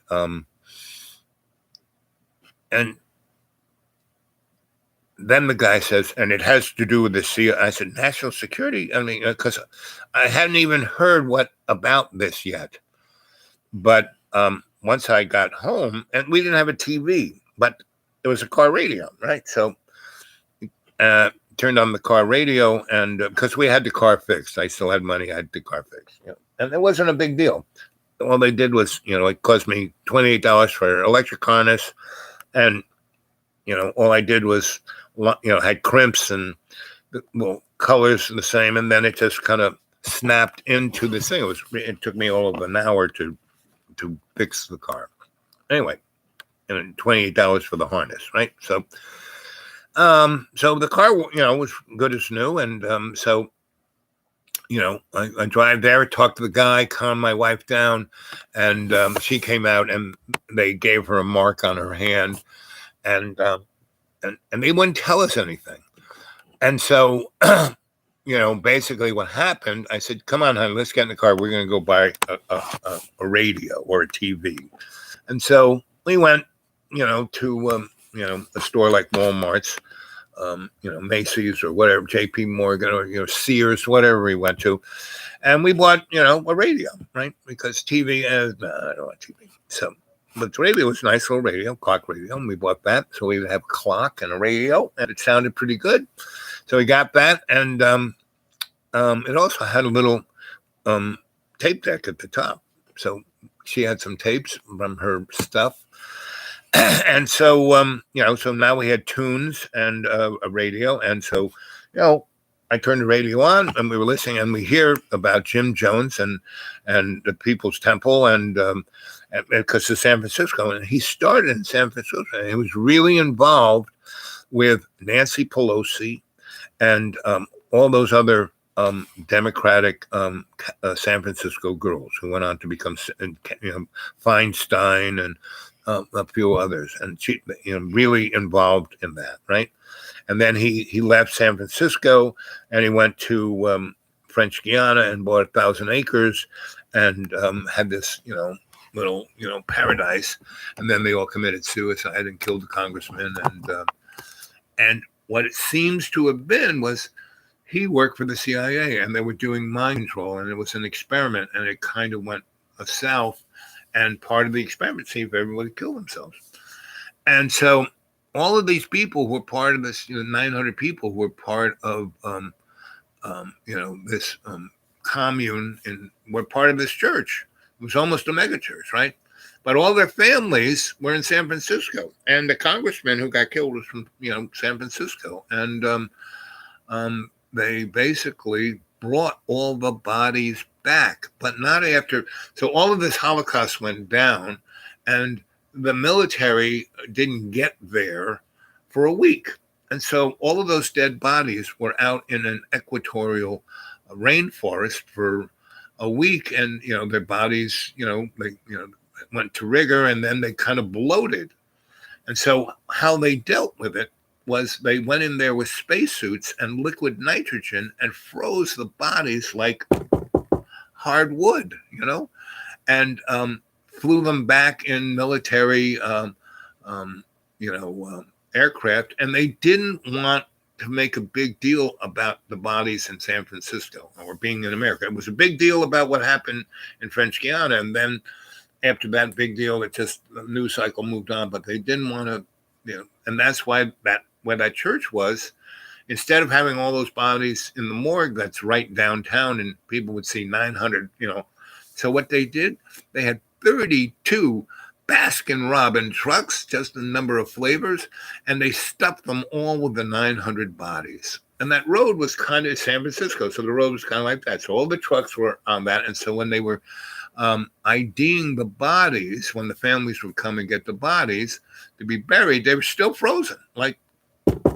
And so they opened up the door, and 4 or 5, because they were piled high in these, refrigerator ice cream trucks, and they would 3 or 4 of them would fall out and go bing, bing, bing, bing, bing down the street. And so, and it was like bizarre, because you'd be having breakfast, you look out the window and you'd see frozen bodies that look like frozen tunas bouncing down the street, So, and luckily we were just about finished with that job. And about a week after watching bouncing tunas going down the street, Herbert's like, "I got another job for you." And so, so I said, "Okay, Herbert, so how much money am I going to make from this?" He goes, "Well, listen, I spent this much and this much and this much and this much." And I said, "Well, yeah, that's all materials, and this is your place." "No, but for me, I'm high level employee. I should be making at least $500 a week, and we spent 3 weeks here. That you should give me $1,500." "Oh, I can't pay you that. I can pay you $300, $100 a week." And by this time, we had pretty much gone through all my money, right? And I still had my emergency little bit, and I said, so he goes, "Listen, I have this other job. It's right downtown. And again, I've been feeding you too. That right there was about $1,000. You brought me Chinese food every day from your Chinese restaurant. Come on, Herbert." So listen, you do this other job for me, and I will make you my manager of my hotel in Lake Tahoe. And Donna heard that. She liked Lake Tahoe. And so she goes, "Herbert, so can we, so you're only going to pay us $300 where you should be paying us $1,500. Can we spend this weekend, after having to deal with the frozen bodies bouncing down the street, can we spend a weekend, a long weekend, because it was Thursday, can we spend Friday, Saturday, Sunday, and Monday? We'll come back to San Francisco and we'll start the job on Monday, in the afternoon. We'll come and first you show us the place, give us the keys, we'll walk through it, and then we'll go." I said, "Good, you go there and you'll see how nice our hotel, and you'll be manager of that, and I'll pay you $1,000 a week." Right? I go, "Okay, Herbert." So we go have our nice weekend, and she loves it because she really loves Lake Tahoe, and Lake Tahoe was kind of nice. And they have gambling. We went gambling, and so we went back to San Francisco, and it was right downtown, right across the street from City Hall and the police department, right? So and it's It's about 12 apartments. And again, same thing. This was a nice apartment house one day, and then they turned it into all SROs for homeless people and bums, and for 20 years, and the place was just totally funked out. So the same, junkie painter plumber guy, he needed a place, so he got one of the rooms there, and we were on the fifth floor.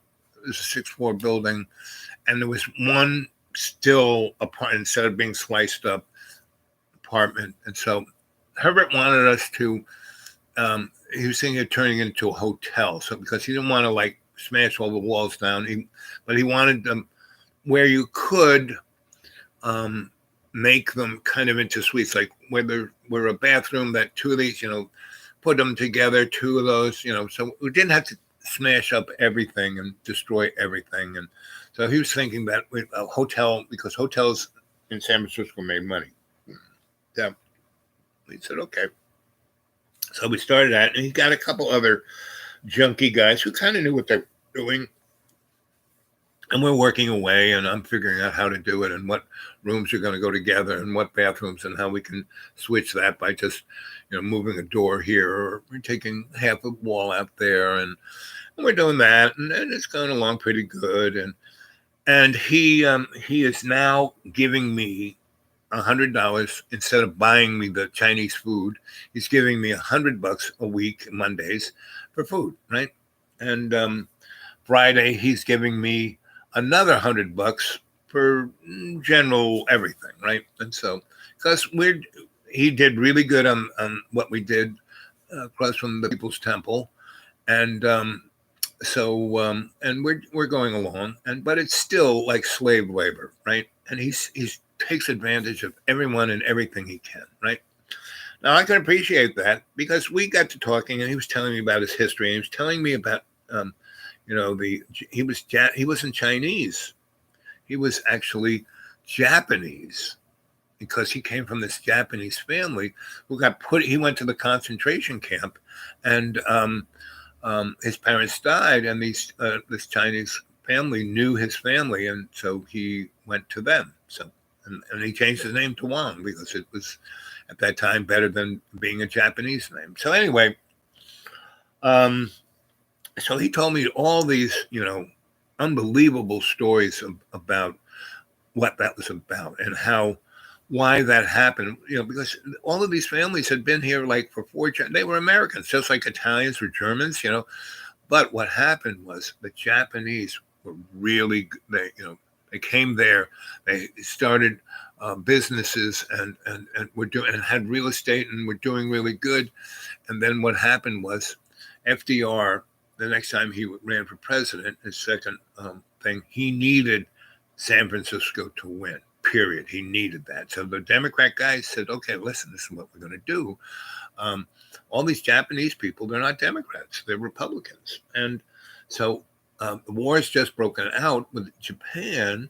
So why don't I send them all to prison, and I will take all of their property. I will get this state capital to make a law that I can buy it 10 cents, 1 penny on the dollar, and I can get, because they got some great product. I want that. And if I will guarantee you California, forget San Francisco, I guarantee you California, because all these other towns and cities that have Japanese people in it, I will get those guys to take, to get the Democratic for California, because California's a Republican state, but they needed California, definitely needed San Francisco. And so, that was the real reason why the Japanese people were put in internment camps, right? Because this guy and other people like him all through California took all their property for nothing, right? And that's the American way, right? So, anyway, so Herbert's telling me all this story. So we're kind of bonding, but he's still taking, he's getting like a $20,000 work a week and everything for like, $400 a week between me and those other two guys. And he's, giving them enough heroin for them to, and he's giving them heroin. It's like, and that's California. And so we're in this building and we're working away, and all of a sudden, I hear some, screaming and yelling and gunshots, and we were there a week, and that's when Dan White assassinated Harvey Milk and Mayor Moscone, right? And he basically turned himself in, right? And now he was, what had happened was San Francisco was run by the rich, the Nob Hill people, right? And they played the Italians and the blacks and the Hispanic and the Chinese and Japanese against each other, right? And Moscone and Milk came together as partners and brought a coalition of all those people and said, listen, that little group of rich people in Nob Hill have been doing this for the last 100 years. Well, fuck them. If we work together, we can take San Francisco over. So the issue that they fought over was the Nob Hill people wanted to wipe out this neighborhood that was Italian, black, and Hispanic. And they were just going to bulldoze it, a la Robert Moses, and using the eminent domain, and build a convention center, right? And the thing that Moscone ran on, no convention center, San Francisco for San Franciscans, right? Better education, deal with the homeless people, blah blah blah, because they always had a homeless problem because it was a port and there were all these like drunk military people who retired and blah blah blah. So he won, and Harvey Milk got the gay guys, and so they won, right? And they were changing San Francisco for the people, and the Republicans were really scared because they said, well, if they do that to San Francisco, then they will do it to the rest of Nancy Pelosi and all those liberal women who want liberal rights for women. This is terrible. So Dan White was the only guy who kept his seat on the city council. The rest were all Moscone and Harvey Milk people, right? And so they basically Dan White had been a policeman, and then he married one of them. He was lower middle class Irish policeman guy, right? His father was a policeman and his grandfather was a policeman, corrupt to the T. So he marries a judge's daughter who's the Nob Hill guy, right? And so she's like, a Nob Hill wasp princess, and she likes his big Irish schwanz. And so, he becomes, they put him up in politics, and he keeps one seat in the now Democratic city council. And so they are like, Milk and Moscone are like changing San Francisco, and the Nob Hill guys are up against the wall, and their money and power can't do anything. And so they decide to assassinate Moscone and Milk. How are they going to do that? Well, Dan White is on the city council, and they said, I want you to start having real friction with those guys, which he kind of did already. So he was playing it up over a couple of weeks. And then he had hypoglycemia. So what does he do? They take his blood, right? And a doctor takes his blood and puts it in evidence bag, right? And this doctor is like the police doctor, and so he has a legal, blah blah blah. He deals with evidence all the time. It's like one of the ME guys, and takes his blood and puts it in evidence bag, right, and makes it evidence. Then Dan White eats 300 Twinkies, right?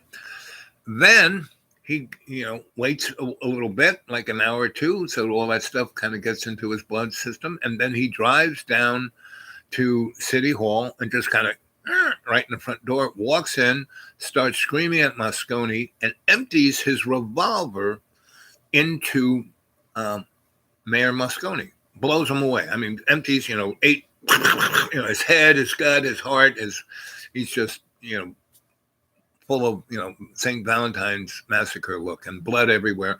And before anyone can show up, He's already out the door and down the stairs, and he goes to his car and reloads the gun. Now, if he just shot Mayor Moscone, that would have been manslaughter. But leaving the building, going into his car, reloading the car, and then coming back in and shooting Harvey Milk, because Moscone was definitely dead, and with him dead, the next person to be mayor would be immediately Harvey Milk, because he was the second in command.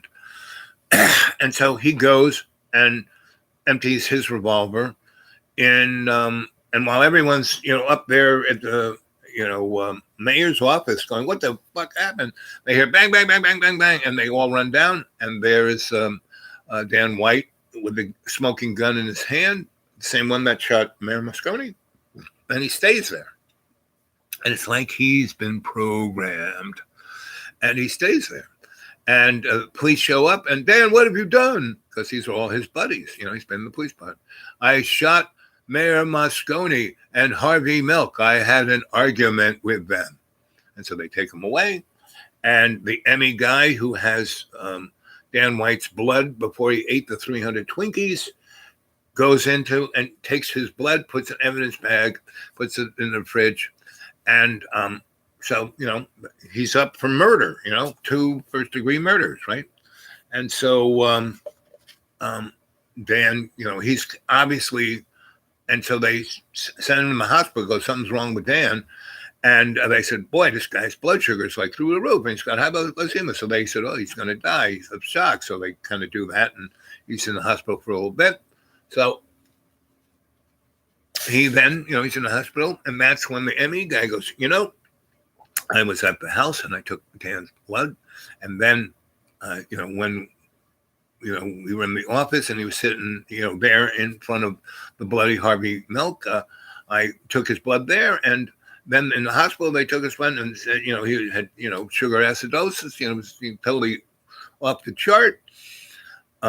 They put the 3 together, and his defense was temporary insanity due to sugar intoxication, because he had hypoglycemia, because he had eaten 3, and they had the 3 blood types, the one before he ate the Twinkies, the one right after he shot Harvey Milk, the other one like 6 hours later in the hospital. And it gets off. And the trial is like this. Normally trials take a year or 2, like a murder like this, but it went straight to trial. And they proved that he was temporarily insane. And the jury was all white folk who were Republican, who hated both Moscone and Milk, right? And it gets off, right? And it's like, so this happens, all the gay people and everybody's leaving candles and flowers in front of the city hall and the police department and crying, and they have vigils. And the gay guys aren't like these kind of gay guys. These are like guys who've been working out. They got wearing leather vests and leather hats and muscles like this. So anyway, they're crying and hugging each other. My wife and I are in the apartment up there on the 5th floor. Look, it's like an opera. We just look out the window, and this is all going on right there in front of the city hall and the police department, right? And so within 2 or 3 weeks, and Dan gets out, and they let him go home. He doesn't even have to pay bail. And he gets to go live in a Nob Hill house with his judge father. And so the court goes on. He goes to court, and and he's wears bulletproof vest and goes there, and he and the trial takes like 2 weeks, right? And those guys are out there, and they got signs, and around 4, 5, 6. It's still sun, but it's going down. And basically, Dan White is found not guilty due to temporary insanity, due to sugar acidosis, and him having hypoglycemia. And they had the blood. It's like cut and dry case, no problem. He's not guilty. And they don't announce it until he is gone. They've taken him out the back door, put him in a truck, and drove him to an undisclosed location. So Dan is not anywhere to be found. And then they announce it, and there's like 300 people who've been candles and crying, and they're really upset, right? And within an hour, that 300 people has grown to like 15,000. And about, 10,000 of them are these gay guys with muscles, right? And so they are pissed. And they're not there with signs. They're there with burning torches, Molotov cocktails, baseball bats with nails in them. And the cops come out, and it was amazing. The cops were shooting point blank at these guys, and it didn't stop them. They were shooting tear gas canisters straight at them. The can would go out of the gun, bang, bounce off the gay guy. He would pick it up, grab a cop, and shove the exploding tear gas canister down the throat of the cop, and then stamp on his head. And the gay guys not only beat up and traumatized and put like 800 policemen in traction, but they burned the police department to the ground and set the city hall on fire, and then went over to where the city garage was and set every police car and a city vehicle on fire. And every newspaper, every TV camera, national, state, regional, it was like and my wife were up there, and I like this, and like smoking the last of the blunts, watching this go on, and we had like a seat, and she's taken a few pictures, but it was so amazing. We just like had our mouths up watching this. And this is after we just experienced, the People Temple frozen salmon, guys clipping down the street. And so, it's like, and so the next, and they burned the police department down. They burnt like, $20 million worth of police cars and everything else down. And they set the, city hall. It wasn't even in the newspaper. There wasn't a picture of it, It was like and, it wasn't on CBS Nightly News or not. It was just didn't happen. But, it was all roped out, and things were still steaming for like a week. And Nancy Pelosi and the other three San Francisco Democratic girls who then became congressmen and senators, Miss Feinstein and the other two, they basically took up with the Nob Hill Republicans. Stayed Democrats, but just they became partners. And California became what it became today because of that event. So that happened in, 1976, somewhere around then, 77. And then Herbert, so, okay, Herbert, we're done with this. Let's go to, oh, no, we got one more job down in the marina. I went down there, and we were surrounded by super rich people. And it was a little job. It was not a big deal.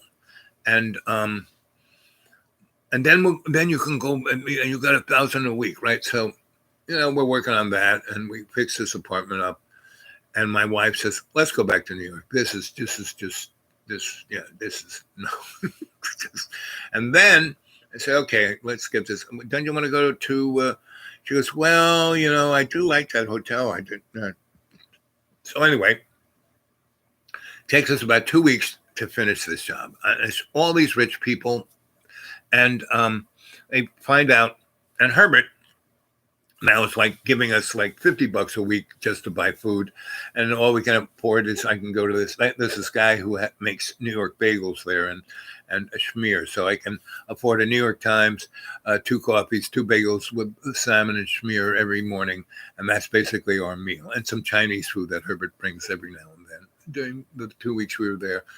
Anyway, and he keeps going, yeah, so we're gonna go to the hotel and blah blah blah. So basically, Herbert, we finished that job, and I'm making money on the side working for all these rich people who have their little yachts and boats and houses and condos, and they got millions of dollars, and they want to pay me $20 to fix. I said no, so I did a few of those jobs, and when they wouldn't give me any more than I said, fuck you, and they'd all, well, yeah, you want that, fuck you. And then we got invited to a couple of parties, and Donna said, let's go and eat them out of house and home. Went there, and they were all key parties. We had to put your house key in there, and you would go home with another wife.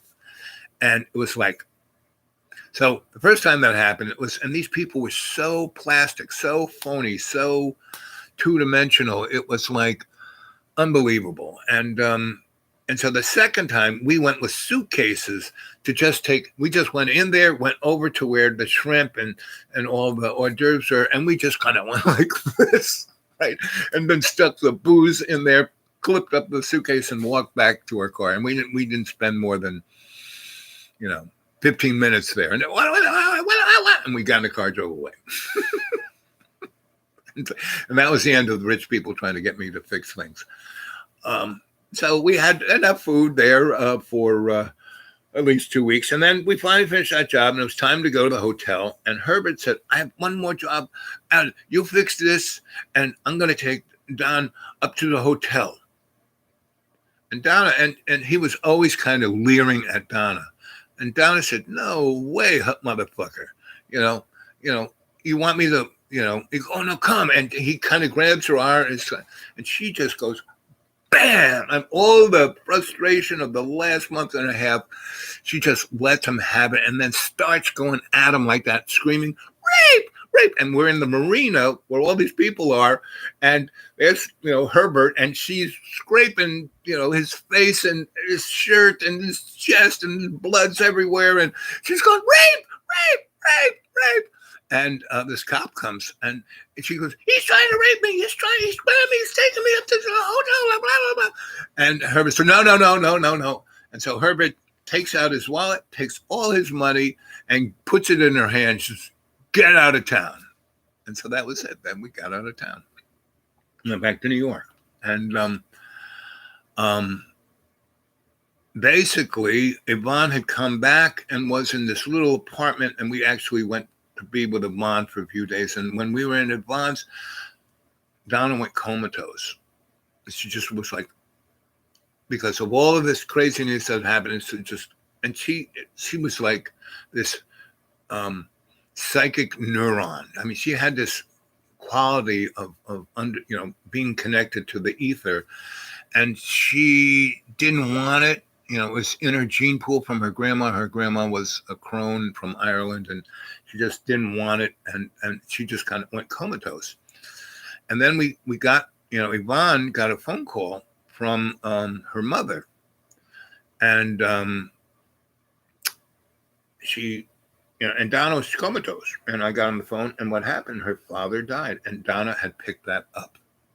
And 2 years ago, when I was at their house, and her father said, you're the one, you're going to marry my wife, and because I did, he was ready to go. And so he did, he knew that I was taking care of his little princess.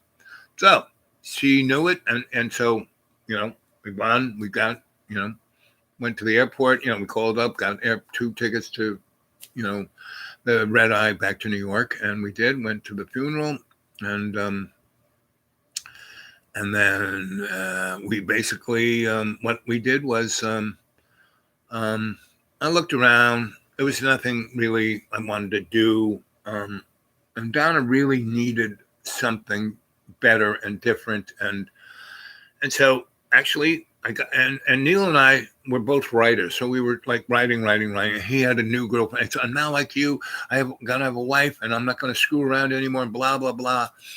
And you need to come. You need to meet her. She's just like Donna. She's my Donna, blah, blah, blah. I said, okay. So I said, Don, so how about, we still have X amount of dollars left over from in the bag, So instead of, just doing, let's go to Australia. And she goes, yeah, right. Let's do it. Okay, come on. So we got on the phone. We talked to Neil, spent a week getting all the stuff we had to get, got somebody to rent my loft out again, and I got everything set up, got a few dollars from that, and we put everything away in my shop on 27th Street, and we got a car. Got a ride to to Kennedy, and we went to Australia. Right? It was like a 90-hour airplane ride, and I bought a really cheap ticket from Pan Am. It cost $300 to go from New York to Australia. Normally, it was a lot more than that, but we were like in steerage. We were in the back like this, and as we were flying there, we went over that thing between the southern hemisphere and the northern hemisphere, and the water goes on the toilet in one way in the northern hemisphere and the other way in the southern hemisphere. And so I was in the airplane's toilet, right? And I was pissing in there, and I said, we're kind of right where that is. So I pushed a little button, and the blue swirl went down this way, and I kept my finger on the button, and it was going down, and it slowed down, and it went the other way. And when I did that, I went to state. I was like, and I was out someplace, a big fire, and people were playing instruments and dancing. Half-naked little black guys were dancing around, and they grabbed my hand, and I was dancing with them. And then all of a sudden, on the door, sir, and I was like, this. I had my schwantz out, and when you're on an airplane and it says occupied or vacant, all you have to do is lift that little thing up, and push that, and you can open the door. You can unlock it. It's no big deal. So, she's knocking. I'm not saying anything. And I still got my finger on the button so she can hear the motor go, and she, opens up the door, and she grabs me and turns me on. My schwantz is out. Luckily, I wasn't still pissing. And she takes my hand off the button, and she goes, sir, put yourself away. And I put myself away. And she goes, sir, are you okay? And she kind of shook me a little bit. She goes, you had your finger on the button, because I came here because the little light where my thing was saying that we were running out of blue fluid. This happens all the time. People look in the swirl of the toilet, right? That's what you were doing. So she goes, sir, it's okay. It's okay. Come with me. Where are you sitting? I said, over here. She goes, so she sat me down. You need a drink? And I go, and she goes, so what do you want? And well, my wife, she likes, Jack Daniels. So she, no problem. I said, but bring some cold ginger ales, and I'm a little cold. Can you bring? So I'll bring you some pillows and some blankies. So, she came with like 4 bottles of Jack and like 6 little ginger ale cans and a couple of plastic glasses with ice. You put the table down and put it all there, and put the pillows under my head. I put one under Don's head, and Don was asleep, put the blankets over me. And, we start knocking it down, and Don wakes up. I said, here's a bottle of Jack. She knocked it. Oh, where'd you get this? I said, long story, but, let's just kind of, sleep this one off. So I put the bottles in the little thing, and I drank half of the ginger ale, and I put the glasses of ice in the thing, and put the thing up, and we kind of cuddled and went to sleep. And then I kind of dreamed more about the little black guys running around the fire and me dancing with them, right? We land, and there's Neil, and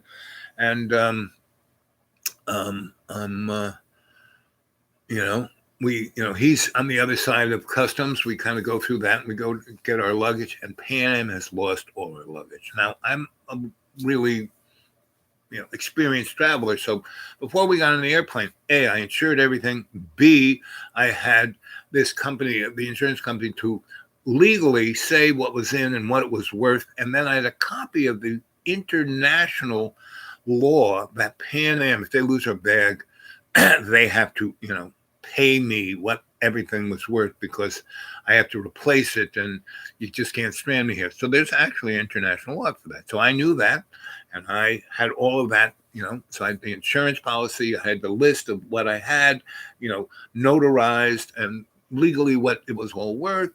And the guy at Pan said, fuck you, take us to court. And if you do, you're going to have to go back to New York, because the Australian court will have nothing to do with this, because the Australian court, the Australian government, the Australian everything is a criminal enterprise.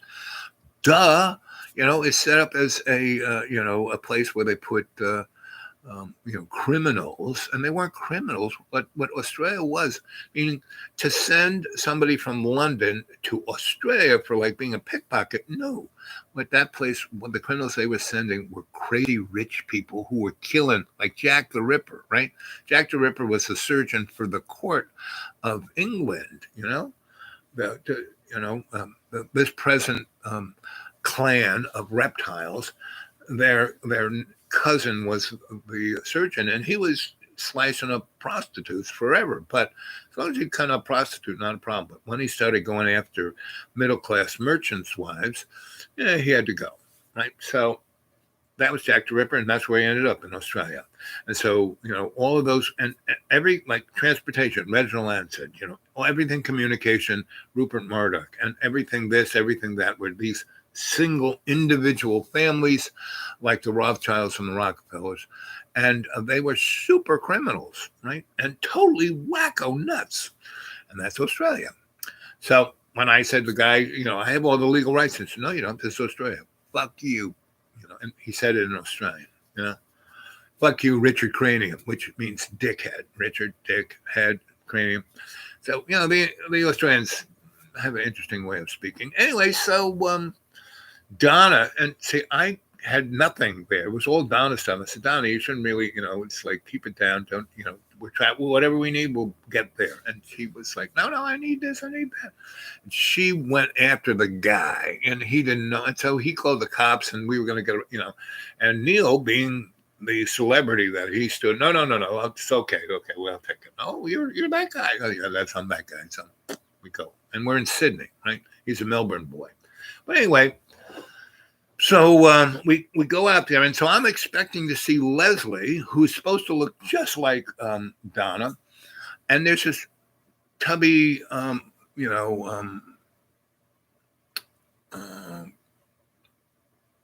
cupcake top blonde girl, and she's like just kissing and sucking on Neil, and I said, "Is this Leslie?" "Oh, no, this is Nikki."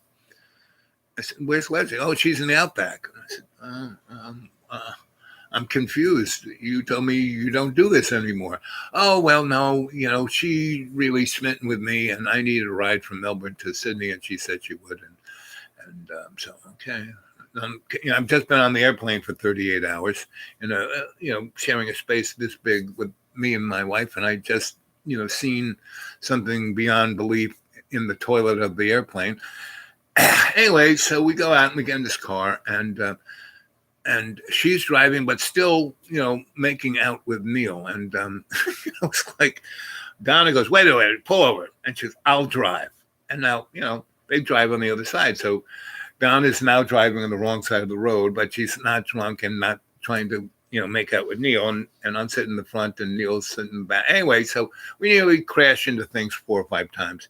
And finally, the girl's going, "Go left, all right, go over here." And we end up in this Council Flat area because we're going to go to a party. Because, we're 800 miles to Melbourne, and it's like, 6 in the evening, and why drive all night when we can go to a party and go in the morning? So I'm not fit to make up my mind about anything. So, whatever you say, Neil, whatever. And so we go, we're going towards this apartment block, and Vicky says, "Oh yeah, we're gonna go say with this what was her name? Nikki." It was Nikki and Vicky, right? And she goes, "We're gonna go be with Nikki, and Nikki's having Neil's baby." And I looked at Neil. I said, "What?" He goes, "Yeah, well, things happen." And I'm like, "Okay, Neil." So anyway, we're walking up to this place, and it's this Council Flat, meaning it's like apartment houses for poor people. They're really nice, right? And Sydney is this port town, and it kind of goes up. There's a hill up here, and all the rich people are down in the port town, and near the water. Whereas the poor, all those Council Flats are up there. So we parked the car, and we're walking down this sidewalk, and there's this park bench, and there's this view of all of Sydney, and the sun is going down there, and it's beautiful, and the stars are coming up over there, and the city is lighting up, and I kind of go, oh man, I'm just gonna sit down here, you know. Oh, you okay? So I'm saying, I'm just gonna sit down here and breathe for a while. My wife said, "You okay, honey?" I said, "Yeah, I'm just gonna, um, you know, I need a little time for myself, right?" And so I basically, sit there and I'm watching the sunset. And it's really beautiful, and the city is lighting up, and the stars are over there, and I'm looking down towards Melbourne. I can fucking see Melbourne, and that's like 900 miles away. And then I can see the South fucking Pole. It's like, what the heck? And I'm kind of just gonna go right back to the fire, and all the little sparks come out of the fire, right? And right in front of me are these little black guys dancing around the fire, kind of naked, and they grab my hands and pull me off of the park bench, and I'm dancing around with these guys, and they we're dancing, and I feel just beautiful, just amazing, just unbelievable.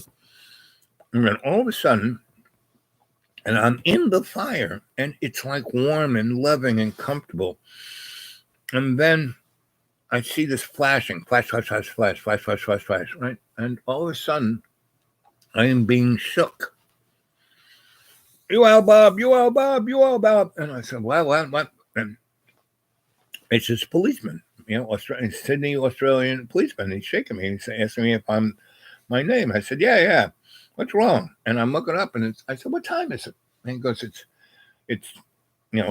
1 in the afternoon. And I sat down there when it was 8 in the evening. I said, how did that happen? What's this, Monday? No, it's Wednesday. I said, wait a minute. No, I landed on Sunday, and this should be Monday. So, no, it's Wednesday. You've been missing for 3 days. Your wife is very upset. And, he gets me, puts me in a police car, but he finds me at this same place, the same park bench that I was sitting at. So they take me down to the police station. There's a guy there who's like, takes my temperature and sees about, I give him a breathalyzer test, see if I was drunk, and so the guy says, no, he's okay, he's just a little confused. And I said, I think I had a real bad case of jet lag. And the guy, policeman, laughs. And then my wife and Neil show up, and my wife said, what happened to you? We came out looking where you were gone, and they said that you were sitting right at the same park bench. And I said, it's going to take me a while to process all of this, Anyway, so we get in the car, and we drive. Vicky's there. We drive all the way back to Melbourne, and we go to Neil's house, and we stay there a day or two, and Leslie shows up, and amazingly, Leslie looks just same thing, same height, same color hair, same shape, same everything. Looks not same face, but the amazing thing is that she is a triple cancer, just like Donna is, and like Yvonne is, and she was born in Australia on the same day as both Yvonne and Donna, almost to the minute. So those 3 girls were born on the same day at the same time in 3 different places on the planet. So these girls were like, and then, so Leslie and so, actually Leslie immediately, because she's been reading all the letters that I've been sending to Neil. She goes, yes, you are just what Neil said you are. And so Leslie and I become really tight, really, really, really super tight. And so Neil and Donna are super tight. So we have this really interesting night, and the four of us are great, and we have adventures, and we do all kinds of stuff. And now we have a visa to stay there 6 months, a tourist visa of 6 months, right? And now we lost all our luggage. Um, we don't have a lot of money, but Neil knows everybody. He's totally connected to everything. And so he says, I have a friend who's an electrical engineer. I've told him all about you, and he's going to hire you. And I said, okay. So we go the next day to his office, and like I'm wearing lime green shorts and flip flops and a Hawaiian shirt and a big floppy hat, and I meet this guy, and I sit in his office, and we talk electrics, and he goes, yeah, you really do know your stuff. And I said, yeah, and I'm very good at transformers. I spent a lot of time in New York working on transformers and building them, specialized ones, and I've worked in Los Alamos, Sandias, Kirkland Air Force Base, making power supplies. And if you want a guy who knows his transformers, I'm your boy. Controls, I'm your boy. Anything electric, I'm your boy. He says, yes. And you're not a bad engineer. You understand engineering. I said, I sure do.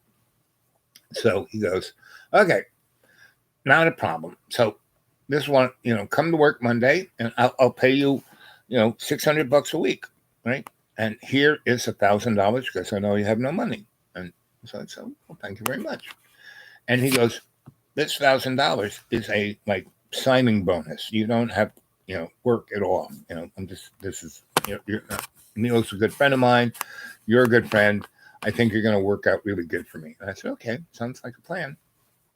So I go to work there, and at first week I'm there, I am working. I get put with a team, and we're putting together a project that's going to be built. It's going to be a factory, an aluminum smelter, and so we're working out. Aluminum smelters take a ton of juice, and there's a lot of heavy current that needs to be switched on and off, and that's pretty sophisticated stuff. So we're doing it, and the guys I'm working with are real super duper electrical engineers. I mean, not really great, but I mean, their DNA is that. So they wear black pants, white shirt, black tie, and never have it loose, have their, Texas Instrument calculator on their hip.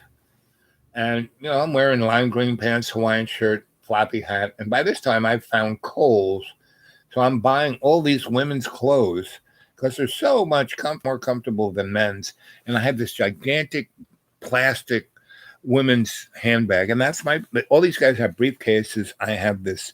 And so when we go to meetings, they all have their briefcase, and I have my Kohl's Aussie handbag that has the word Aussie on one side, and all done in plastic beads, a kangaroo, and that's my briefcase. And they take out their papers, I take out my papers, and we have these meetings, and everyone's kind of just going getting freaked out by So I know I'm a better engineer than these guys, but I'm not wearing black pants, white shirt, black tie.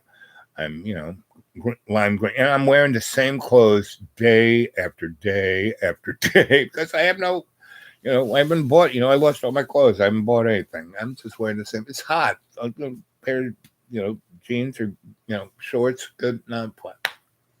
Anyway, so after 2 weeks, the boss calls me and he goes, "You're driving everyone insane." I said, "What? What am I doing?" He said, "No, it's nothing you're doing. It's just who you are. These guys can't take it. And the fact that you know your stuff, actually better than half of them, is really upsetting them." They just can't muddle through. You were going, no, that's not that way. Let's do it this way. Anyway, so he goes, "I have a much better idea where you'll be way more valuable than just being with these pinheads." And I said, "Okay, what's that idea?" And he goes, "So we do these, but you saw all the work we're doing. We do gigantic hydro plants and transformer lines and all of this, right? And my biggest problem is, so these are all $1 million projects, right? And I got a lot of them. I'm one of the only people who do this kind of work in Australia. And we have stuff that we want to do in Pine Gap and all these really kind of super sensitive places. And you actually I've checked you out. You actually have clearance. You could actually go up there and do this stuff. But those guys are even more neurotic than these guys. So where I'm going to use you is the punch list guy. And I go, what are you talking about? He goes, well, we do these big jobs and we get the big check up front, right? And then we get another check at about halfway through. And then we got another check at 3/4. But when we're all done, we have to go through a punch list and make sure that everything's right. And all these morons hang us up because that last check is a couple $1 million, a couple million here and a couple $1 million. It adds up. So I have 6 of these jobs that they have been hanging me out for the last year. What I want to do is send you to these jobs, and you know your stuff, and you be the punch list guys. But they're so neurotic and so anal retentive. When they see you show up with your Kohl's beaded suitcase, they will freak out. And because you know what you're doing, they won't be able to complain that, oh, he doesn't know what he's doing. They just will have to complain that he wears flip-flops and shorts and he's got a Kohl's beaded bag. He's wearing a women's dress and, So, and to get rid of you, they will pay me my $2 million. And he says, I've got 5 jobs. Each one owes me $2 million. That's $10 million. So I will pay you $5,000 a job. You go there, drive them insane, and have them sign off and just say, I'm not going anywhere until you sign off on the punch list, and just stay there until they do that. And I'm not going anywhere until you wire the money into my boss's bank account. And as soon as they do that, you can go. So I did it. He goes, I have got you to a place to go next week, and I'm giving you the $5,000 up front, instead of, your 2 weeks salary. I'm going to give you that anyway, but here's $5,000. And so, I go home and I say, honey, I got a raise. And so I do that. And, in a month and a half, I get 5, we do all 5 and I get $5,000 for each, so that was pretty good. And so I'm on retainer. And so he's given me $2,000 a month, even if I don't do anything, right? And then $5,000 a job. And so I'm there. And so because I already kind of have a clearance, I have a pedigree of all these other places I've worked in America, he gets me on to do certain things. And then I'm kind of basically working for the government, right? And so they hire me, and I start doing, and as a consultant, through him. Right? They pay him, but I'm still on their paperwork. And because I'm going to these places where I have to, they just can't let me in there. I kind of to be, okay, yeah, he works for that guy and he's done all of this. And so, yes, I'm on their list, right? So I'm doing that, and it's still, I'm not doing like I'm doing it like in the 6-month period, those 5 jobs and about 3 others. That's all I did. And I was making, I probably had $30,000 in the bank. And so, I wasn't worrying about money. And so, and it was going through, I was, I got an account in Australia. The Australian post office is also the Australian bank. And so, and because it's part of the federal government, it made it real. The federal government is very happy that I did that. So it just electronic, everything just went, it wasn't a big pain for anybody, right? So everything's hunky-dory, and I'm not even working that hard. And Neil and Leslie work at home, and they bought a house, and I'm helping fix it up, and Donna is taking pictures, and we're going to party. Neil is Mr. Famous, so we keep going to parties and having a good time, and he's got a lot of friends who are musicians. So the guys men at work were his buddies, and so anyway, so we're having a really good time. I've got a nice cash flow. Don's happy.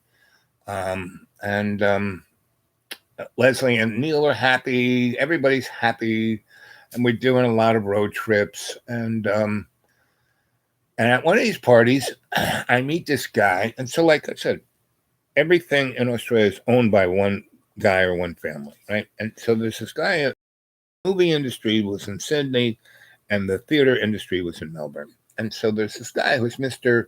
You know, Joe Papp, and he, heard that I was Mr. Theater and Mr. Disco, and he says, I have this theater that's really an old theater, and we have piano and a piano dimmer system. It's these big, gigantic Variacs, and they're all lined up, and it looks like keys. They've got black knobs and white knobs, and so it kind of looks like a piano keyboard, but a really gigantic one, usually length of a wall. And so I want to, put in a Variacs, get rid of the Variacs and put in SCRs, and some, they tell me that you can actually manufacture this stuff. And I said, yeah, no problem. Let's show me the job. So I go in there and I look at it and said, yeah. So I said, they have these books that they're like telephone books that tell of people who make this, that fabricate that, and pretty much in those days before the internet was really widely used, these books that like a Chitlin manual, So I said, so I'll go to the library, and I found the book, and I was looking up different people who fabricated and manufactured things, and so I found some guy who could, do electronics, and he had a shop, and he had all the stuff on the shelf, and I went there, and I said, we sat down and draw out circuit diagrams and what I wanted and how I wanted it, and so he manufactured it, and I told the guy with the theater, so to manufacture a lighting board that it will do all of this stuff, that will be better than anything you could buy, I will charge you to fabricate it $5,000, right? And he said, oh wow, that's when I looked up what I'd have to find some other, and he let it slide. So I found some, there's this one company in Sydney, they wanted $30,000. I said, yeah, I think five is, you're getting off on this, right? Well, the guy who was fabricating it for me wanted $500. So he finished it, really pretty quickly, because it was, semiconductors is really not a big deal. I mean, people in those days thought it was like magic. And he had everything on the shelf. He didn't have to buy anything, right? And so he did that. He did it like in a week. And because he did it so fast, I said, okay, I'm going to pay another $500 because I want you to. And I said, listen, I am selling it to this moron for $5,000. And that's why I'm giving you an extra $500. And I want you to come help me 3 days. And I'll pay $100 a day. So, that's $1,000. So you're making $1,300 when you were just going to make $500. So it's no problem. You're being more generous than anyone is. So this is good. So, and then I said, and I brought this, the vice there, and I said, I take pictures. I take pictures of everything. So I showed him pictures of it, and said, here it is, ready to go. And to do the whole job, I want $10,000. And he said, oh, that's still good. They were going to charge me $30,000. And I said, okay. So, and it took us 2 days. And we really didn't have to do much, because, we had banks of SCRs and then the controller. And, he made, we just kind of, and we went there one day and he measured where this thing was going to go. And he made like a rack to put things on. And we just went there and screwed the rack to the wall, put the SCRs in the rack, and put the board right in the window so they could see the thing, and wired it up. And it took us no more than 2 days. And bingo, bango, everything worked great. And so we got $10,000 for about a week and a half worth of work and about $200 worth of hardware. And he got $1,300 for, 8 hours worth of work for him, and $300 worth of hardware. So anyway, everybody was happy, and that guy was just enthralled that he now had this super duper guy who could do anything he wanted for his theaters. So he had me go around this, and I found a couple of friends of Neil's who were younger, and I was turning them into electricians. They were doing going up on ladders and running pipe and doing stuff. So we kind of fixed up a couple of it. And then he had this building he bought. It was a mud flood building. I mean, straight up mud flood. Gilded Age building, and it had the mud line right on it. And one of the old guys told me about the mud flood in Australia. So that's when I first heard about that. And Taurian or Taurasian or whatever that my friend talks about, that hidden civilization that was still around 200 years ago. But anyway, so, and all of that was in Melbourne in a big way. And so I'm turning this building into a disco, and again, I charge them lots of money. I get lots of these different people, artist friends, to work on this thing. And so they got, we spend maybe $100,000 to turn it into really, whereas, Xenon costs $20 million, but, they made that back in less than half a year of running that place. I mean, they made a lot of money out of Xenon. So this guy, $100,000, not so much. And so everyone got paid really well.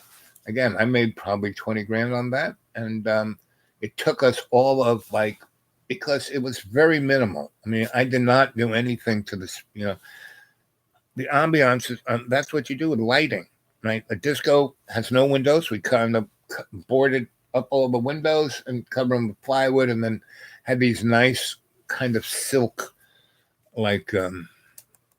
padded things over the windows to cut, to absorb sound. But we kept, and the dance floor, it had beautiful wood floors. We just sanded the floors till they were beautiful, and every kind of crappy thing we just covered it with plywood and put these cushions over them, and the real effects came from the lighting. I had all the pin spots on the ceiling, so there'd be pools of light everywhere on the bar and tables, and where the stairs were, and everything else was dark, and had some other task lighting, and then the rest was pretty much lights. And it was, had a lot of mirrored balls. I found a guy who did mirrors, and I showed him what I wanted and how I showed him how to do it, and he was like, "Wow, this is easy. I can do this, no problem." And I got gigantic mirrored balls for $20 a piece, and it cost him $3, and so he made me about 20 of them, and so pretty much that was the lighting. And there was a stage. I put stage lighting, so they had bands that would be lit up, but everything was task lighting and these mirrored balls. That was it, And so the whole place was just a cacophony of mirrored ball light, and I had them running in different directions, so they were going every which way. And I also had super bright, and I got these parabolic, aircraft landing lights, super bright pin spots, right? And so I had white ones, I had red ones, and I had blue ones. And basically I had a synchronizer that would turn, flash, white, blue, red, black, blue, black. And I had 4 circuits on each of those colors, and they would blink at different things. So the ball things were red, white, and blue, but lots, not just all white or all this, and sometimes it wasn't. But I had a synchronizer, a mechanical synchronizer, that would switch those circuits in a very random kind of way. So that was kind of interesting, but extremely easy to do, and it cost me, I don't know. I mean, the real expense was more my friends who were, the real expense was the fire escapes. That was real, and I charged that separate from the decoration of the place. So, all in all, it was $100,000, and it probably cost us, the contractor, me, the contractor, and the labor guys. And the labor guys, I paid them X amount every week. It took us 4 weeks. So I gave them probably each maybe $1,000. And then at the bonus time, I gave them another $1,000. So everybody was blown away. They made more money in 6 weeks than they ever did in their life. And they were artists, and they went to college, and they did all this stuff. And it was truly amazing, right? So, and the guy was super happy. It was the most amazing club in Melbourne. And I was the disco king who came from America to do this there. And, so it's like just, the fifth month of being there, and I had like a lot of money. It's like, okay. And so the big opening happens, and everyone's, and the guy, and in Australia, it's very interesting. They all want to be Americans, but they hate America, right? So they, were, anyway, all the Richie rich friends were like, oh, you're that guy, blah, blah, blah. My wife is, Don's really enjoying the attention, and the guy is getting drunk because he wants the attention. And so, but he does, he likes to, I own this man, me, right? Because all these people own these people, right? Anyway, so there's this girl who I was part of my team, and she's there, and she's a real sexy girl, and he is all over her like white on rice. And he is really being obnoxious, and no one is stepping in. So I kind of walk away from all the rich people, and they kind of follow me, and I just grab him and swing him around. So do not, this woman's trying to get away from him. She's telling you no, leave her alone. I want to rape her. And he's drunk. I'm going to rape her. I said, no, you are not going to rape this woman. And he's a big fat guy, and I'm not, he's like twice as big as I am. And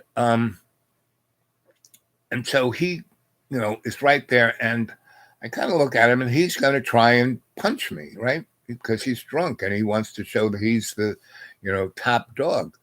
So what I do is I step really close to him and step on his foot, and I grab his coat across my chest, and I just pull him this way because I'm standing on his foot. His leg isn't going to move.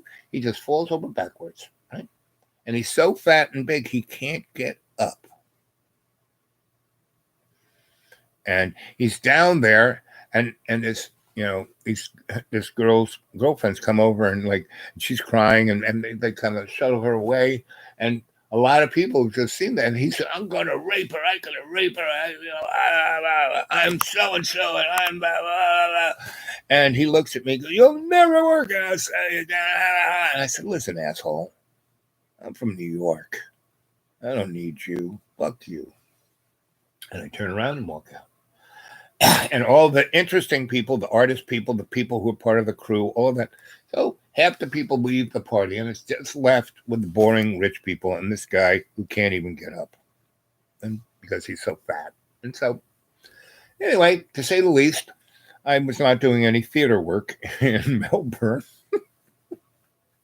And so a friend of mine, a friend of Neil's, said, why don't you come to Sydney? And I got some, you can get into movie work, So I go up there, and we all go up there, and we stay at this guy's friends, and they're working on putting together the Mad Max franchise thing, right? So they're getting crews, and they're testing characters, and they're fooling around with video, and I'm Mr. Video, and so this guy was telling me, I'm working on this thing, and they want to do the video. Well, they make the movie, so they're gonna have to do the rushes, and they can watch the video. And I said, well, yeah, I've done that. I was part of Naboth and Ivy, and IATSE, and I used to do that.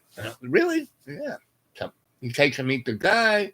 I start working there and doing stuff, and we're just shooting with the video people so they can have it on things to, maybe you play this role, maybe you play that role. So, the audition tapes, right?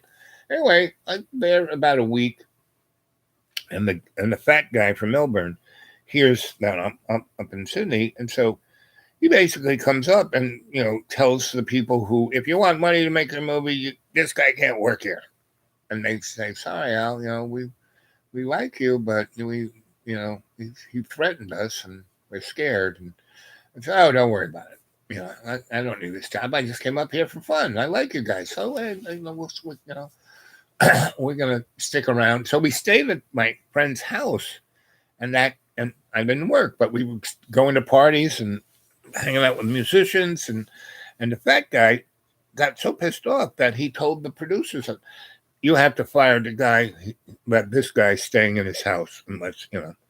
And so they, told him, and that guy had a pretty important part of making this franchise, and so they said, "Well, this guy's threatening us, unless you tell those people that they can't stay in your house anymore." And so, he can see you can't stay here anymore. And I said, "No, don't worry about it." Like I still had some serious, and Neil had his, he did pretty good by being the most famous cartoonist in Australia. So we go and check ourselves into, the nicest hotel in Sydney and have a really good time. And the guy is just losing his mind because you can't tell the hotel guy that, he has no real power because they have nothing to do with theater or filmmaking or any of the stuff this guy has power over. And so he just, "I'm going to get you and your little dog too," So anyway, I'm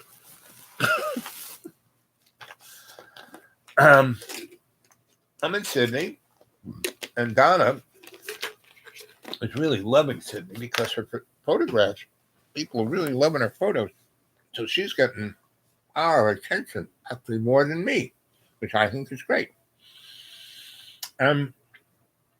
So what happens? We go to this party of all these photographers and stuff, and I meet this woman named Punch Hawks, who's a photographer, and she's everything. She's brilliant. She's great. She's amazing. And she comes over to me, right? And she's she goes, "I heard all about you, what you did with that fat turd and how we came up here and all this." And then she goes, "That's really amazing. I love the way you don't care." And I said, "Yeah, I don't care. I don't need, I got, I'm fine, and I'm having fun. That's all I care about. All I really care about is my wife being happy and my friends here being happy. I'm meeting new people like you." And so we spent the whole evening talking about carnivals because she was getting her PhD and her thesis was about theater and the carnival and that whole thing and how it goes. And she was amazed that I knew all about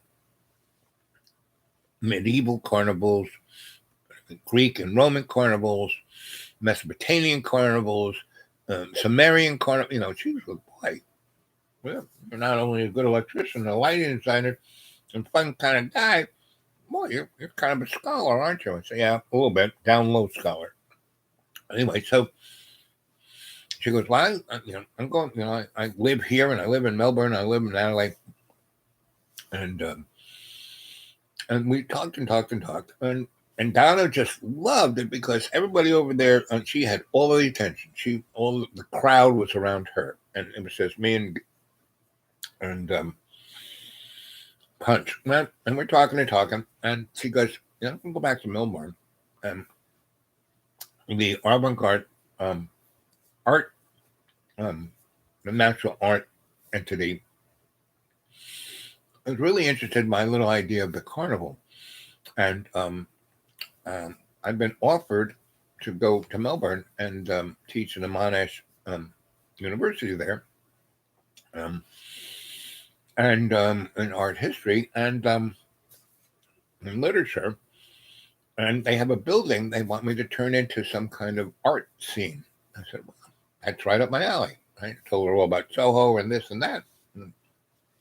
So I'm Jay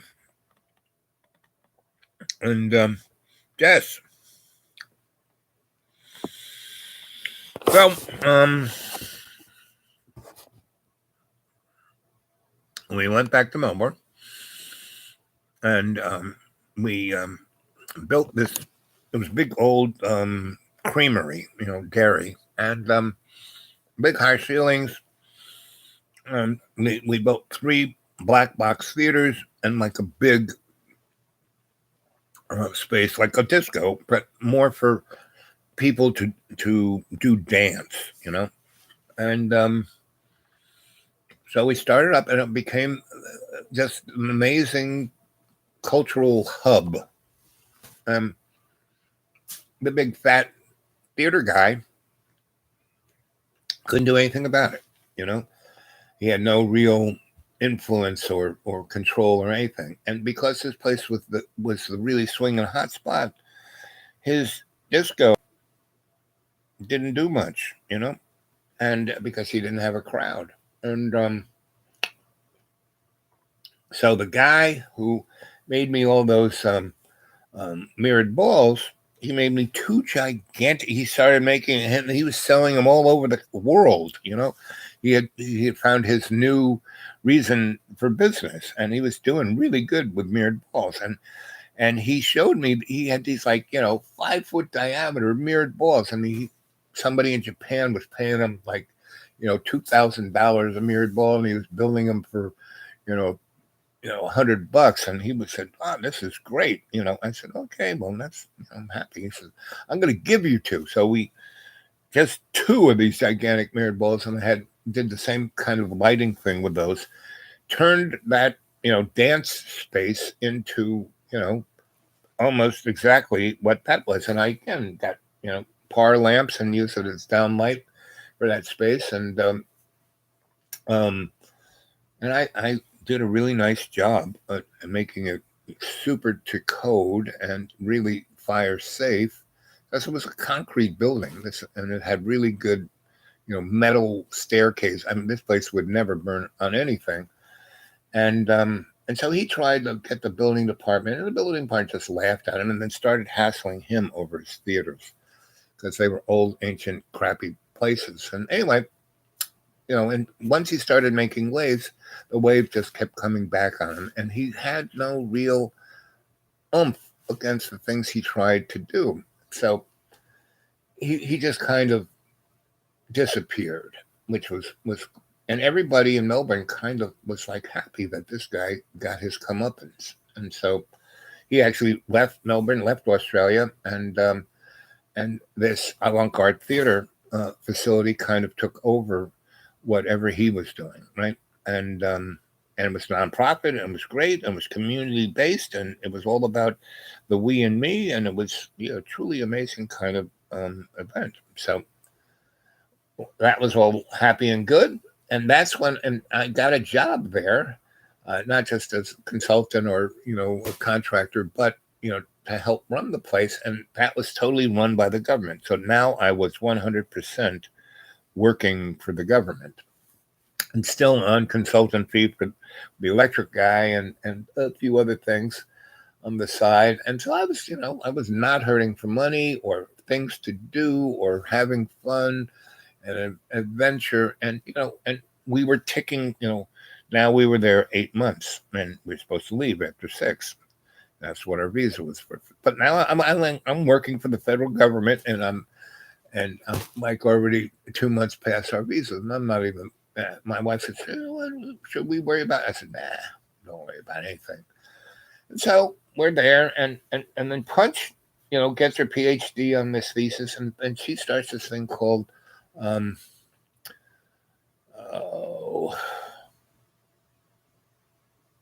was the name of the circus?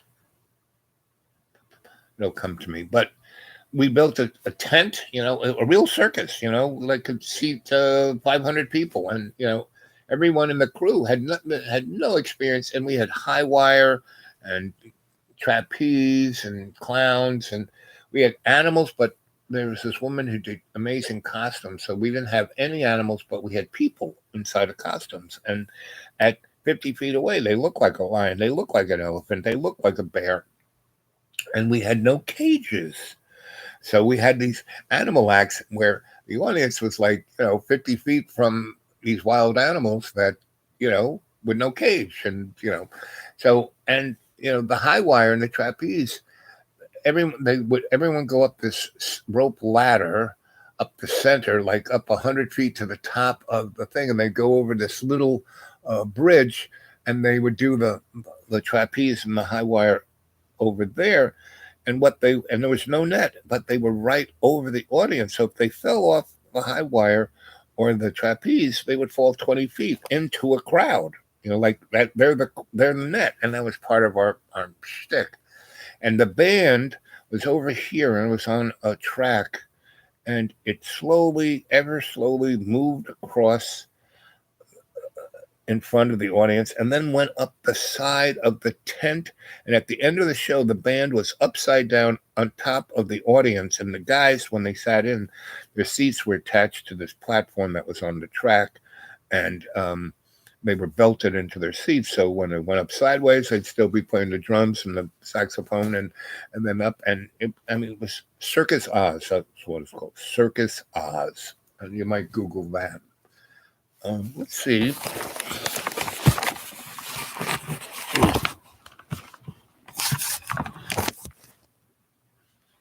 Where is my? Oh, there that was.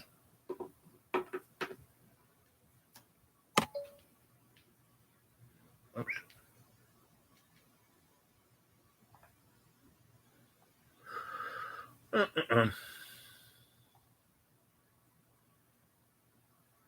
Australian artist Punch Hawks.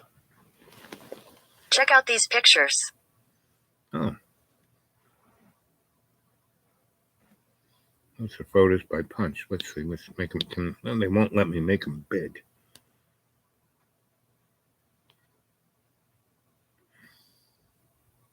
So there's one of her paintings, her drawings.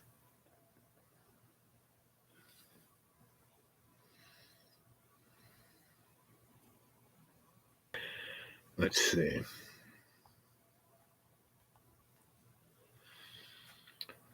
Artist Punch Hawks. Here is information from Wikipedia. Let's see. No, not this, not the right one.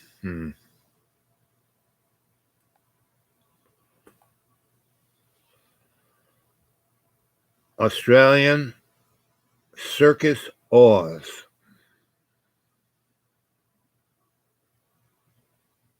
Oh, there it is. Circus Oz.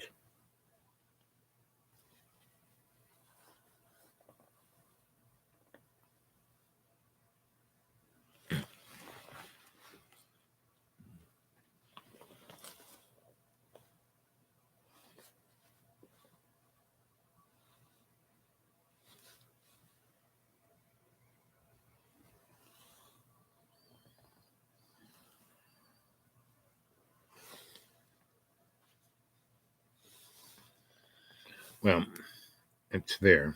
You go on. Yeah, there we are. Look at that. Let's see. Can I make that picture any bigger? Yeah, there we are.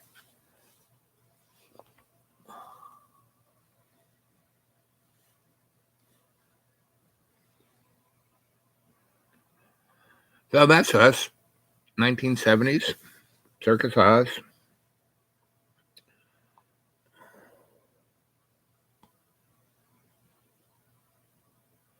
There's our logo.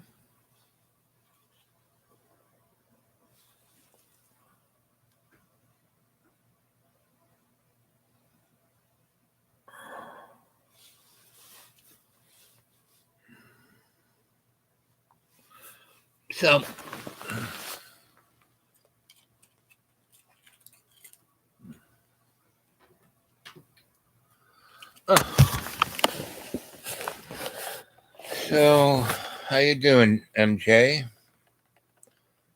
Let's see, Circus Oz. Whoa, that's cool. Yep. So we did that for a year. We traveled all over Asia. We went to Philippines. We went to New Zealand. We had our own circus. I mean, and none of these people were most circuses are circus people. We all taught ourselves how to juggle, how to ride unicycles, all the above. I was the only person in the circus who couldn't juggle. My wife could juggle. I could ride a unicycle, but I couldn't juggle. I don't know what it was, but anyway, we had a great time, and they were a great bunch of people, and they all, half those people went on to be part of the, Mad Max scene, and then a lot of them went on to New Zealand and worked on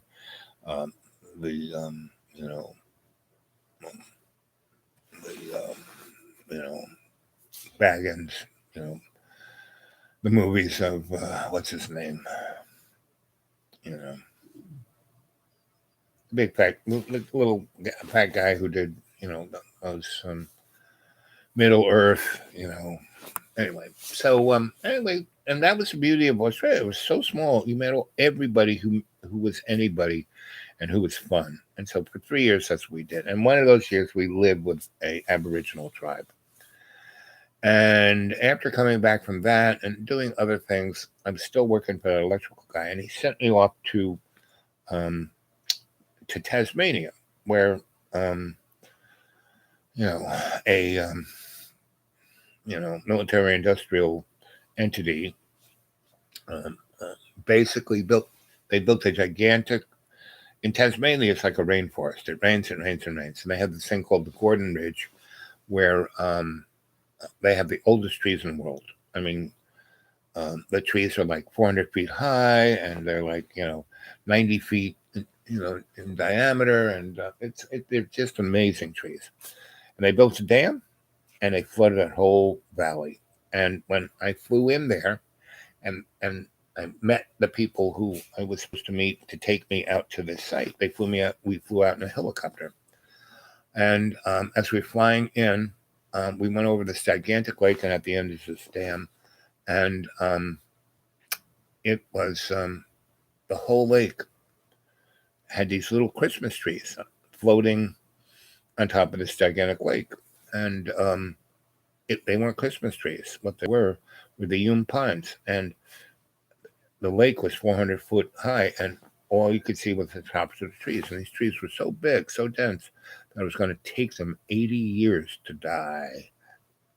And because it was 40 foot deep, the pressure on the base of that tree was amazingly, like 8 zillion psi. And yet these things weren't, it's going to take them 80 years to die. And so they were going to be and I could feel the pain that these trees were going through. This whole place was super psychic. And the Aboriginal tribe that lived there, like when, first time we went to Tasmania, Leslie's aunt was there, and she was an artist. And we went there, and in the middle of the Christchurch, I think is their capital city. And there are a lot of Christchurches in New Zealand and Australia. Anyway, so in Tasmania, the capital is, I think it's Christchurch. And they had a statue of the last Aborigines.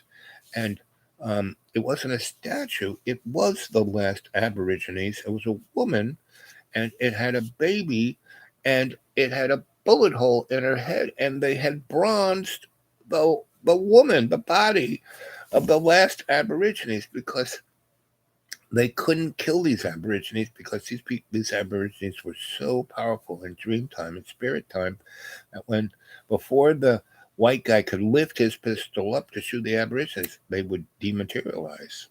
And so the only way they could kill them all was they kind of started part of their forest on fire, and pushed by fire into a corner, and then just started shooting every which way, and then the bodies fell on the ground. And the last one to fall was this woman with a baby, and she fell in the water. So the first night we were visiting Leslie's aunt, we were staying in her house, and for some reason, Donna, because of her sensitivity, the kind of criminality and horror and tragedy that was there, which is not told to anybody about, she could feel it all. And she was just going nuts. And honey, what's wrong? The baby's, I don't know. Just like that. So we tried to go to sleep, and we went to sleep, and we both had this terrible nightmare of being this woman getting shot in the head with a baby at her breast, falling into the ocean, everything on fire around. And then pop up, shot in the head, baby at the breast, falling in the ocean, fire everywhere. And we all night long, that's all we did, bang, bang, bang. When we got up in the morning, it was a beautiful morning, and we were like, and not only was my wife that way, I was too. And we kind of came downstairs, and a woman looked at us and said, "Oh, you've had the dream." And we said, "What?" And she explained everything about the history of Tasmania and how it was. And she goes, "You think America's slavery was bad? Tasmania was like, it was like worse than the Nazis." And she goes, "This place is still, you know, possessed by this energy, and the only people who can live here is people like me who are artists who are kind of touched and not worrying and not anxious and not, wanting, a bigger car, a bigger house, and I love this place, and all those spirits love me, and we get along fine. So I never have the dream. But if I have a bad day, if I have an argument, if I feel rotten, I have the dream. So that's what keeps me from, always being nice, because if I'm not, I have the dream." And oh, okay. So that was like, we were there maybe a year and a half when we did that. So this is now a year and a half later, and I'm coming to represent my electrical engineering client. And so I go there, and they have built this dam, and they built a hydroelectric facility, and we fly in, from the airport in the capital to on this helicopter, and we go across the lake, and there are all these. I said, "What are the Christmas?" And the guy tells me that no, that's the top of the Yum pines that are 400 feet high and take 80 years to die. And he said, and it's people say that they can hear them screaming. Oh, I don't hear anything. Anyway, so we land, we get out, and I'm escorted into the site, and everything is underground. I mean, underground, like a missile silo, and it looks like it's straight out of 2001: A Space Odyssey. Anyway, so it's punch list time. So they showing me everything, and we're going through the punch list, and I'm looking at it, and I'm wearing my clown suit of my shorts and Hawaiian shirt and floppy hat and my beaded handbag, and they're just like, "Who are you? How did you get here?" And I had I had my card, and I had my ID, and I had my little paper from the government that said that I'm representing the corporation who built this place. And I'm here for the, it said right there in the contract that I represent these people, and I am the punch list guy, and I'm not going anywhere until they sign off on this, right? So it's like right in their face. And, they are like just constantly, who are you? What? And I know exactly, I've already looked at all the blueprints, what the thing is. I already have the punch list. We're going through it.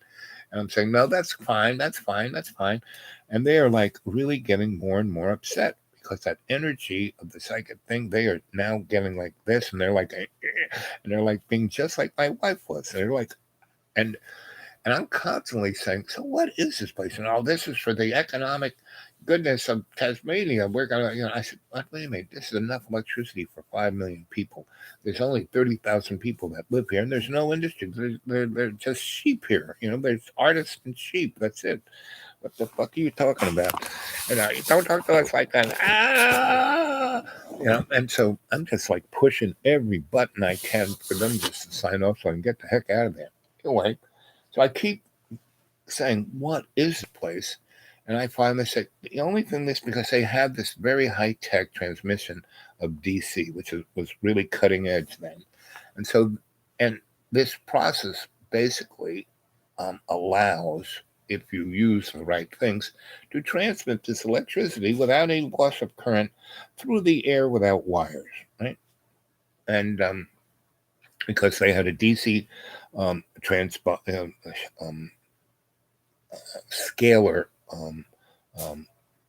transponder, and so of a gazillion volts, and so I said, what this looks like to me is that this is being used to transmit current to nuclear submarines to be the drive, and that the only thing nuclear on those submarines are the missiles. And this one guy who's like high up in the scene goes, "Who are you? Where are you from?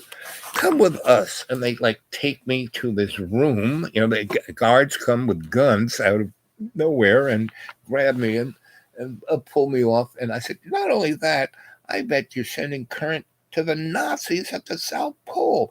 And that's when they really lost their shit and just threw me in this room. It was like a padded room, and there are no windows, no sound. I could barely hear myself talk. And, I'm in there about 20 minutes, and I go, oh boy, I got myself in it this time. No one's ever going to find me. And so I just sit there and I start meditating. And again, my friends, from the outback come to me and say, "Oh, don't worry. You want to go home? You're going to go home." And as soon as I open my eyes, the door opens and this guy comes in with a really nice suit. I mean, and like I said, he looks like he's straight out of 2001. I mean, it's not a regular suit. He's got this kind of interesting white collar, no real tie, but the suit is like real, and he looks like Santa Claus. He's about 60 years old. He's got a nice white beard. He's got nice white hair. He's smiling. He's got the rosy cheeks, and he goes, "Ow, ow." So he goes, "You overstated your visa by 2.5 years. That's a felony here in Australia." I said, "So what do you want? Put me in jail? I'll be here some more sometime. You don't want me here." And he goes, "This is true." And I said, "By the way, that 2.5 years, I worked for you that whole time. If you didn't want me here, you should have said, 'Get out,' then, not now." And he goes, "Yes, it's not your fault. We made a mistake. It's all water under the bridge. But you have to leave now." I said, "No problem." And he goes, "So when do you want to go?" And I said, "Well, first I have to get back to Melbourne." And then he goes, "You have to get back to your wife, Donna." And I said, "That's right." And so, I mean, this guy knows everything about me. And I go, "Well, I got to say goodbye to a lot of people." And Donnie goes, "No problem." So, "Are you ready to go now?" I said, "Only if." He goes, "Oh, yes." And he pulls out this folder. "You can take this to your boss. The money's already been wired into his account, but you won't be working for him anymore." I said, "No problem." So I said, "That's fine. I'll take that." He said, "Yep, you take that. You give it to Oscar." I said, "Okay. Yep, no problem." And so he goes, "You ready to go now?" I said, "Ready to go now." And so we walk out. And there's nobody around. Wherever we're walking, there is nobody, right? And we go outside, go up this elevator, we pop outside, and there's a helicopter waiting for us, right? And blah, blah, blah, blah, blah, blah, blah, back to the airport, and there is a Gulfstream waiting for us. It's his plane. We get on, flies straight to Melbourne, right? And as we're there, we're having a nice little dinner of lamb and potatoes, and we're drinking cocktails, and he's, regaling me on what I've been doing in Australia, and he's just laughing about all the things I've done, and he goes, "We'll really miss you. You've been really a great font." And he goes, "So, when you were involved with Jimmy Bantry and the Aboriginal rights movement, right? And the Queen came, and you guys pissed her off, and then we declared martial law, and everyone got arrested, but you? You ever wonder why you didn't get arrested?" And I said, "No, I thought I was just lucky." He goes, "Well, you are. You are one of the luckiest bastards I've ever met." So we're coming in. He said, "So how long are you going to be here?" And I said, "I don't know, a month or two or three or four or five." It was, "How about 2 months?" I said, "Fine." And so as we're landing, he kind of pulls out an envelope and slides it over to me, and there's $5,000 in there. And he goes, "You're going to get one of these every week until you leave. And you can't stay here any longer than 2 months. And if you leave sooner, we're going to give you, 2 months of $5,000 a week. And you could leave next week and we'd still give you that." And I said, "Okay, that's nice." And I said, "So I have to go to Sydney, and because my wife is there, and we'll be, and he said, "Okay, no problem. You want to fly? You can get on this thing, and I'll fly up there, and I'll fly you back." I said, "Okay." And he goes, "Anything you want." He gives me this card. This will ring, and wherever I am, I will answer it, and I'll talk. I'll pick it up. You won't be getting an answering machine." I said, "Okay, that's really nice." And he goes, "If you run into any kind of trouble with anybody from the government, you just show them this card, and they will say, 'No problem.'" And I said, "Okay, that's very nice." And I used to call him Santa, And so because he said, I said, "So what's your name?" And he goes, "Santa." I said, okay, Santa. So anyway, and there was no name on the card, but there was this office and a code number and a telephone number, and that was it, right? And so, you know, I took the Gulfstream up to Sydney. You know, stayed there a week, had a fine time in a fine hotel, and went to. Yeah, and by this time, Donna was like the toast of the town, and so she just took me around with her, and it was loads of fun. And we went and visited the movie people, and said goodbye to them and a few other people. And she said, "We're going to drive back," and it was like, you know, an 18-hour drive from Sydney to Melbourne. And I said, or 9 hours. It was a long drive on dusty, crappy roads. And they go, "Oh no, we're going to the airport." I said, "We're going to the airport?" I said, "Yeah." And we you know, we were at this hotel, and I called this number, and Santa answered. I said, "So we're at the hotel, and we want to go. It's the Gulfstream." He said, "Tomorrow. How about tomorrow? I'll have it there tomorrow, and I'll have a car pick you up around noon. How's that?" I said, "Fine." No, I said, "We're going to go tomorrow at noon. You know, so let's go out to dinner and let's have some fun, and we'll have breakfast here, and then at noon we'll send a car." So send a car, yeah. So send a car. We drive it straight onto the tarmac, right to the airplane. She goes, "We're going on this." What? Yep.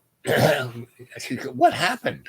And I said, "It's a long story. I'll tell you after we're at a place where there's nobody listening."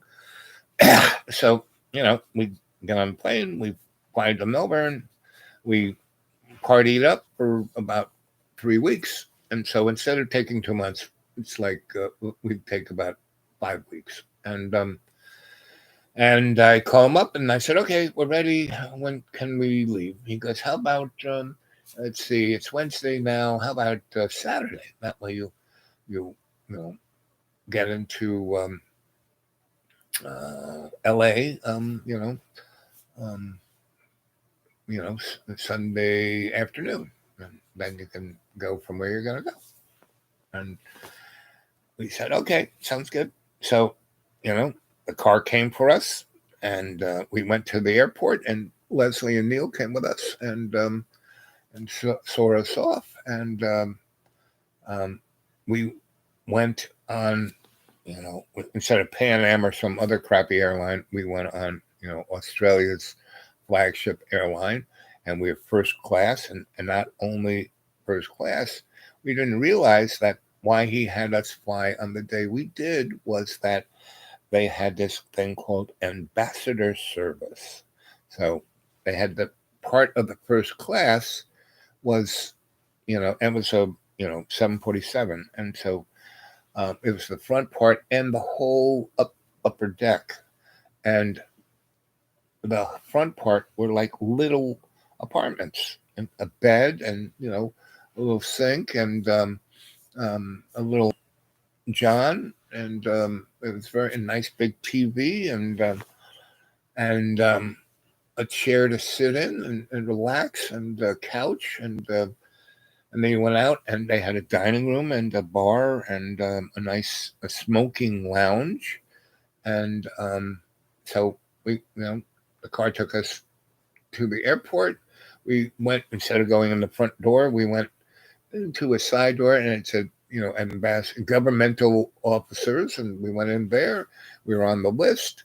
We went upstairs. We checked in, and it was no big, you know, nothing like having to be at the airport, no security, no nothing, you know, as long as, you know, we had our passport, we had our ticket, and I had this letter from this guy, and from Santa, and saying everything's cool, these guys are great, there's not, you know, we're not upset with them at all, right? They're number one people, we love them. So we get on the airplane, and it's like ambassador service, and you know, there's a little button, and there's somebody right at the door giving you whatever you want. And when we're about to go through the gate, they give us this like really nice bag, and in it there's like little slippers and things to put over your eyes, and creams, and all kinds of really great little stuff that you might need on the toothbrush, the whole thing. And we get on the airplane, and we have a beautiful dinner, because we take off around in the afternoon, and we have little cocktails in our room and little nashi stuff, and then they say, "Oh, you can come up for dinner," and we have our little table, and we have dinner, and then we hang out at the bar, and we talk to the other. They're all like really rich people, really powerful people, real ambassadors, governors, all kinds of folk. And we're talking, and I'm reading people's palms, and I'm reading the thing of life, and a few of the older guys are talking to Don because she's the youngest chickadee there and really cute, and she's telling him what she's done, and she's got her little photo album, and wow, this is interesting. You're a real artist, blah blah blah blah. And so we were like the entertainment for that 16-hour flight, and we flew straight. I couldn't believe that we went from Sydney to LA. We didn't even stop at Hawaii. That sucker had some real serious gas tanks, and so we landed. And because we were in the ambassador thing, we didn't. We just got off, and because we had American passports, they showed it to them, and we just went into the air. We went out this hallway and down this escalator and into the main concourse.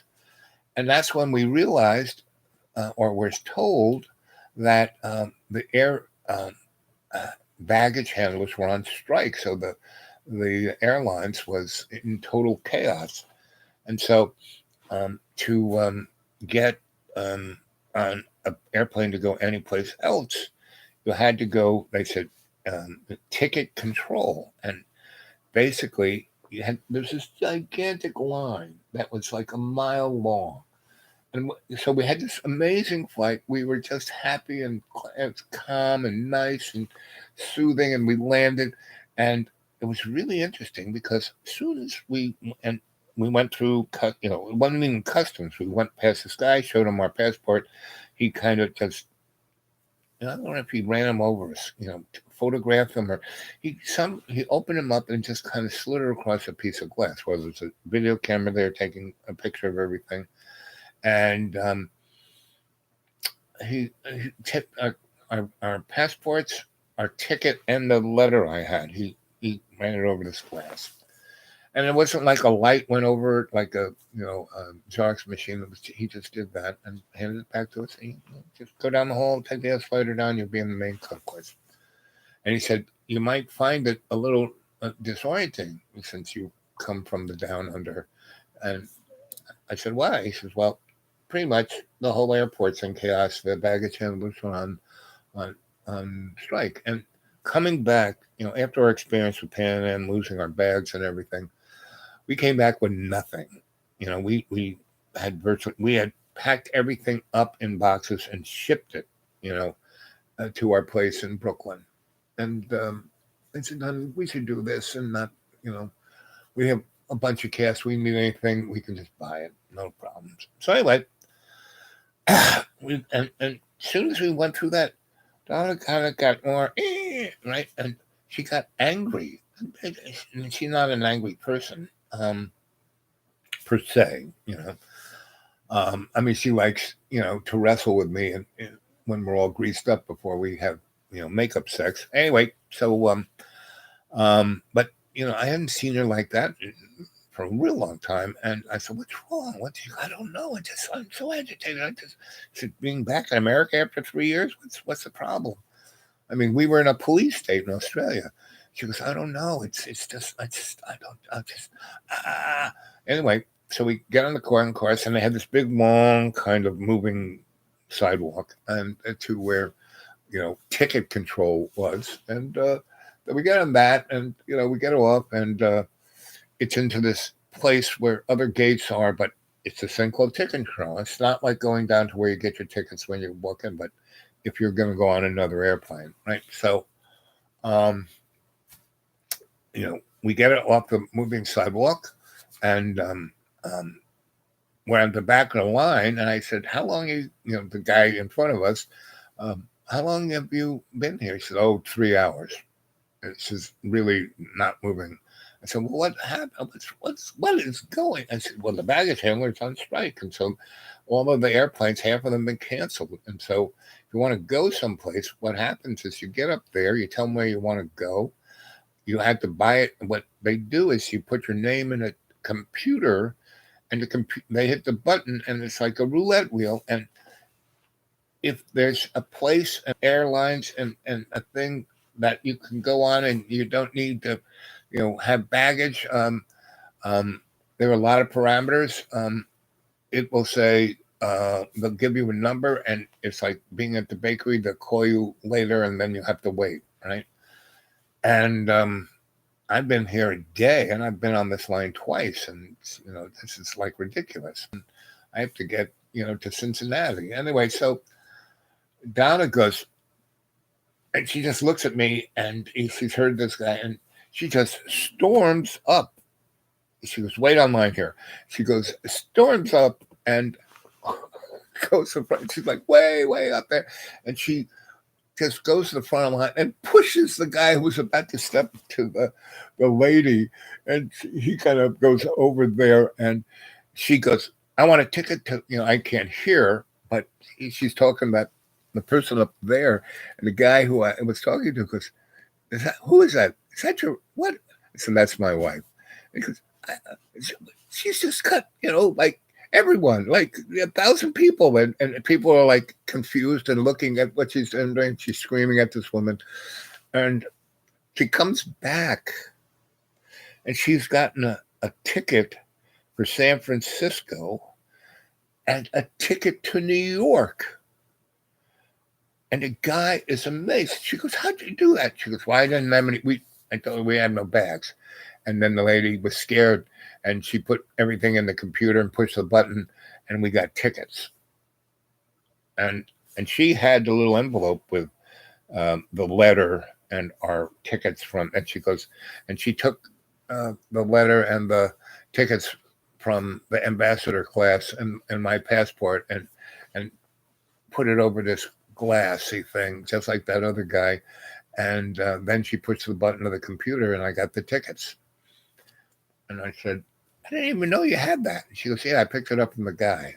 I said, I was going, what? And so she hands me a ticket. You go back to New York and get things together. I'm going to go see Yvonne, and I'll be back in a week or two. And I said, okay. And I went down, and I went into a bar and had a drink and a cheeseburger, and looked up at the TV and said, oh, I should kind of mosey over to my gate. And there was nobody there, And I kind of walked to the gate, gave the lady the ticket, and she goes, plane's going to be leaving in 10 minutes here. I said, where is everybody? She goes, well, no one's got a ticket. The thing they got set up is just, I don't even know. Anyway, she was just confused, and she said, you can go on. And she goes, there's nobody in the plane, really. You can sit in first class, You can take any seat you want. Okay. So, I went on the plane, sat in the front row where I had plenty of leg room. It was still early in the morning. We're going to leave there by, about 11 a.m. So it's going to take about 4 hours. So we'd be pulling into New York around 2, 3, or 4. So it'll be sunny. And so, I'm in the airplane. I have a few drinks. I have another couple of meals. I mean, the lady gave me like 4 different meals. And she goes, well, we have steak, we have lobster, we have roast beef, we have fish. And I said, well, let's start out with the lobster. I had that. And she gave me a bottle of wine. And she sat there and talked. I read everyone's palm, all the stewards and stewardesses, and the captain, I read his palm. And there was virtually no one on that airplane. It was like unbelievable. And so, I mean, for everyone who's so freaking desperate to get out of the airport, there was nobody on that airplane. And I mean, there were a few people. And what was truly strange was I was really the only guy in first class. And I had, just a regular ticket. And they said, oh, you can sit anywhere. And they were like, I looked back in the, the second class section, there were like maybe 10, 20 people back there.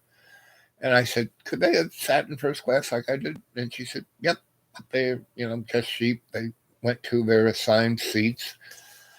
And you're an interesting guy and you're not a sheep. And that's why you're eating lobster and steak and roast beef and duck. And because I had like 5 different dinners, and a bottle of wine and a couple of, Jack Daniels and some Irish whiskey. And I wasn't feeling no pain.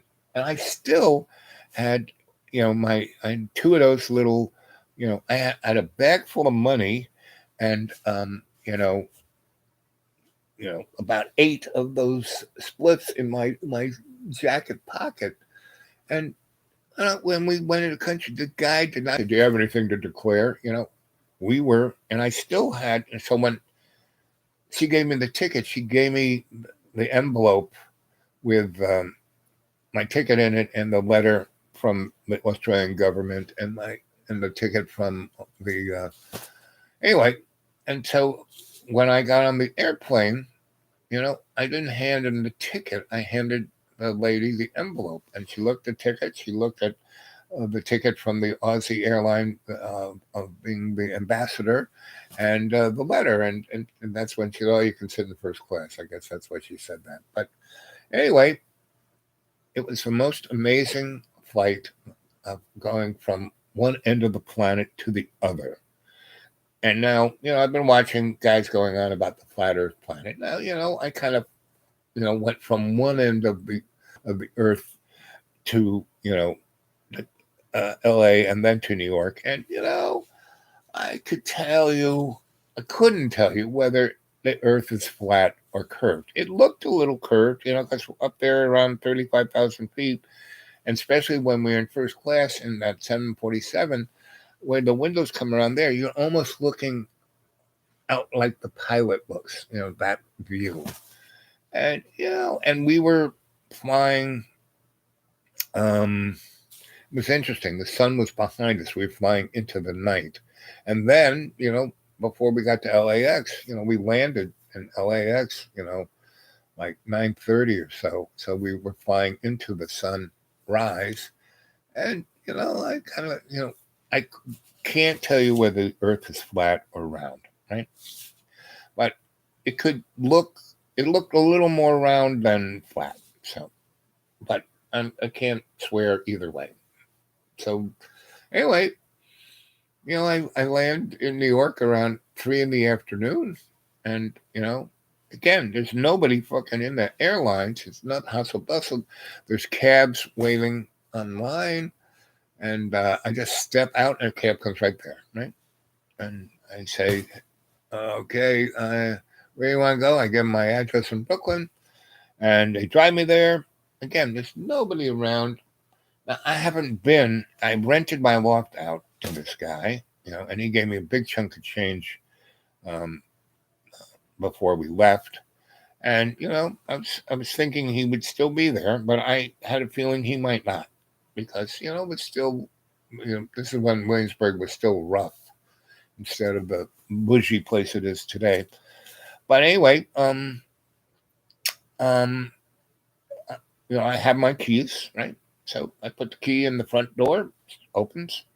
Elevator is not working. So, because it's Sunday and, no, it's Saturday. So, it's the weekend, whatever it is. And, so, and I could have jumped down the elevator, but I don't have my flashlight. I didn't have my little tools to jump the elevator.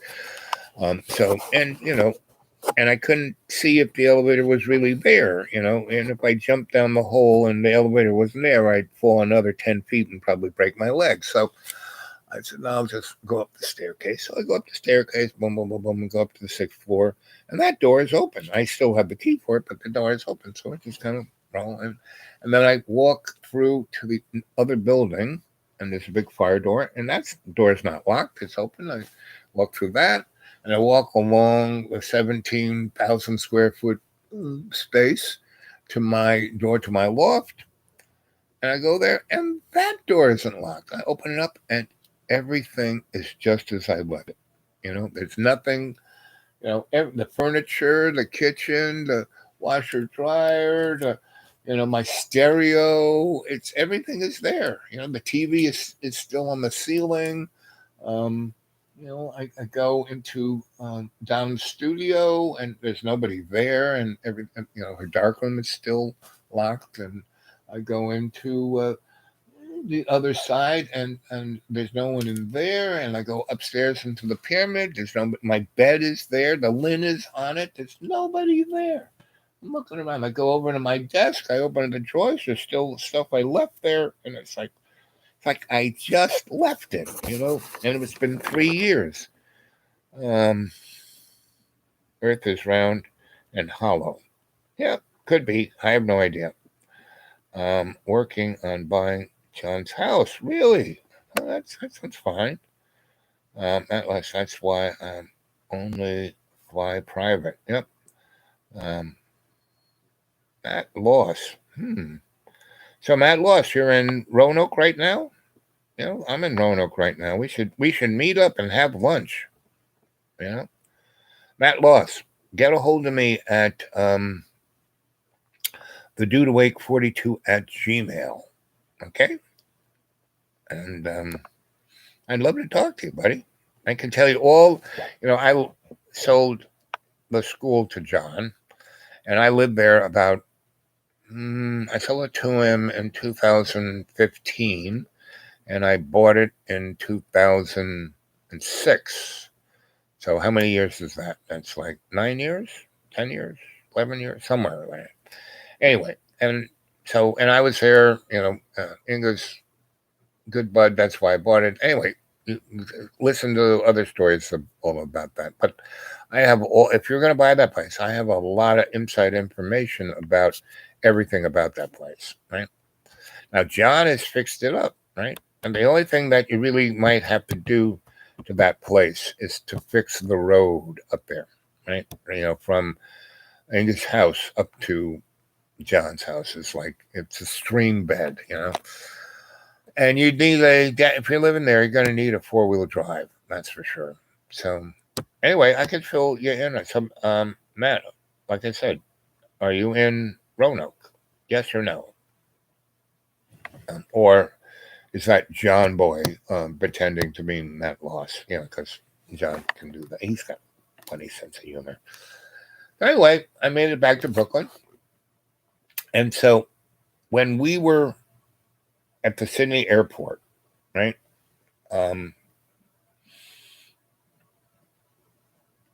I noticed these 3 black guys, right?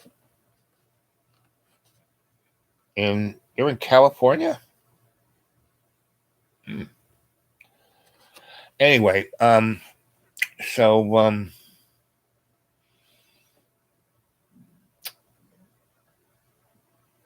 I saw these 3 little black guys, and they were dressed as cowboys. A cowboy hat, cowboy shirt, cowboy pants, cowboy boots. And I looked at this one of these little black guys, and he smiled at me, and he took his shirt, and he lifted up like that. And he had 6 wristwatches on, right? And he looked at me, and he said, "Dream time." And, then I went off to,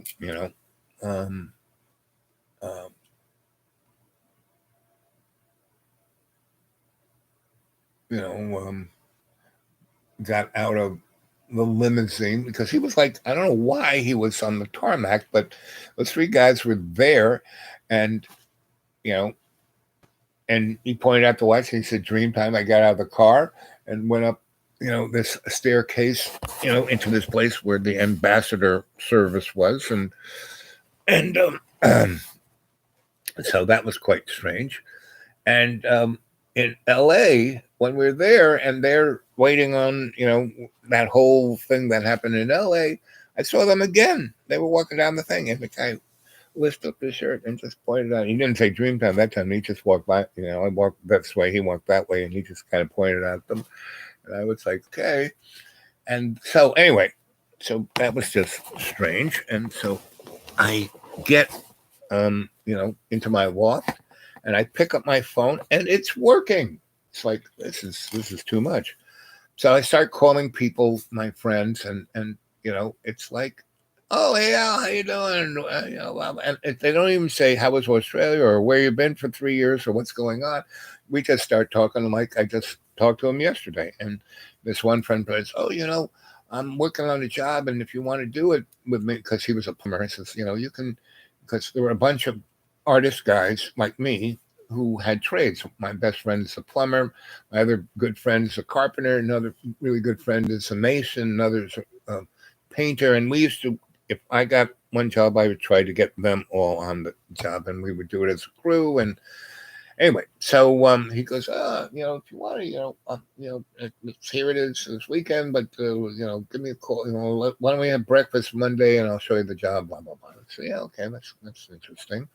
So I'm calling lots of different people, and I call Lucy Lepard, who started and ran Printed Matter, and she and I and a few other people through Collab did this thing called Art on the Beach. And when they built the World Trade Center, they took all the dirt out of that and they made a landfill that was almost a mile long and a third of a mile wide. And they were going to build high-end condos so people could live in them and just, take an escalator sidewalk into the World Trade Center and work there, right?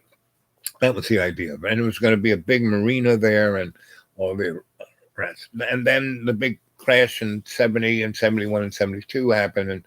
And so they never did that for a good 15 years. And so that was just this big beach, right? And so when Collab was doing, when we were well known and we're doing lots of different things, and we could virtually much do whatever we wanted to do in New York City, because we had such a good track record and everything we did was amazingly successful and just looked really good on all the New York politicians' resume. Anyway, so Lucy had this idea and us and Collab put it together, and I helped, do events there. I was Mr. Event, and we did a gigantic anti-war and anti-nuclear rally there, the No Nukes rallies we did there. And we had half a million people. That was the last big rally I did, because we brought all these people and we spent $50,000 making these packets. We had 100,000 of these packets that we gave. And if you wanted to go home and organize everything you needed to know and do to do something of social good was in this packet, right? And that cost us $50,000 to do that. And we had 500,000 people there, and only 50 of those packets were taken. And that's when I said, fuck this. These people, it was a free concert, and everyone thought by coming to hear Jackson Browne and the Boss sing that they were doing their thing to stop nuclear war, please. So anyway, that was the last big hurrah I did there. But I kept doing other fun things, Art on the Beach. And anyway, so I called up Lucy, and she was like, oh, wow, you're back. I said, yeah. I said, well, how's Australia? I said, really good.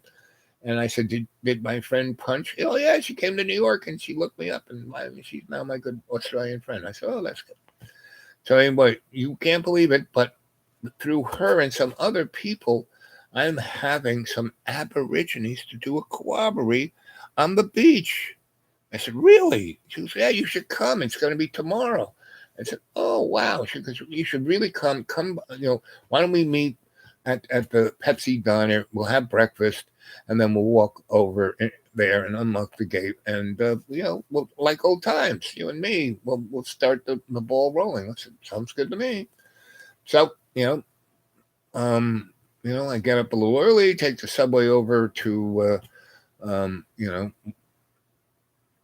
Brooklyn Bridge, and walk up to the Pepsi Diner, and she's there waiting. We have breakfast. We walk over to the World Trade Center and the landfill, and unlock the gate, push it open, and set out, put up the little tent and put out the table and the chairs and a few other things that we normally did. And then this car showed up, and these two white folk who were obviously Australian kind of diplomats or, arty people, or, like, somebody who was representing these guys, and these three black little guys in cowboy outfits and little suitcases, and they all had red Samsonite suitcases. And a guy walked up to me, lifted his shirt, and he had the 6 watches, and he smiled. Dreamtime. Good to see you. And that was the guy I saw in Australia. That's the guy I saw in LA. There he is. And he went into the little tent. He tried, and he put on his Aboriginal garb. And then, I sat in there, and they had their instruments. They had the sticks and the rocks and the twigs and the other things that in their little thing that's like a flute. And they said, sit around there was no fire in the tent, but they said, sit around the fire. Let's go into Dreamtime.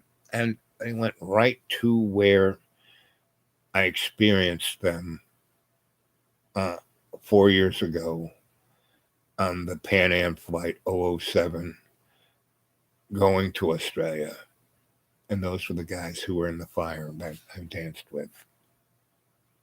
And that's the end of the story. 6 hours, 6 minutes, and 6 seconds. Well, I hope you guys enjoyed that. And Matt, gotta be vaxxed and waxed. Sound games you want in. Let's see, Matt, gonna let John live there free for a reality web show. Good idea. Well, I'm gonna go see him Sunday. I'm sure I could. Pay me enough, I'll be part of the show. Earth is round and hollow. Yep. And reptiles live in the hollow part.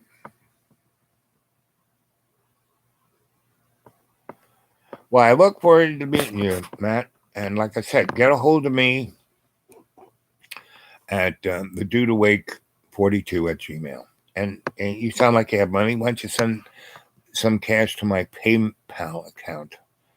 I could use that. Anybody else who wants to get a hold of me, that's the Dude Awake 42 at Gmail. And if you want to put something in PayPal, you just go into PayPal, and when they ask for the email address, it's the Dude Awake 42 at Gmail. All lowercase, all one thing. And Matt, I look forward to hearing from you. And you got a phone number? Why don't you give it to me on my Gmail? And if you're in California, that's good. So I'll talk to you later. Okay, everyone. I love you all, and I hope you enjoyed this evening's show. And I'll do another one tomorrow. And as long as I'm around the internet, somebody's Wi-Fi, I will continually, try to do one show, if not 2, a day. Okay. It's time to go to bed. Boy, is it ever.